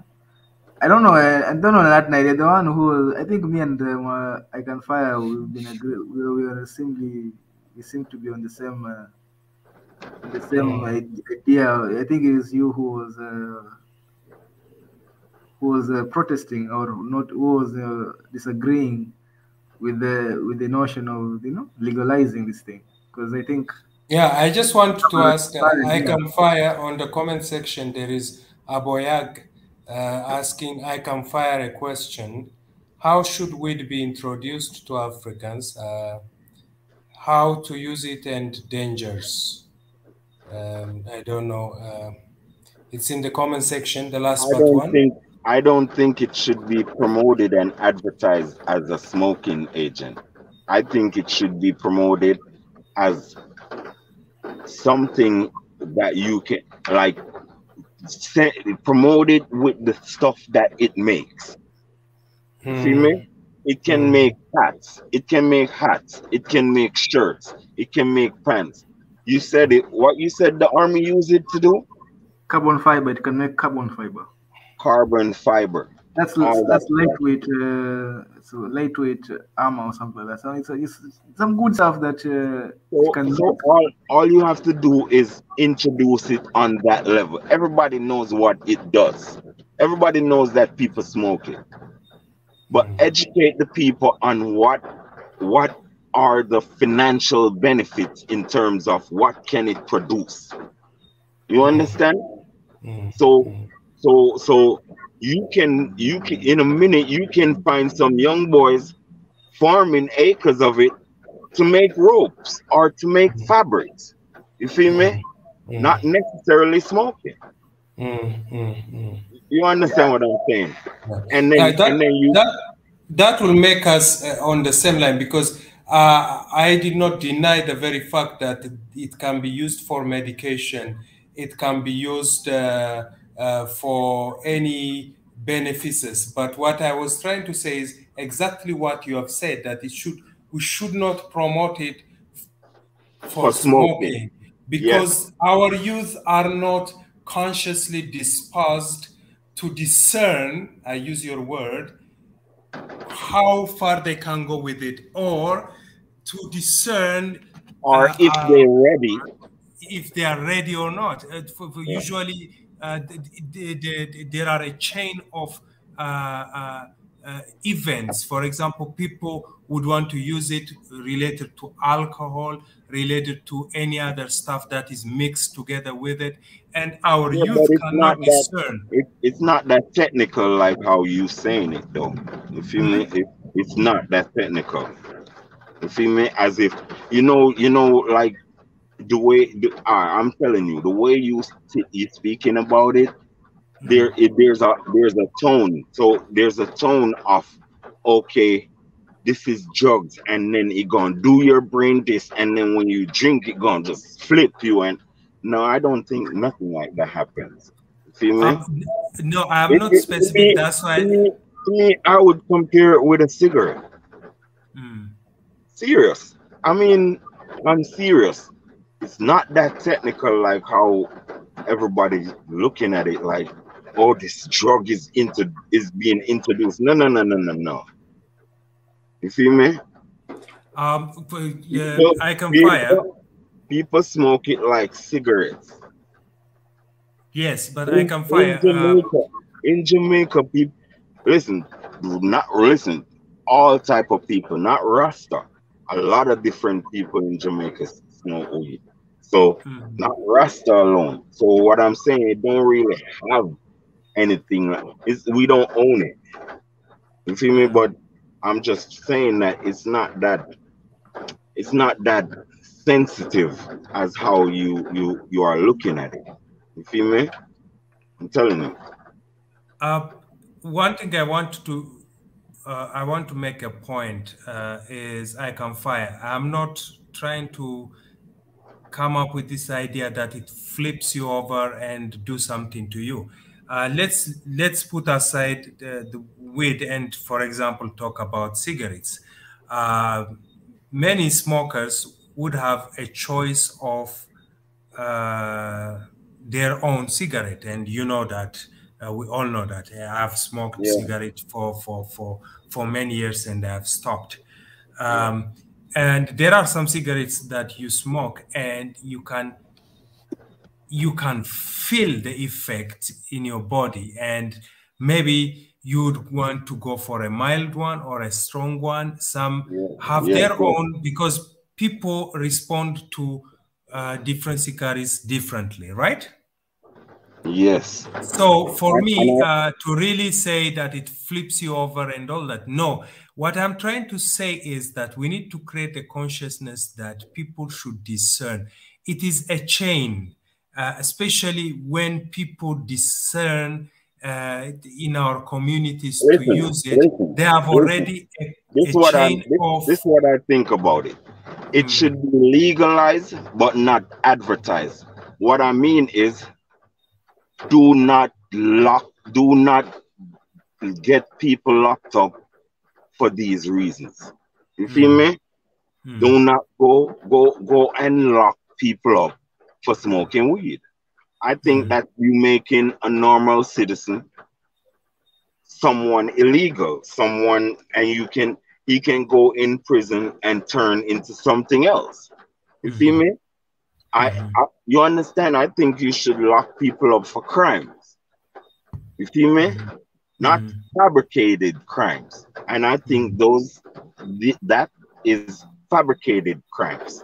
You feel me? People should actually do a crime to do time. That's how I think about it. You feel me? You don't have to advertise, oh, it's legal now, so you can do what you want. Just it's legal, and that's it. But some people might not even know. You feel me? Because it's not such a big deal. You have people that want to make money out of it and try to do something lab stuff, or want to try to make fabric, or want to try to make something allow the people. You feel me? But that, as I'm saying, it's not gonna go ballistic. People don't do that. You have people that choose and people that don't, and that's their choice. You have people that test it out and say, okay, that's wicked. I ain't fucking with it no more. and you have people that smoke it, and that's it. You feel me? Yeah. Anyways, my general feel of it is that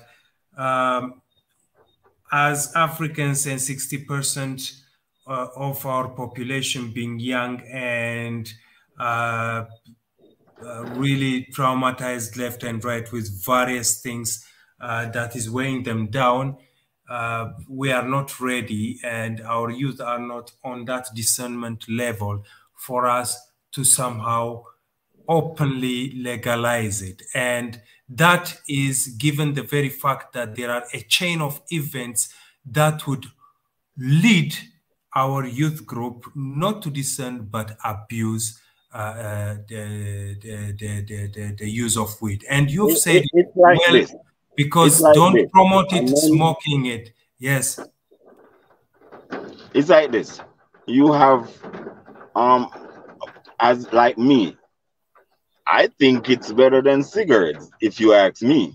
You feel me? I think it's more prefer. I think it should be more allowed than cigarettes, Better because than cigarettes cigarettes and alcohol. because because cigarette alcohol can just make you crash in the night and die. You feel me? Driving drunk. But what I'm saying is, cigarettes has its history. It is Yes. known to it is known to give you cancer and all that. You feel me? People that people have been smoking weed as long as cigarettes. You feel me? But I don't know of no large scale cancerous effects coming from weed in come out of the health area. You feel me? You'd have heard it. You'd have heard. You feel me? You'd have heard that you'd have heard that Jamaica has a large segment of the society getting cancer from weed and all that stuff. You'd have heard, and these people are real fucked up. They'd have told you. You feel me? Because a lot of people want suspects weed and want real evidence of its badness. You feel me? In which they're not getting, and that's the whole thing. You feel me? Yeah, I respect what you've said, and the fact that also exposure. You've said that maybe you're not exposed to this. That's why. No, you're not And exposed to, like, okay, friends. yeah, You feel yeah, me? Like friends and bros. yeah, You feel yeah, me? See that, and okay, you have a bro that smokes. Oh, but he's normal. He communicates well. You feel me? He if he's stupid, he's just stupid. You feel me?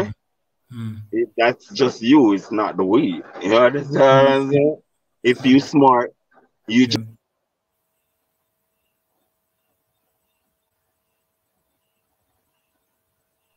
hello.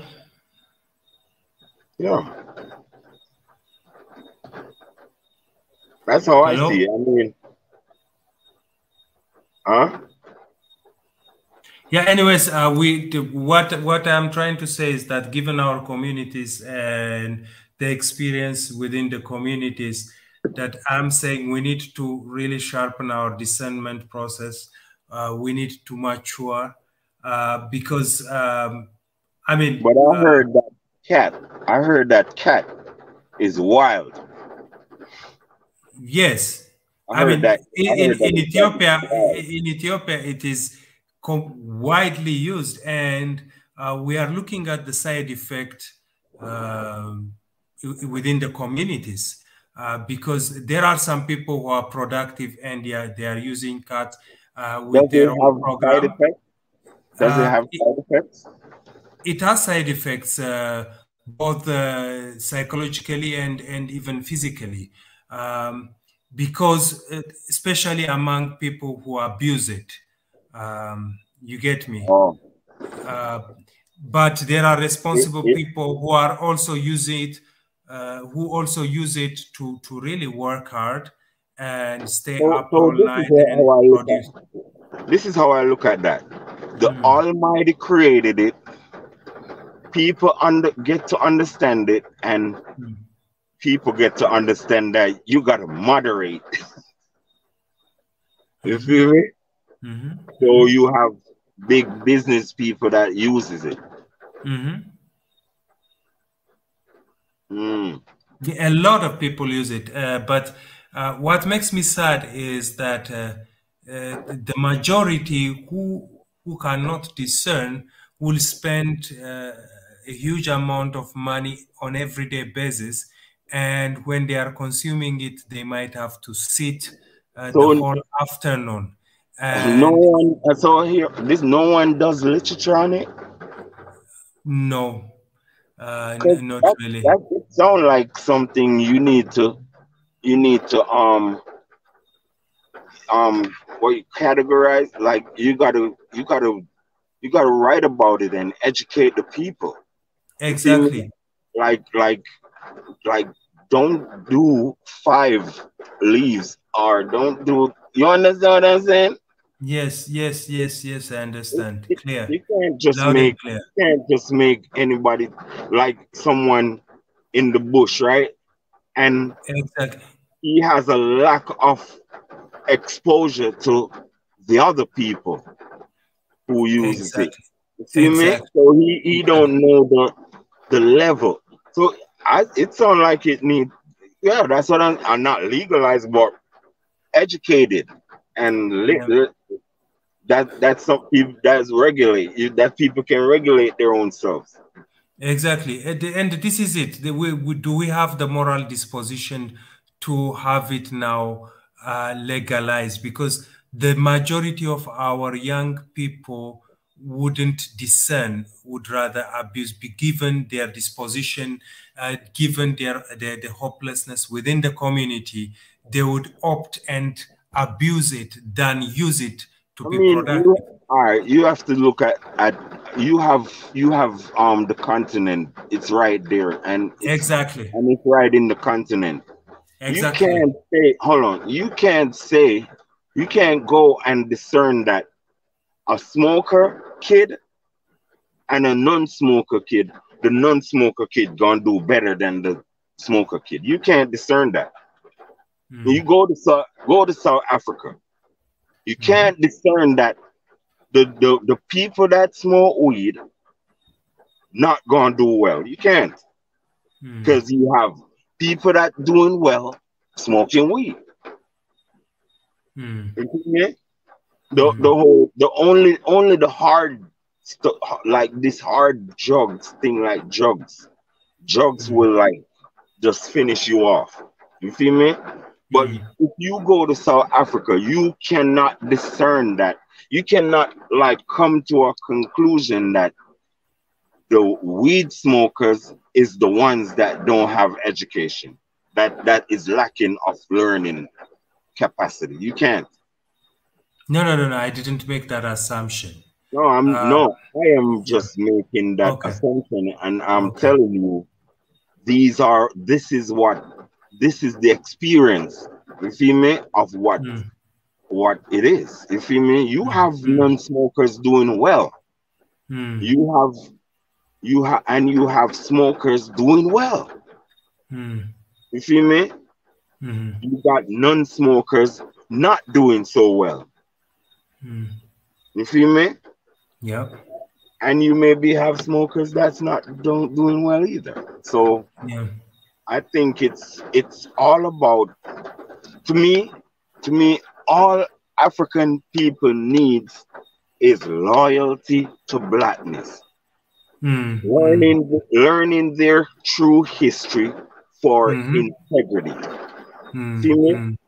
You have to learn your history in order to get a true integrity. You have the education system have to glamorize African history. When I say glamorize, you got to put fantasy in it. You got to put glory in it. You got to put standard in it. High standards. You understand? You gotta teach the children this way. Let's learn about your great history, my people. And we got the great Mali kingdom, full of royal subjects who who did a little bad, but we proud of what they had. And then you teach them the bad things and you teach them the good things. You feel me? And then you say the great Ethiopian kingdom of Aksum.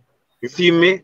And the great war of Lalibela, where the great army of Ethiopia defeated the puny scum of the earth from Italy. If you don't teach your children, if you don't teach your kids this way, you gotta make them discriminate on the others. You gotta make them look down on Europe. You can't teach them to look up to Europe. You got to teach the kids to look down on Europe. That's the only way we're gonna succeed. You gotta have cocky Africans, not cocky on Africans. You feel me? You gotta have cocky Africans that is cocky on the rest of the world. You feel me? Except for black people. So this is the problem, right? Colonization have gotten us a bunch of educated, cocky idiots. You feel me? So now you have gotten your education, which it is glorifying Europe and discriminating on Africa. Now you are a cocky bastard against black people. And your education system have defeated your mind so much, you are incapable of being cocky on Europe, on Europeans. Incapable. Because all you know is inferiority, and you haven't taken the time to go learn about your stupid ass self. You feel me? I'm talking to the adults. You feel me? So what I'm trying to say to you is, listen, until the day that there's gonna be a tryout of Africans, right? African 5-year-olds.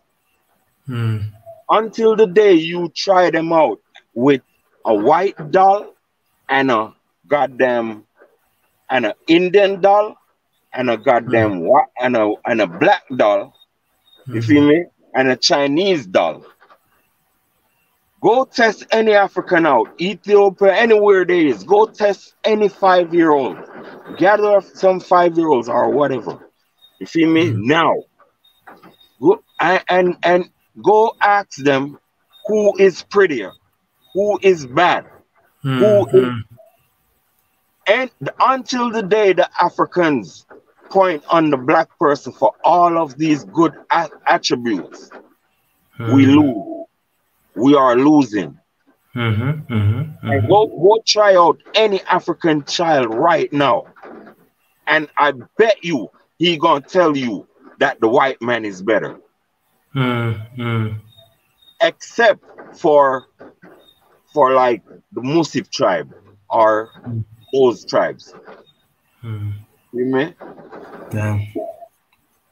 Only those tribes will tell you that will maybe, you know, they might be balancing. It might be the black, it might be the white. But I'm telling you, sub-Saharan Africa right now and the Arab world, you go to any 5-year-old black like a tar kid and ask them which one is the good one, and they're gonna tell you the white one is the good one. Go and check it out for your own self. You know why? Because the parents is inferior in their mind, and they are perpetuating inferiority.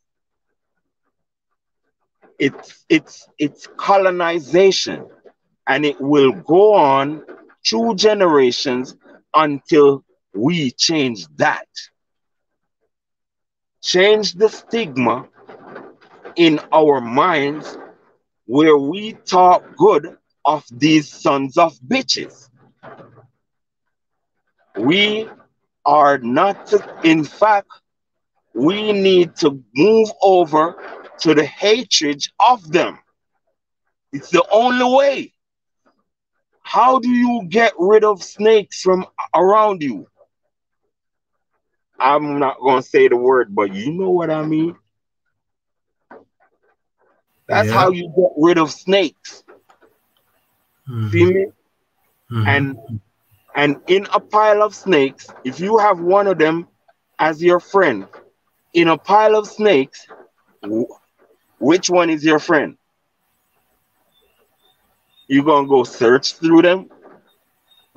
You see me?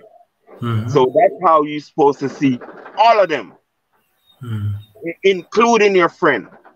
Because this war, all right, look at this. Your friend, all right, the white supremacy, the next white person, who a lot of Africans say, oh, my friend. You think that they are living off white privilege. They did not give up their white privilege to be your friend. And if that was the case, you're not going to get none of them as no friend. You understand? And white privilege oppress Africans. You see me? Yeah. So we got to regulate ourselves to black privilege. And we got to think about oppressing whites and Arab. Arabs is in the same category. You feel me? Yeah. Yeah. Yeah. So I'm just saying that we have major issues to deal with, and the ultimate issue that we have to deal with is to transform our 5-year-olds from liking white people more than black people. From liking, we got to make them like a black doll more than the white doll. If you can't do that, we done for. Might as well we just go jump over a goddamn cliff, because the next president is one of them who will sell your ass. You see me? And sell everything that you got. You understand? For the mere fact that he appreciates them more than you.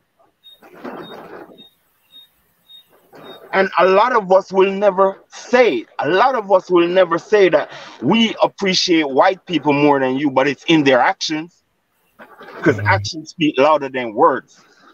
You don't have to tell me you love me. I'll see it in your actions.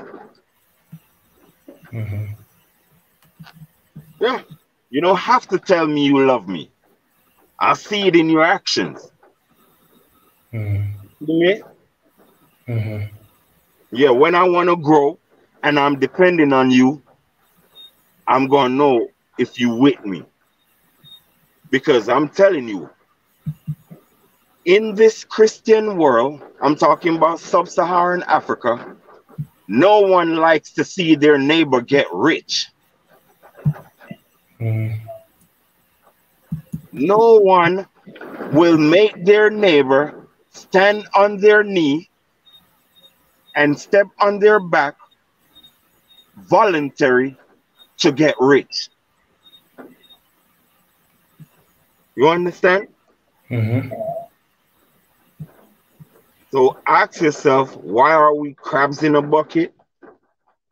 Colonization. What is the legacy of colonization? Churches everywhere. confusing our people as to what we're supposed to be loyal to. You feel me?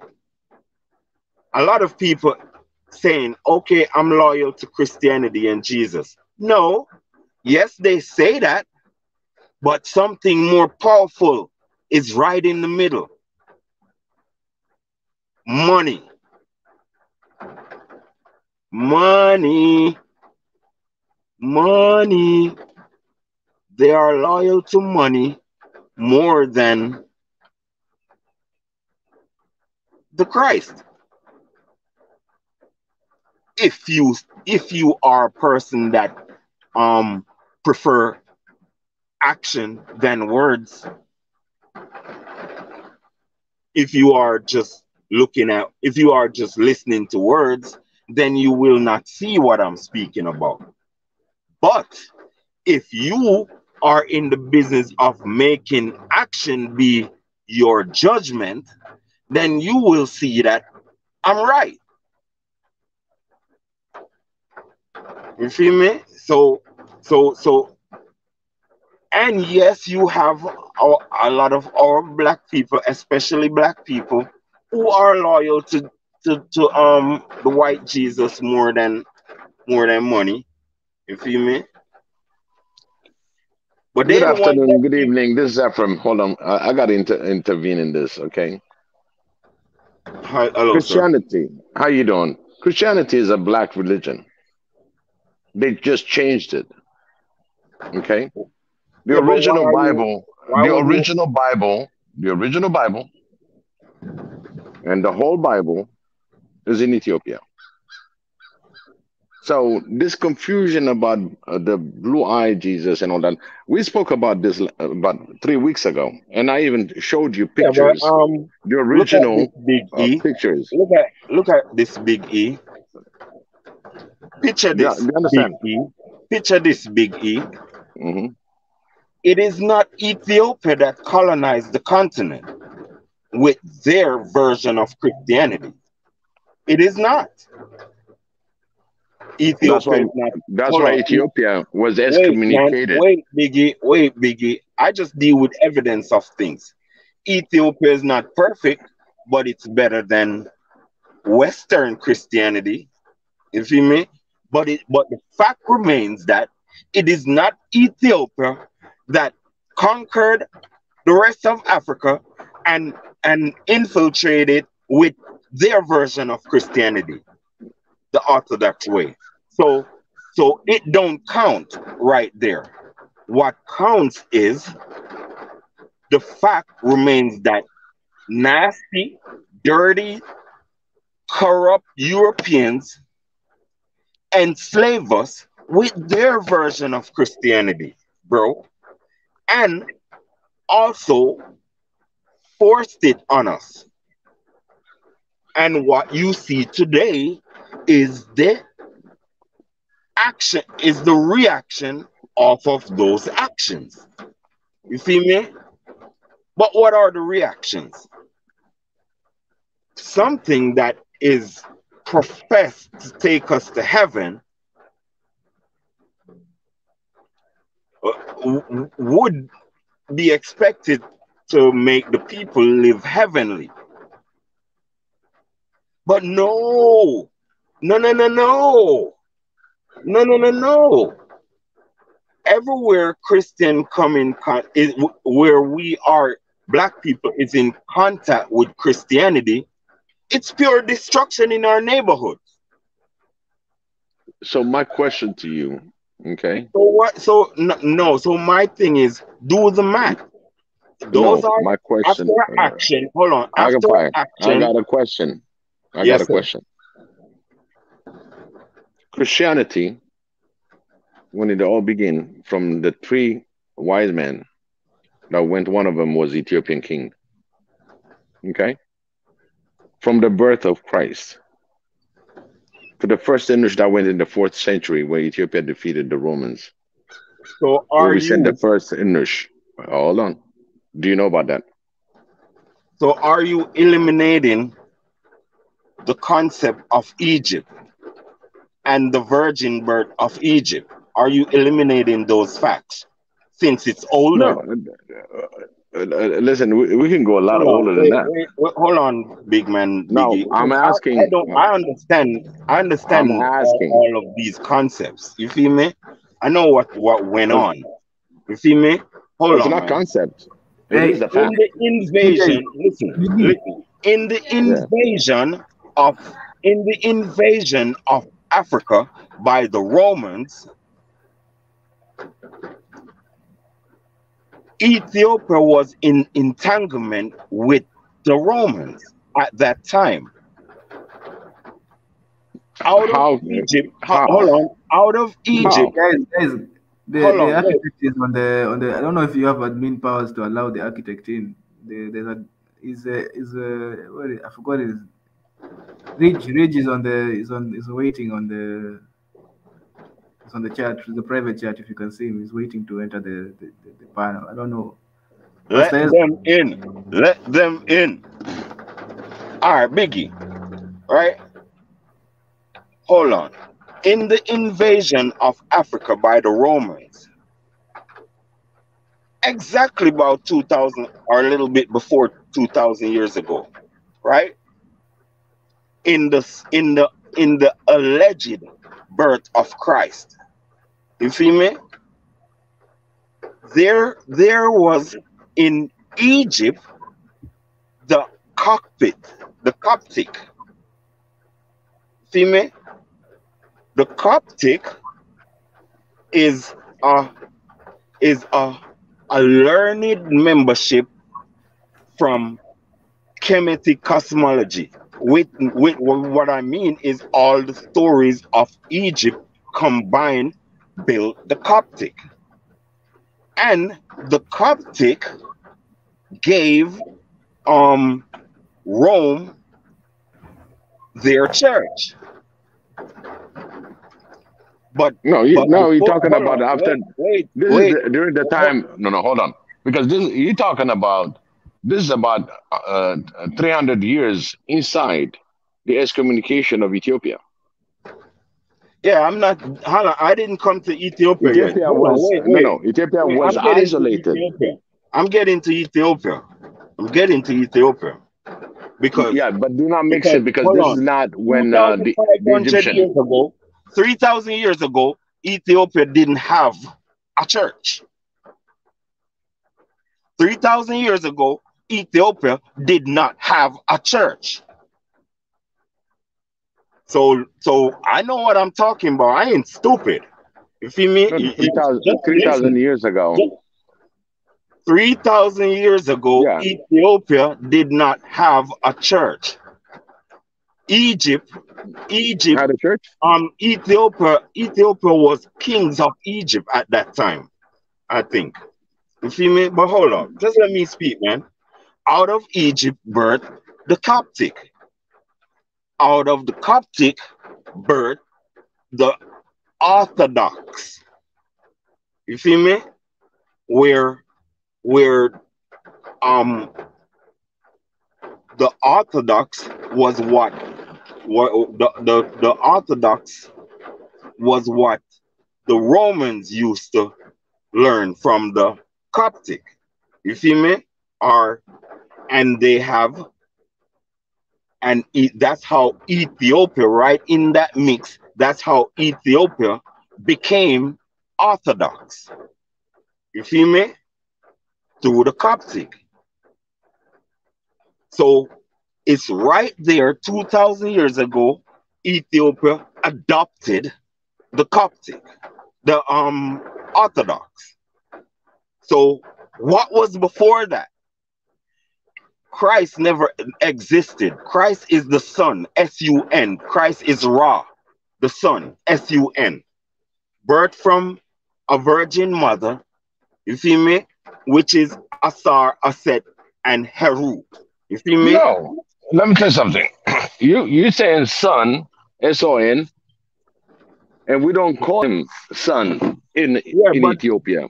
I In don't the care real about language, that what listen. he's saying. I don't care No, no, about no, that no. what he's Because saying. you don't care because you don't want to hear the truth. Is Christ the law, the light? If the The is the truth sun is, the light of the world? Is the sun the light of the world? I'm asking Man, you. you're confusing guys with the English Hold on. versus Yeah, but the. I don't care about what you're talking about, the English. I'm not, I'm okay, just I gonna don't say in care. a fact But that we are the first Christian country, and I'm gonna oppose what you're saying. It's wrong. You got wrong information. If you want the real stories, I'll send you all the references that you need. But Ethiopia is the first. Now you mixing the Coptic, and at the same time you're talking about 2,000 years ago. so Okay. Ethiopia, so the Coptic, so Let, the Orthodox Church was let, before the let me Coptic Church. let me tell Now you I'm something. asking The you, Romans was during the, the I'm Romans. asking you, Listen, was I'm the just gonna ask you. Orthodox, Let I'm me asking tell you, you was the something. Orthodox before the Coptic? Judaism. Was the We have the Orthodox Ark of Covenant. before the We Coptic? had the Ark of Covenant, and we were Judaism.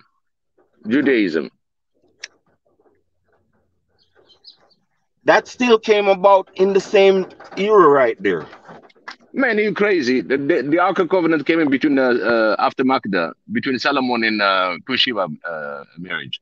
She got a king, Menelik, the first. King Menelik the first is the one that came in with the Ark of Covenant. Ever since they accepted Judaism, they knew about Moses, they knew about Genesis. They have the Ark. But During the Roman time, okay, when you have Rome hold on, until I'm asking you this. I'm Constantinople asking came in you after this. 300. Let me tell I'm you. asking you Hold this, on. Oh, Biggie. I'm asking you this, Biggie. Don't you respect Egypt? excuse me. The writings on the walls of Egypt, don't you respect it? Well, it's written. I mean, there's so many things that they're finding. Even now, Man, taking, the shit is they're older than finding more. everything you all got. The shit is older than everything you all got. So what are you talking about? Oh my God!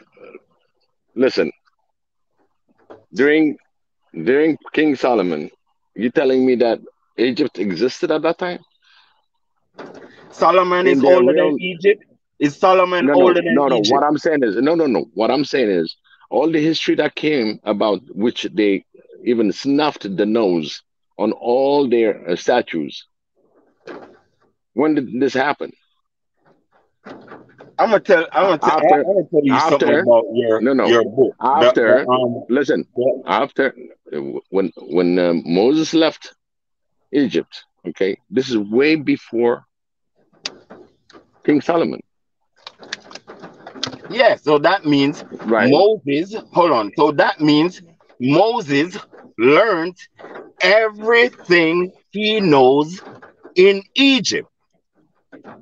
So if you want to be, and Solomon knows everything he knows from Egypt too. So if you want to be the wisest man, go learn Egypt.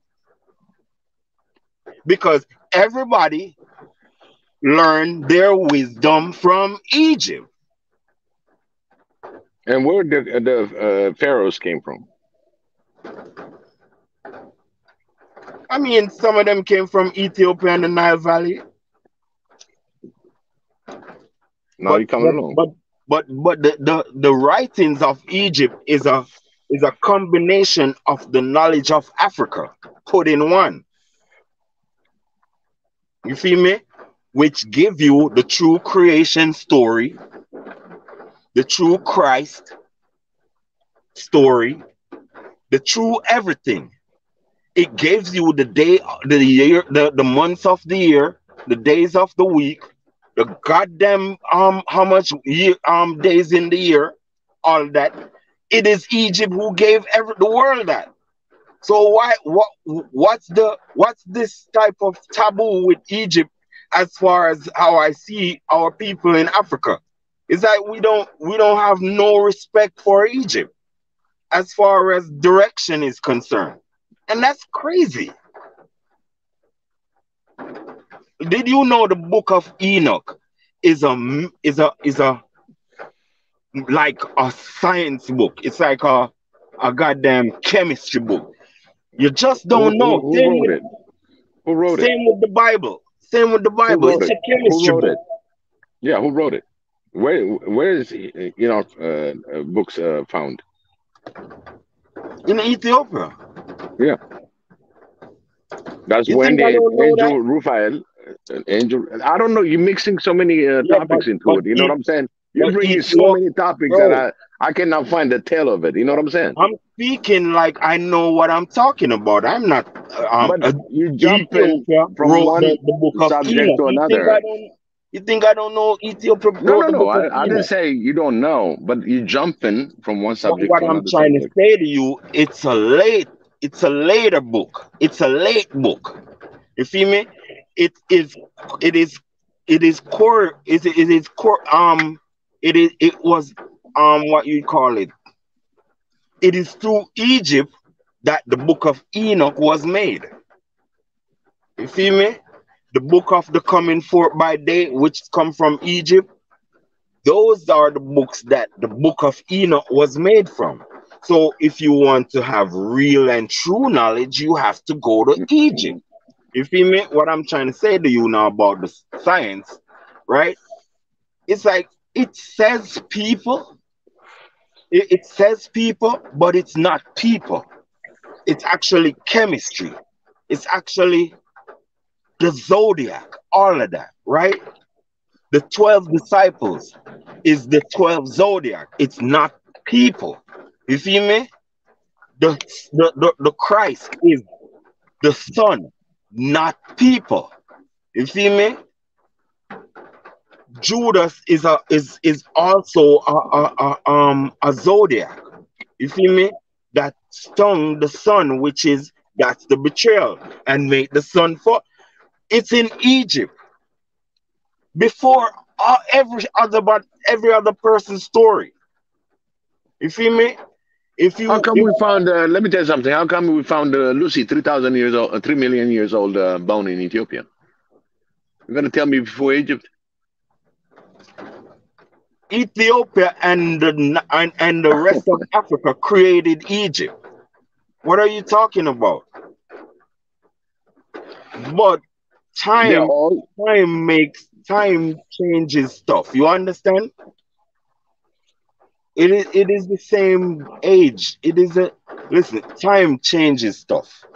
So people was literate, become illiterate. People get literate, become illiterate. Time changes a lot. Let me let the other partner speak because I'm talking a lot. Hey, Rich, welcome. You there? Oh, Caribbean man. Yeah, that's rich. Jump Mm. out. I bet he was pressing unmute and press leave. Yeah. Oh, No, he's gonna join usually. He has yeah, sometimes so coverage. so that's what I'm trying to tell you about. Is it's like Christ is a personification. You feel me? So they will use a man to I'm sorry. personify the Christ. I don't agree. So I don't agree. I have even Okay, better okay, thing that okay. I will explain you. But this is personal, so I just leave it at that. Let's get off It's from like this. It's Christ. like this. It's like No, this. no. Let's get off from Eh, Christ talk because you know what? It's religion. Let's leave it alone. Thank you. I really appreciate that.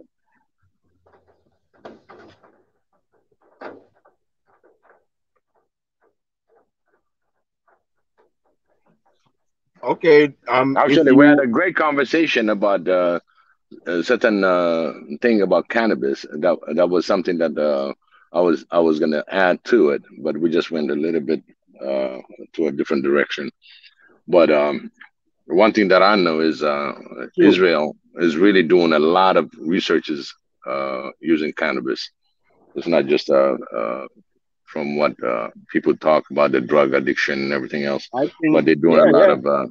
a lot of they're extracting a lot of medicine out of it, Yes, sir.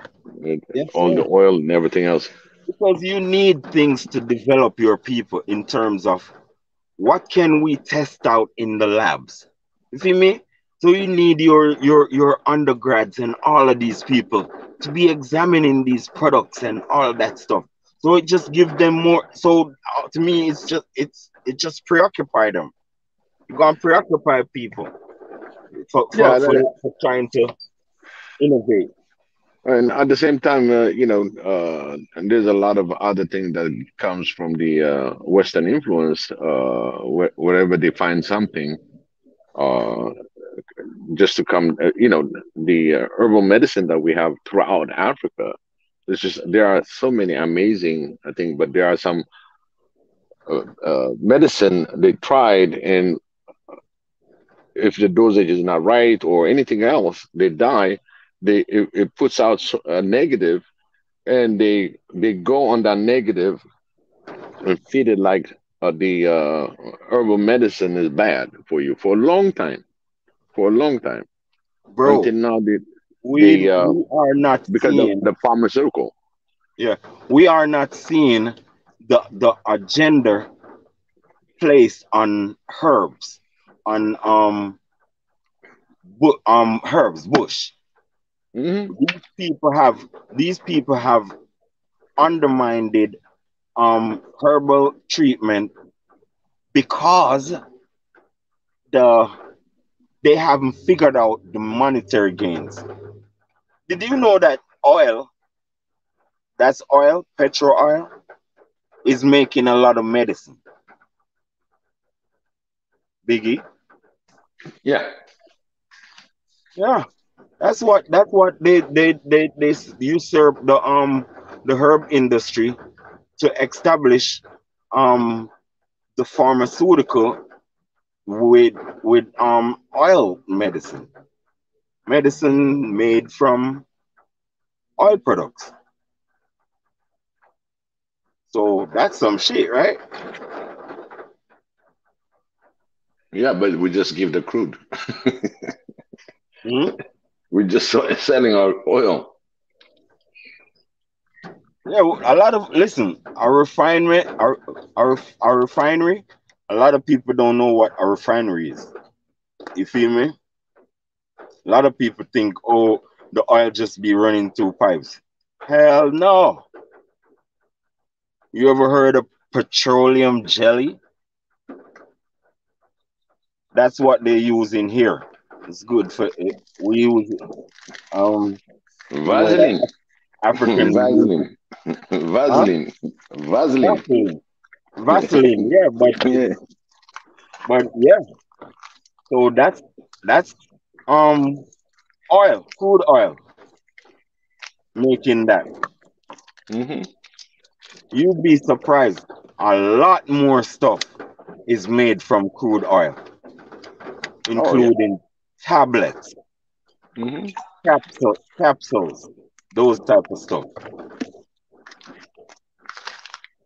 But one of Plastic. the things, like you said, the we need to have when it comes to that part of science, we need to have a robust labs.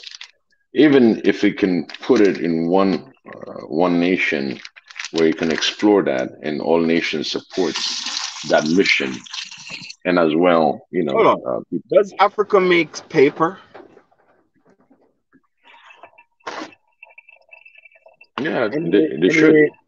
anywhere, anywhere in Africa makes paper? Yeah, they do. So that would be a shame, but it's not black owned. No, that I tell you. You know what Africans should fight against? Foreigners, foreigners coming in Africa, naming their company an African name. I think it's tragic. You feel me? It's It's criminal. tragic. It's criminal. Hold on. Okay, okay. The US military in Africa is called is called Afghan. AFRICOM. Yeah. Bro, these people need to be sued. How can African government tolerate that shit? If you are in Africa and you hear there's an army called AFRICOM, aren't you submissive? The shit has your name.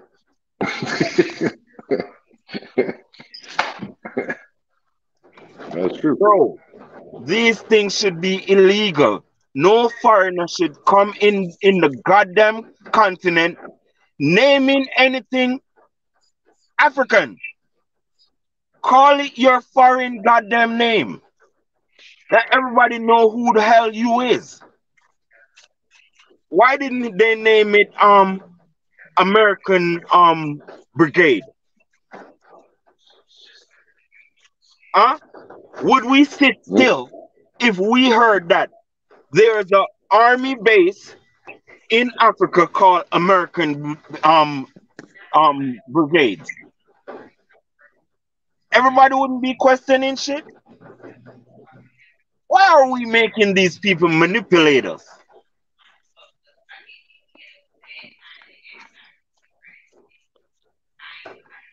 How can we do that? It's a whole foreign army.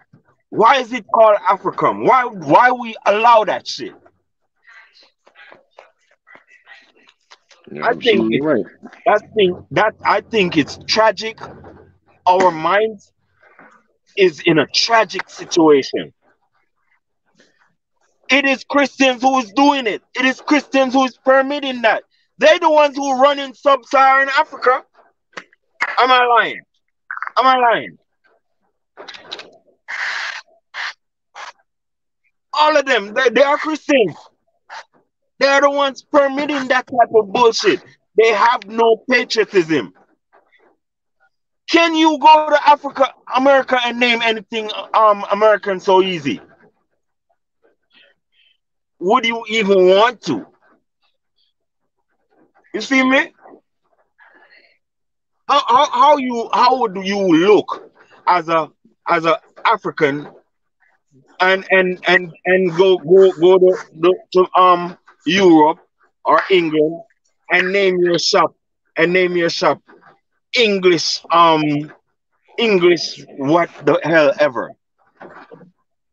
When English people look at you a particular way, when you name it English and see pure black people in it, don't it look weird?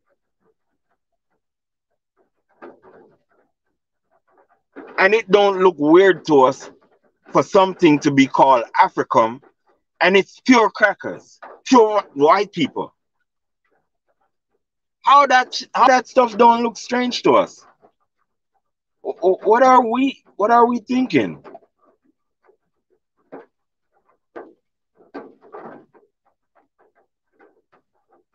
Someone wants to get in. Biggie. Yeah. Artifact wants to get in. There's somebody who wants to get in. Yeah, the architect is there. I think. Hey, Israel. Or one busy. Somebody has access to that. I just use the regular streamline. Huh? I use the regular streamline. There you go. Here he comes. Good to see you guys back at work again. Yo, blessed my youth. Rastaman. We're going. I came here to give you an intellectual beating, you know, boy. Well, it would be a man you're beating. But go ahead. All right, Rastaman, hear this now. I heard you say something earlier about how we can get out of this system. You were saying we have to teach our children how to accept black dolls instead of white dolls, something like that. Yeah. All right, so here's my opinion on this. The first even by force. The first thing we need to do is circumvent every system that takes part in all areas of human activity. First one, the economics first. That's what I think. We have to circumvent these systems because we can't support nothing if we don't have any support systems. That's what I believe. But I don't know most of the topics you were talking about. I don't even really know. I mean, of course, try to correl the economics. You feel me? Mm-hmm. But education is more important than economics. You feel me? Well, Even a small, okay. even the smallest degree of education is better than economics. Well, you're right. It's through education we're gonna circumvent the economics, Yes, right? yes, yes, yes. Also, I don't think that oppressing white people is a solution. I believe that I know where you're coming from, though. I know where you're coming from, honestly, because I believe that there must be a pushback. The thing is, we haven't responded to them as a collective yet. We're only responding to them as individual countries right now. Ghana. By the way, Ghana gone. Ghana is through the door now. Ghana is the Ghanaian government system is a Ghana is British. pondering. Yes, it's a Ghana is pondering.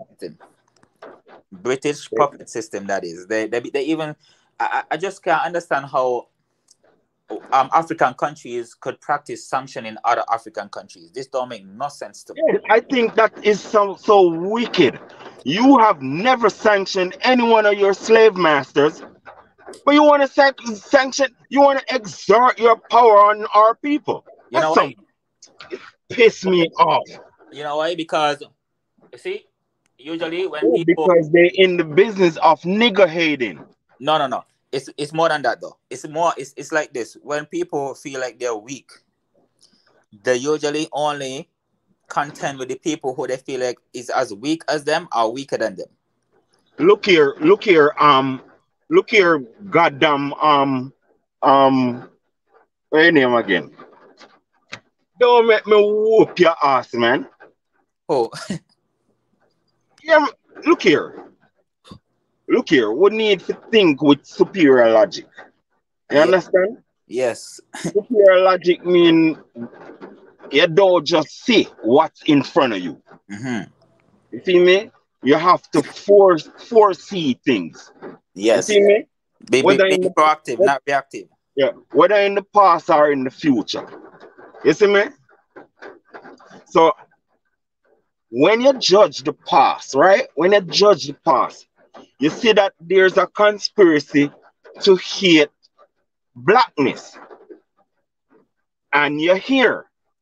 You see the conspiracy every day you're from goddamn Jamaica. You see me? You see the conspiracy. No, that's a man and even though, wait. And even though we see the conspiracy, we're not supposed to just see it like just because we see it. We need to see the root of it.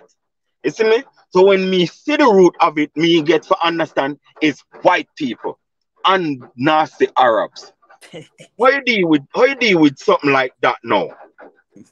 Them spend years formulating systems for we as children hate blackness.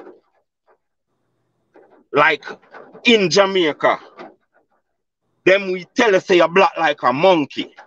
And then we tell us say them not like you cause you're too black. Come on, man. Who teaching with kids them thing there?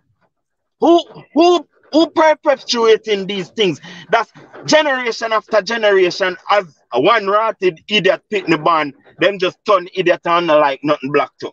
What you think doing that shit? So that means we have to infiltrate the education system because that is what doing it. Just like them tell the dreadlocks girl to trim and tell Rasta, you can't come to school, you cannot come to school with dreadlocks. What that means is they are willing to sacrifice your education for their dictatorship. Yeah, true. Very true. And that is self-destruction because it's another human being in which Who you can tell who are gonna get you rich? You know who gonna get you rich? You Oh, do anyone know who is there, who gonna be there for them to help them, to give them a helping hand to get rich? Nobody knows. That means everybody should be important. You yeah. understand? And everybody mind should be valid. That means in general, them don't care about your mind. Because if them will sacrifice an individual's mind, that means them don't care about the multitude mind. And that's why I see so much idiots in a Jamaica. So much fool people. All them, why you think our life is worth nothing in Jamaica? And boy, we just wipe you off of the map, rich. Even if we just talk certain consciousness like this, you're liable for get in entanglement with stupid ass Jamaicans. Why you think that? Because something is perpetuating these things. The church and the school, two of them is all as colonization. You see what I'm saying, Rich? So this view that I have is transcendent. I don't just see what's in front of me. I transcend things that I see. Mhm. I that is why I'm of the view that Jamaicans is innocent, most of them, except Rasta. You see me? Because they are wallowing in ignorance. You feel me? Only by luck Jamaican is surviving in the youth. Only by luck. Because if you have to borrow as a big man to feed your kids, you're living off of luck. Am I lying? True, true. Hold on, no? Christian is running Jamaican. Isn't they running Jamaica into a wreck? You know, say Rasta would have better for Africa, for Jamaica, because at least we would have connect you to Africa in terms of we could have get some extra banana or some whatever extra. But Rastaman, hold on. Biggie, can Instead of we, all we're doing, look, all we're doing is perpetuating a love for whiteness and influencing everybody for bleach, because only whiteness and brownness count in Jamaica. You see me? And then all we're doing is licking off white people boots. That's all we're doing. And the Indian boots. And if the Arab come and him want we lick off him boots because them have billions, we lick off for them boots too. Rastaman, hold on. Say I'm I lying. have to Say follow. I'm lying. I Say know. I'm lying on our people. Because those are our people. Me love them. But me not like them. But me love them. Yeah, I might have to fall out. Um, So oh, Rich, talk the truth, bossy. no, it's true. But I have Right now in the Rich, if you have any consciousness, is Rasta make you get it. of course, but how you mean? Me I tell you. Because anybody Rasta don't affect in Jamaica is idiots. Don't worry, man. I had Rasta cousins and everything, so I know what you mean. That's why I now could talk to you. Yes, sir. Yes. Yes, Hey, sir. Black Ezra. Rastaman, power. Rastaman, I have Black to. Ezra, are power. you still in the show? Ezra. I No, think, Ezra said he had to leave. right. But I think Mother Tizzy is still around. Okay. Black Oh, power. do you guys have you guys don't have access to let anyone in, do you? No, because I just joined through the phone, so Oh, that's okay. why. Well, Yeah, yeah. I'll get him on the other side. Okay, no worries. All right. One of the things that I'm gonna give you the I can fire. Okay. The first thing that we'll be doing is first thing for Africa is food security. Number one. Yes. Number one thing. We talk about education, get this, and that. The first thing is one thing is food security. And as long as we have our food secured, and the less we're gonna be asking for money. Okay, and Africans knows how to sacrifice whatever that it takes. But as long you have food security and the security of the people, anything else that comes is gonna be pretty much luxury for the people. And the luxury, we're not in the point for luxury. We're in the point of survival and making sure that we got our self-sustaining economy. And he said, yeah, education, but that was yesterday. We were talking with Israel. What is education? If you know how to plant, how to seed, how to This is how I use look at a things, Biggie. collaboration. Biggie, Okay, this is hold on. how I look at things. If you don't have any consciousness and patriotism to self and your people, Rasta. wait, Can you I can I can't plan can for I, your neighbors. Yes, can I sir. just Yes, sir. can I say something to you? Yes, sir. Okay, so I read up about those things. I know you're talking about consciousness, and so this is very important, very Yes, very sir. important. Yeah. But you see, I read about and food is important as well. Yes, sir. And then I could even add another thing now into the conversation that complements both of these points, which is material change. Yeah. Like having control of our own resources. This is very important as well to Of course, ultimate. But what I'm gonna say is that I heard I read Karl Marx read about talk about dialectical materialism.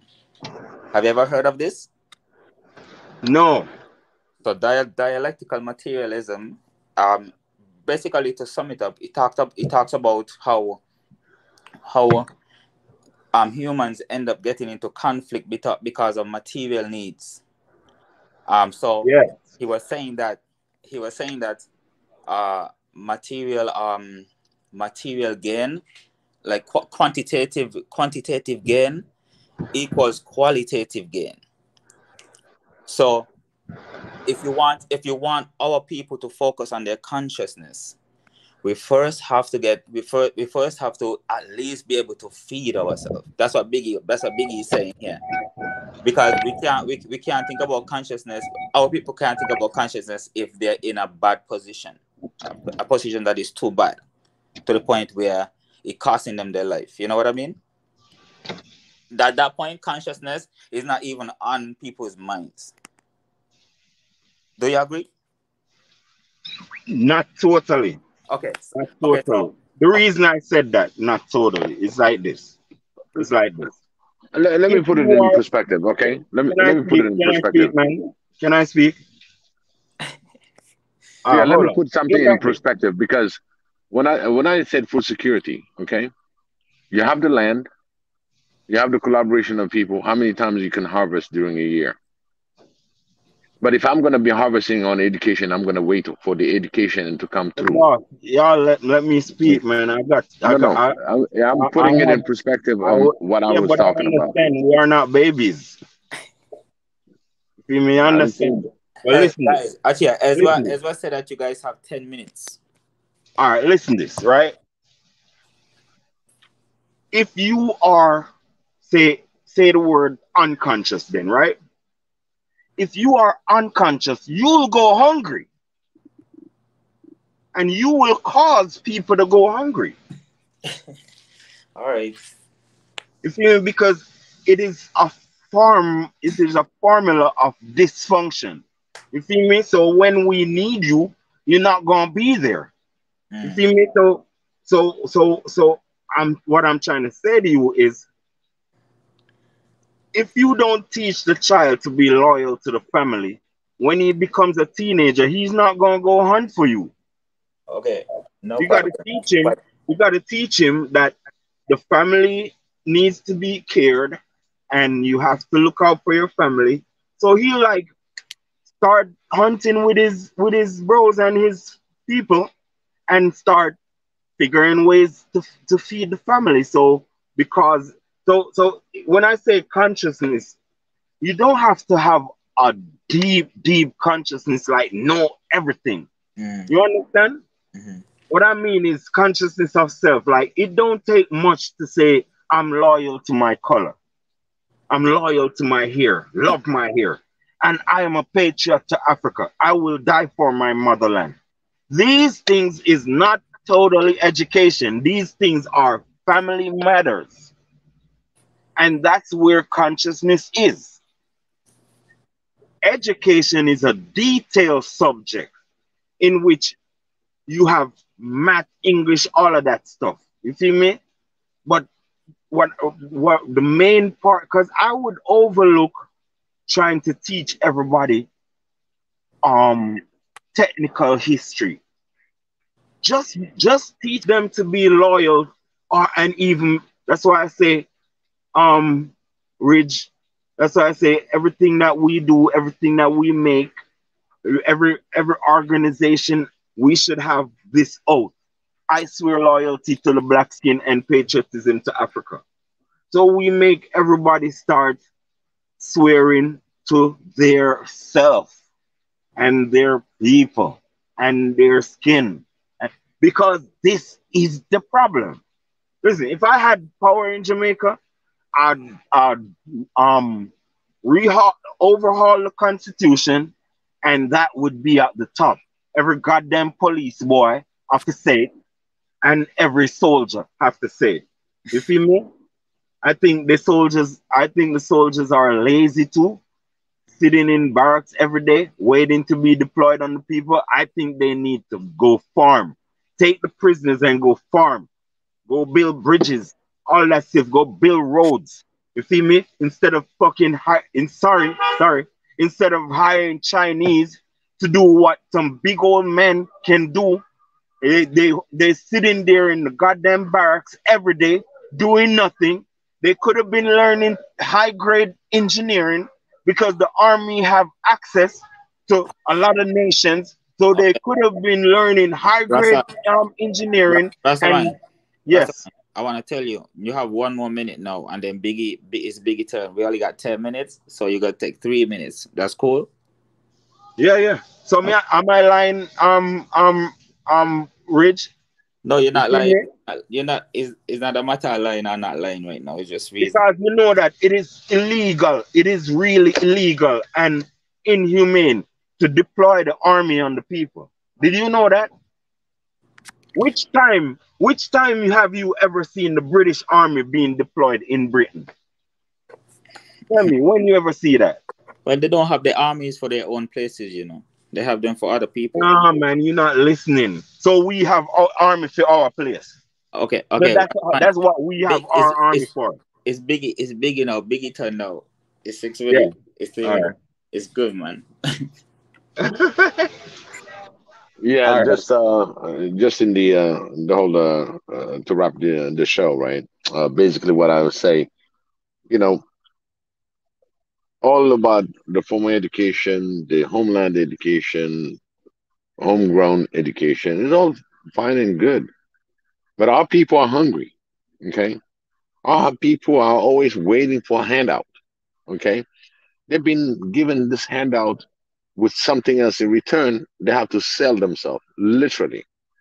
Okay, I'll give you an example when it comes to agriculture. Okay, the African agriculture reform, some act, they came in, they said we're going to need self-sustaining, having our own agriculture. And guess what? They came into Ethiopia. They never understood what happened because Ethiopia is not going to be importing no wheats this year. Next year, she's promising to export the wheat. You know how it happened?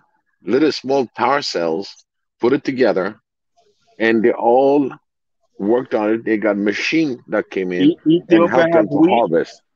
Yes, we have weeds. Next year harvest, we're gonna be exporting weeds.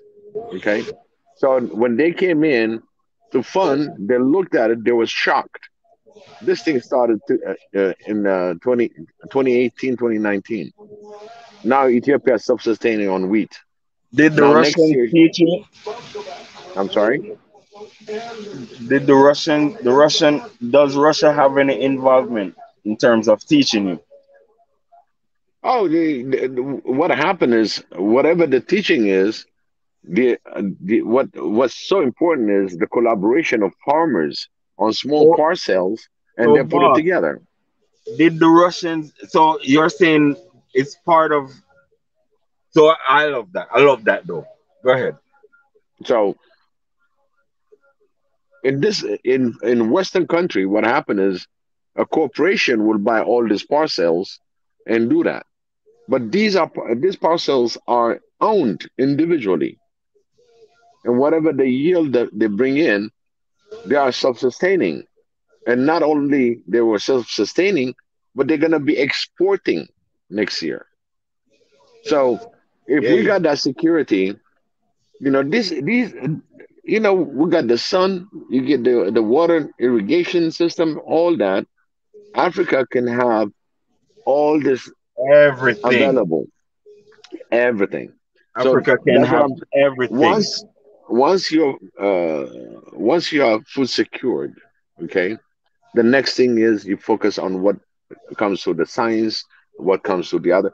The technology came, you see, just because of this collaboration of farming, the technology came, and they helped them with all the harvesting material that they need. All the tractors, all the machineries came in. So that same thing can be replicated. This is what I all along. If it works anything in the continent, it should be replicated. That's So how we can go fast to be independent. Ethiopians maybe can make back reverse engineer those tractors. There you go.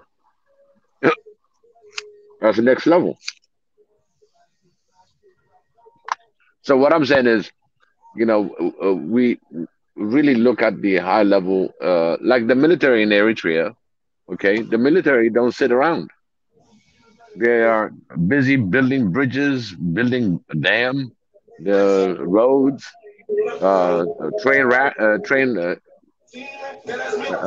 train stuff.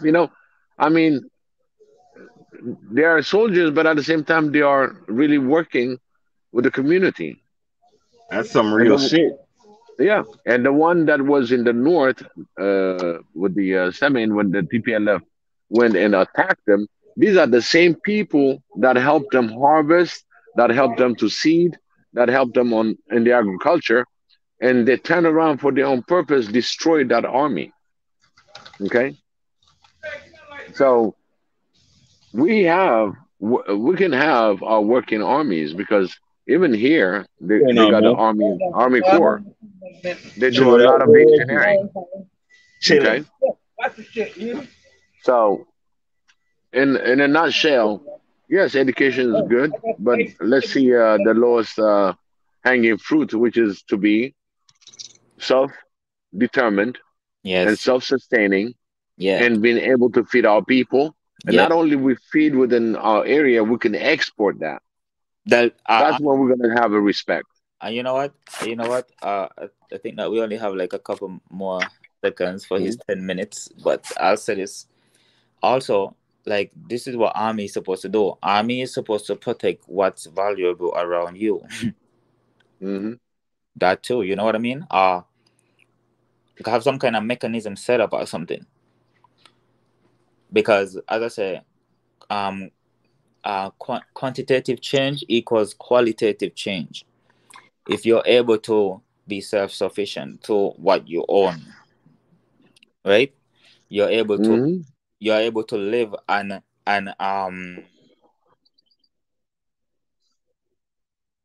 of um on this planet like everybody else, all at the same while being able to support yourself in ways like, even so, look at Libya. Libya was a good example, Mm-hmm. but in some ways, let's say in some ways, but every system has their um Flaws. flaws. Yeah, every system have their flaws. So in some ways, it was a good example because Gaddafi was able to have a lot of resources with a small population. So the resources were able to actually be shared to the population. When someone get married, they get an apartment and a car. Gas is like 30 cents a liter and those kind of things. They could afford to do that. They could afford to go to him have some kind of mechanism through him where um, people who want to go to different places in the world and study, that was paid for them. They got sent to Europe and these places. Everything was paid. So when you're able to have qualitative change, you're able to quantitative change, you're able to have qualitative change. And I think that's another thing to think about as well, because if you don't have control of what you own and you're not able to trade it how you want to or value it how you want to, then there will if there will only be qualitative change to a certain mechanism that you don't control. So if you behave like if you behave like a quote unquote, like how some people say, normal society, then you get some cookies. You know what I mean? You get to be like you got to be like South Korea versus North Korea. You understand? If you don't behave good, you like South Korea. But you don't want those kind of mechanisms governing you. So now you need that quantitative change. You need to have control of these things. They need to be in your hands. There's no reason why they shouldn't. No one can give me a reason why those resources shouldn't be in the hands of the African people. Right. It have to be. So Yeah. that was my input to that. Yeah. The other one that I would say to Dama More Dama Rie, I said wheat, not weed. Okay. Oh yeah, and and at the same time, yeah, it's a win-win, because believe me, Ethiopia is going to be exporting it within African countries, and that is for sure. I mean, that's going to be. Biggie, that should be one of your conversations tomorrow on your show, man. How that is gonna be. Yeah, I'm gonna bring that up. Yeah. Well, I'm I gonna can bring tell that you up. guys now. I know Ezra. Yeah, please. At the same time, tomorrow is that Diaspora Talk with Big E with me. Okay, what? And 6? it's gonna be 2 p.m. It starts at 2 p.m. Eastern and 9 p.m. East African time. Okay, I don't know if I'll be able to be there like that, because it's Saturday. It's probably gonna get really busy. But if I get some time, I know that. But I'll probably give you some time to catch up with me. Yes, and then if you're there after I finish work, then definitely I'll talk to you. All right, my people. Thank you for tolerating me. I know. I mean, you know, That's the we're man. Come talking the on, man. truth. You're You the know. soldier here, you know, man. You're the soldier here, Yep. man. We need you, man. Yep. Yeah, man. Yeah, man. Thank you so much. See you guys. I really appreciate that. All right, bless it. Thank you, I can fire. Well, in closing, this is Biggie. Just want to put a short prayer. Lord, thank you so much for giving us this opportunity to discuss a recap in the end of the week, and for giving us these topics and to be able to conversate and everybody participating. Xavier, I'm very grateful to you. I thank you from all my heart, and bless our people. Keep them safe, keep them blessing. In the name of Jesus Christ, Amen.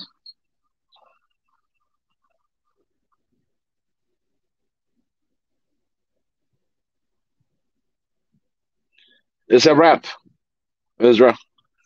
Thank you so much.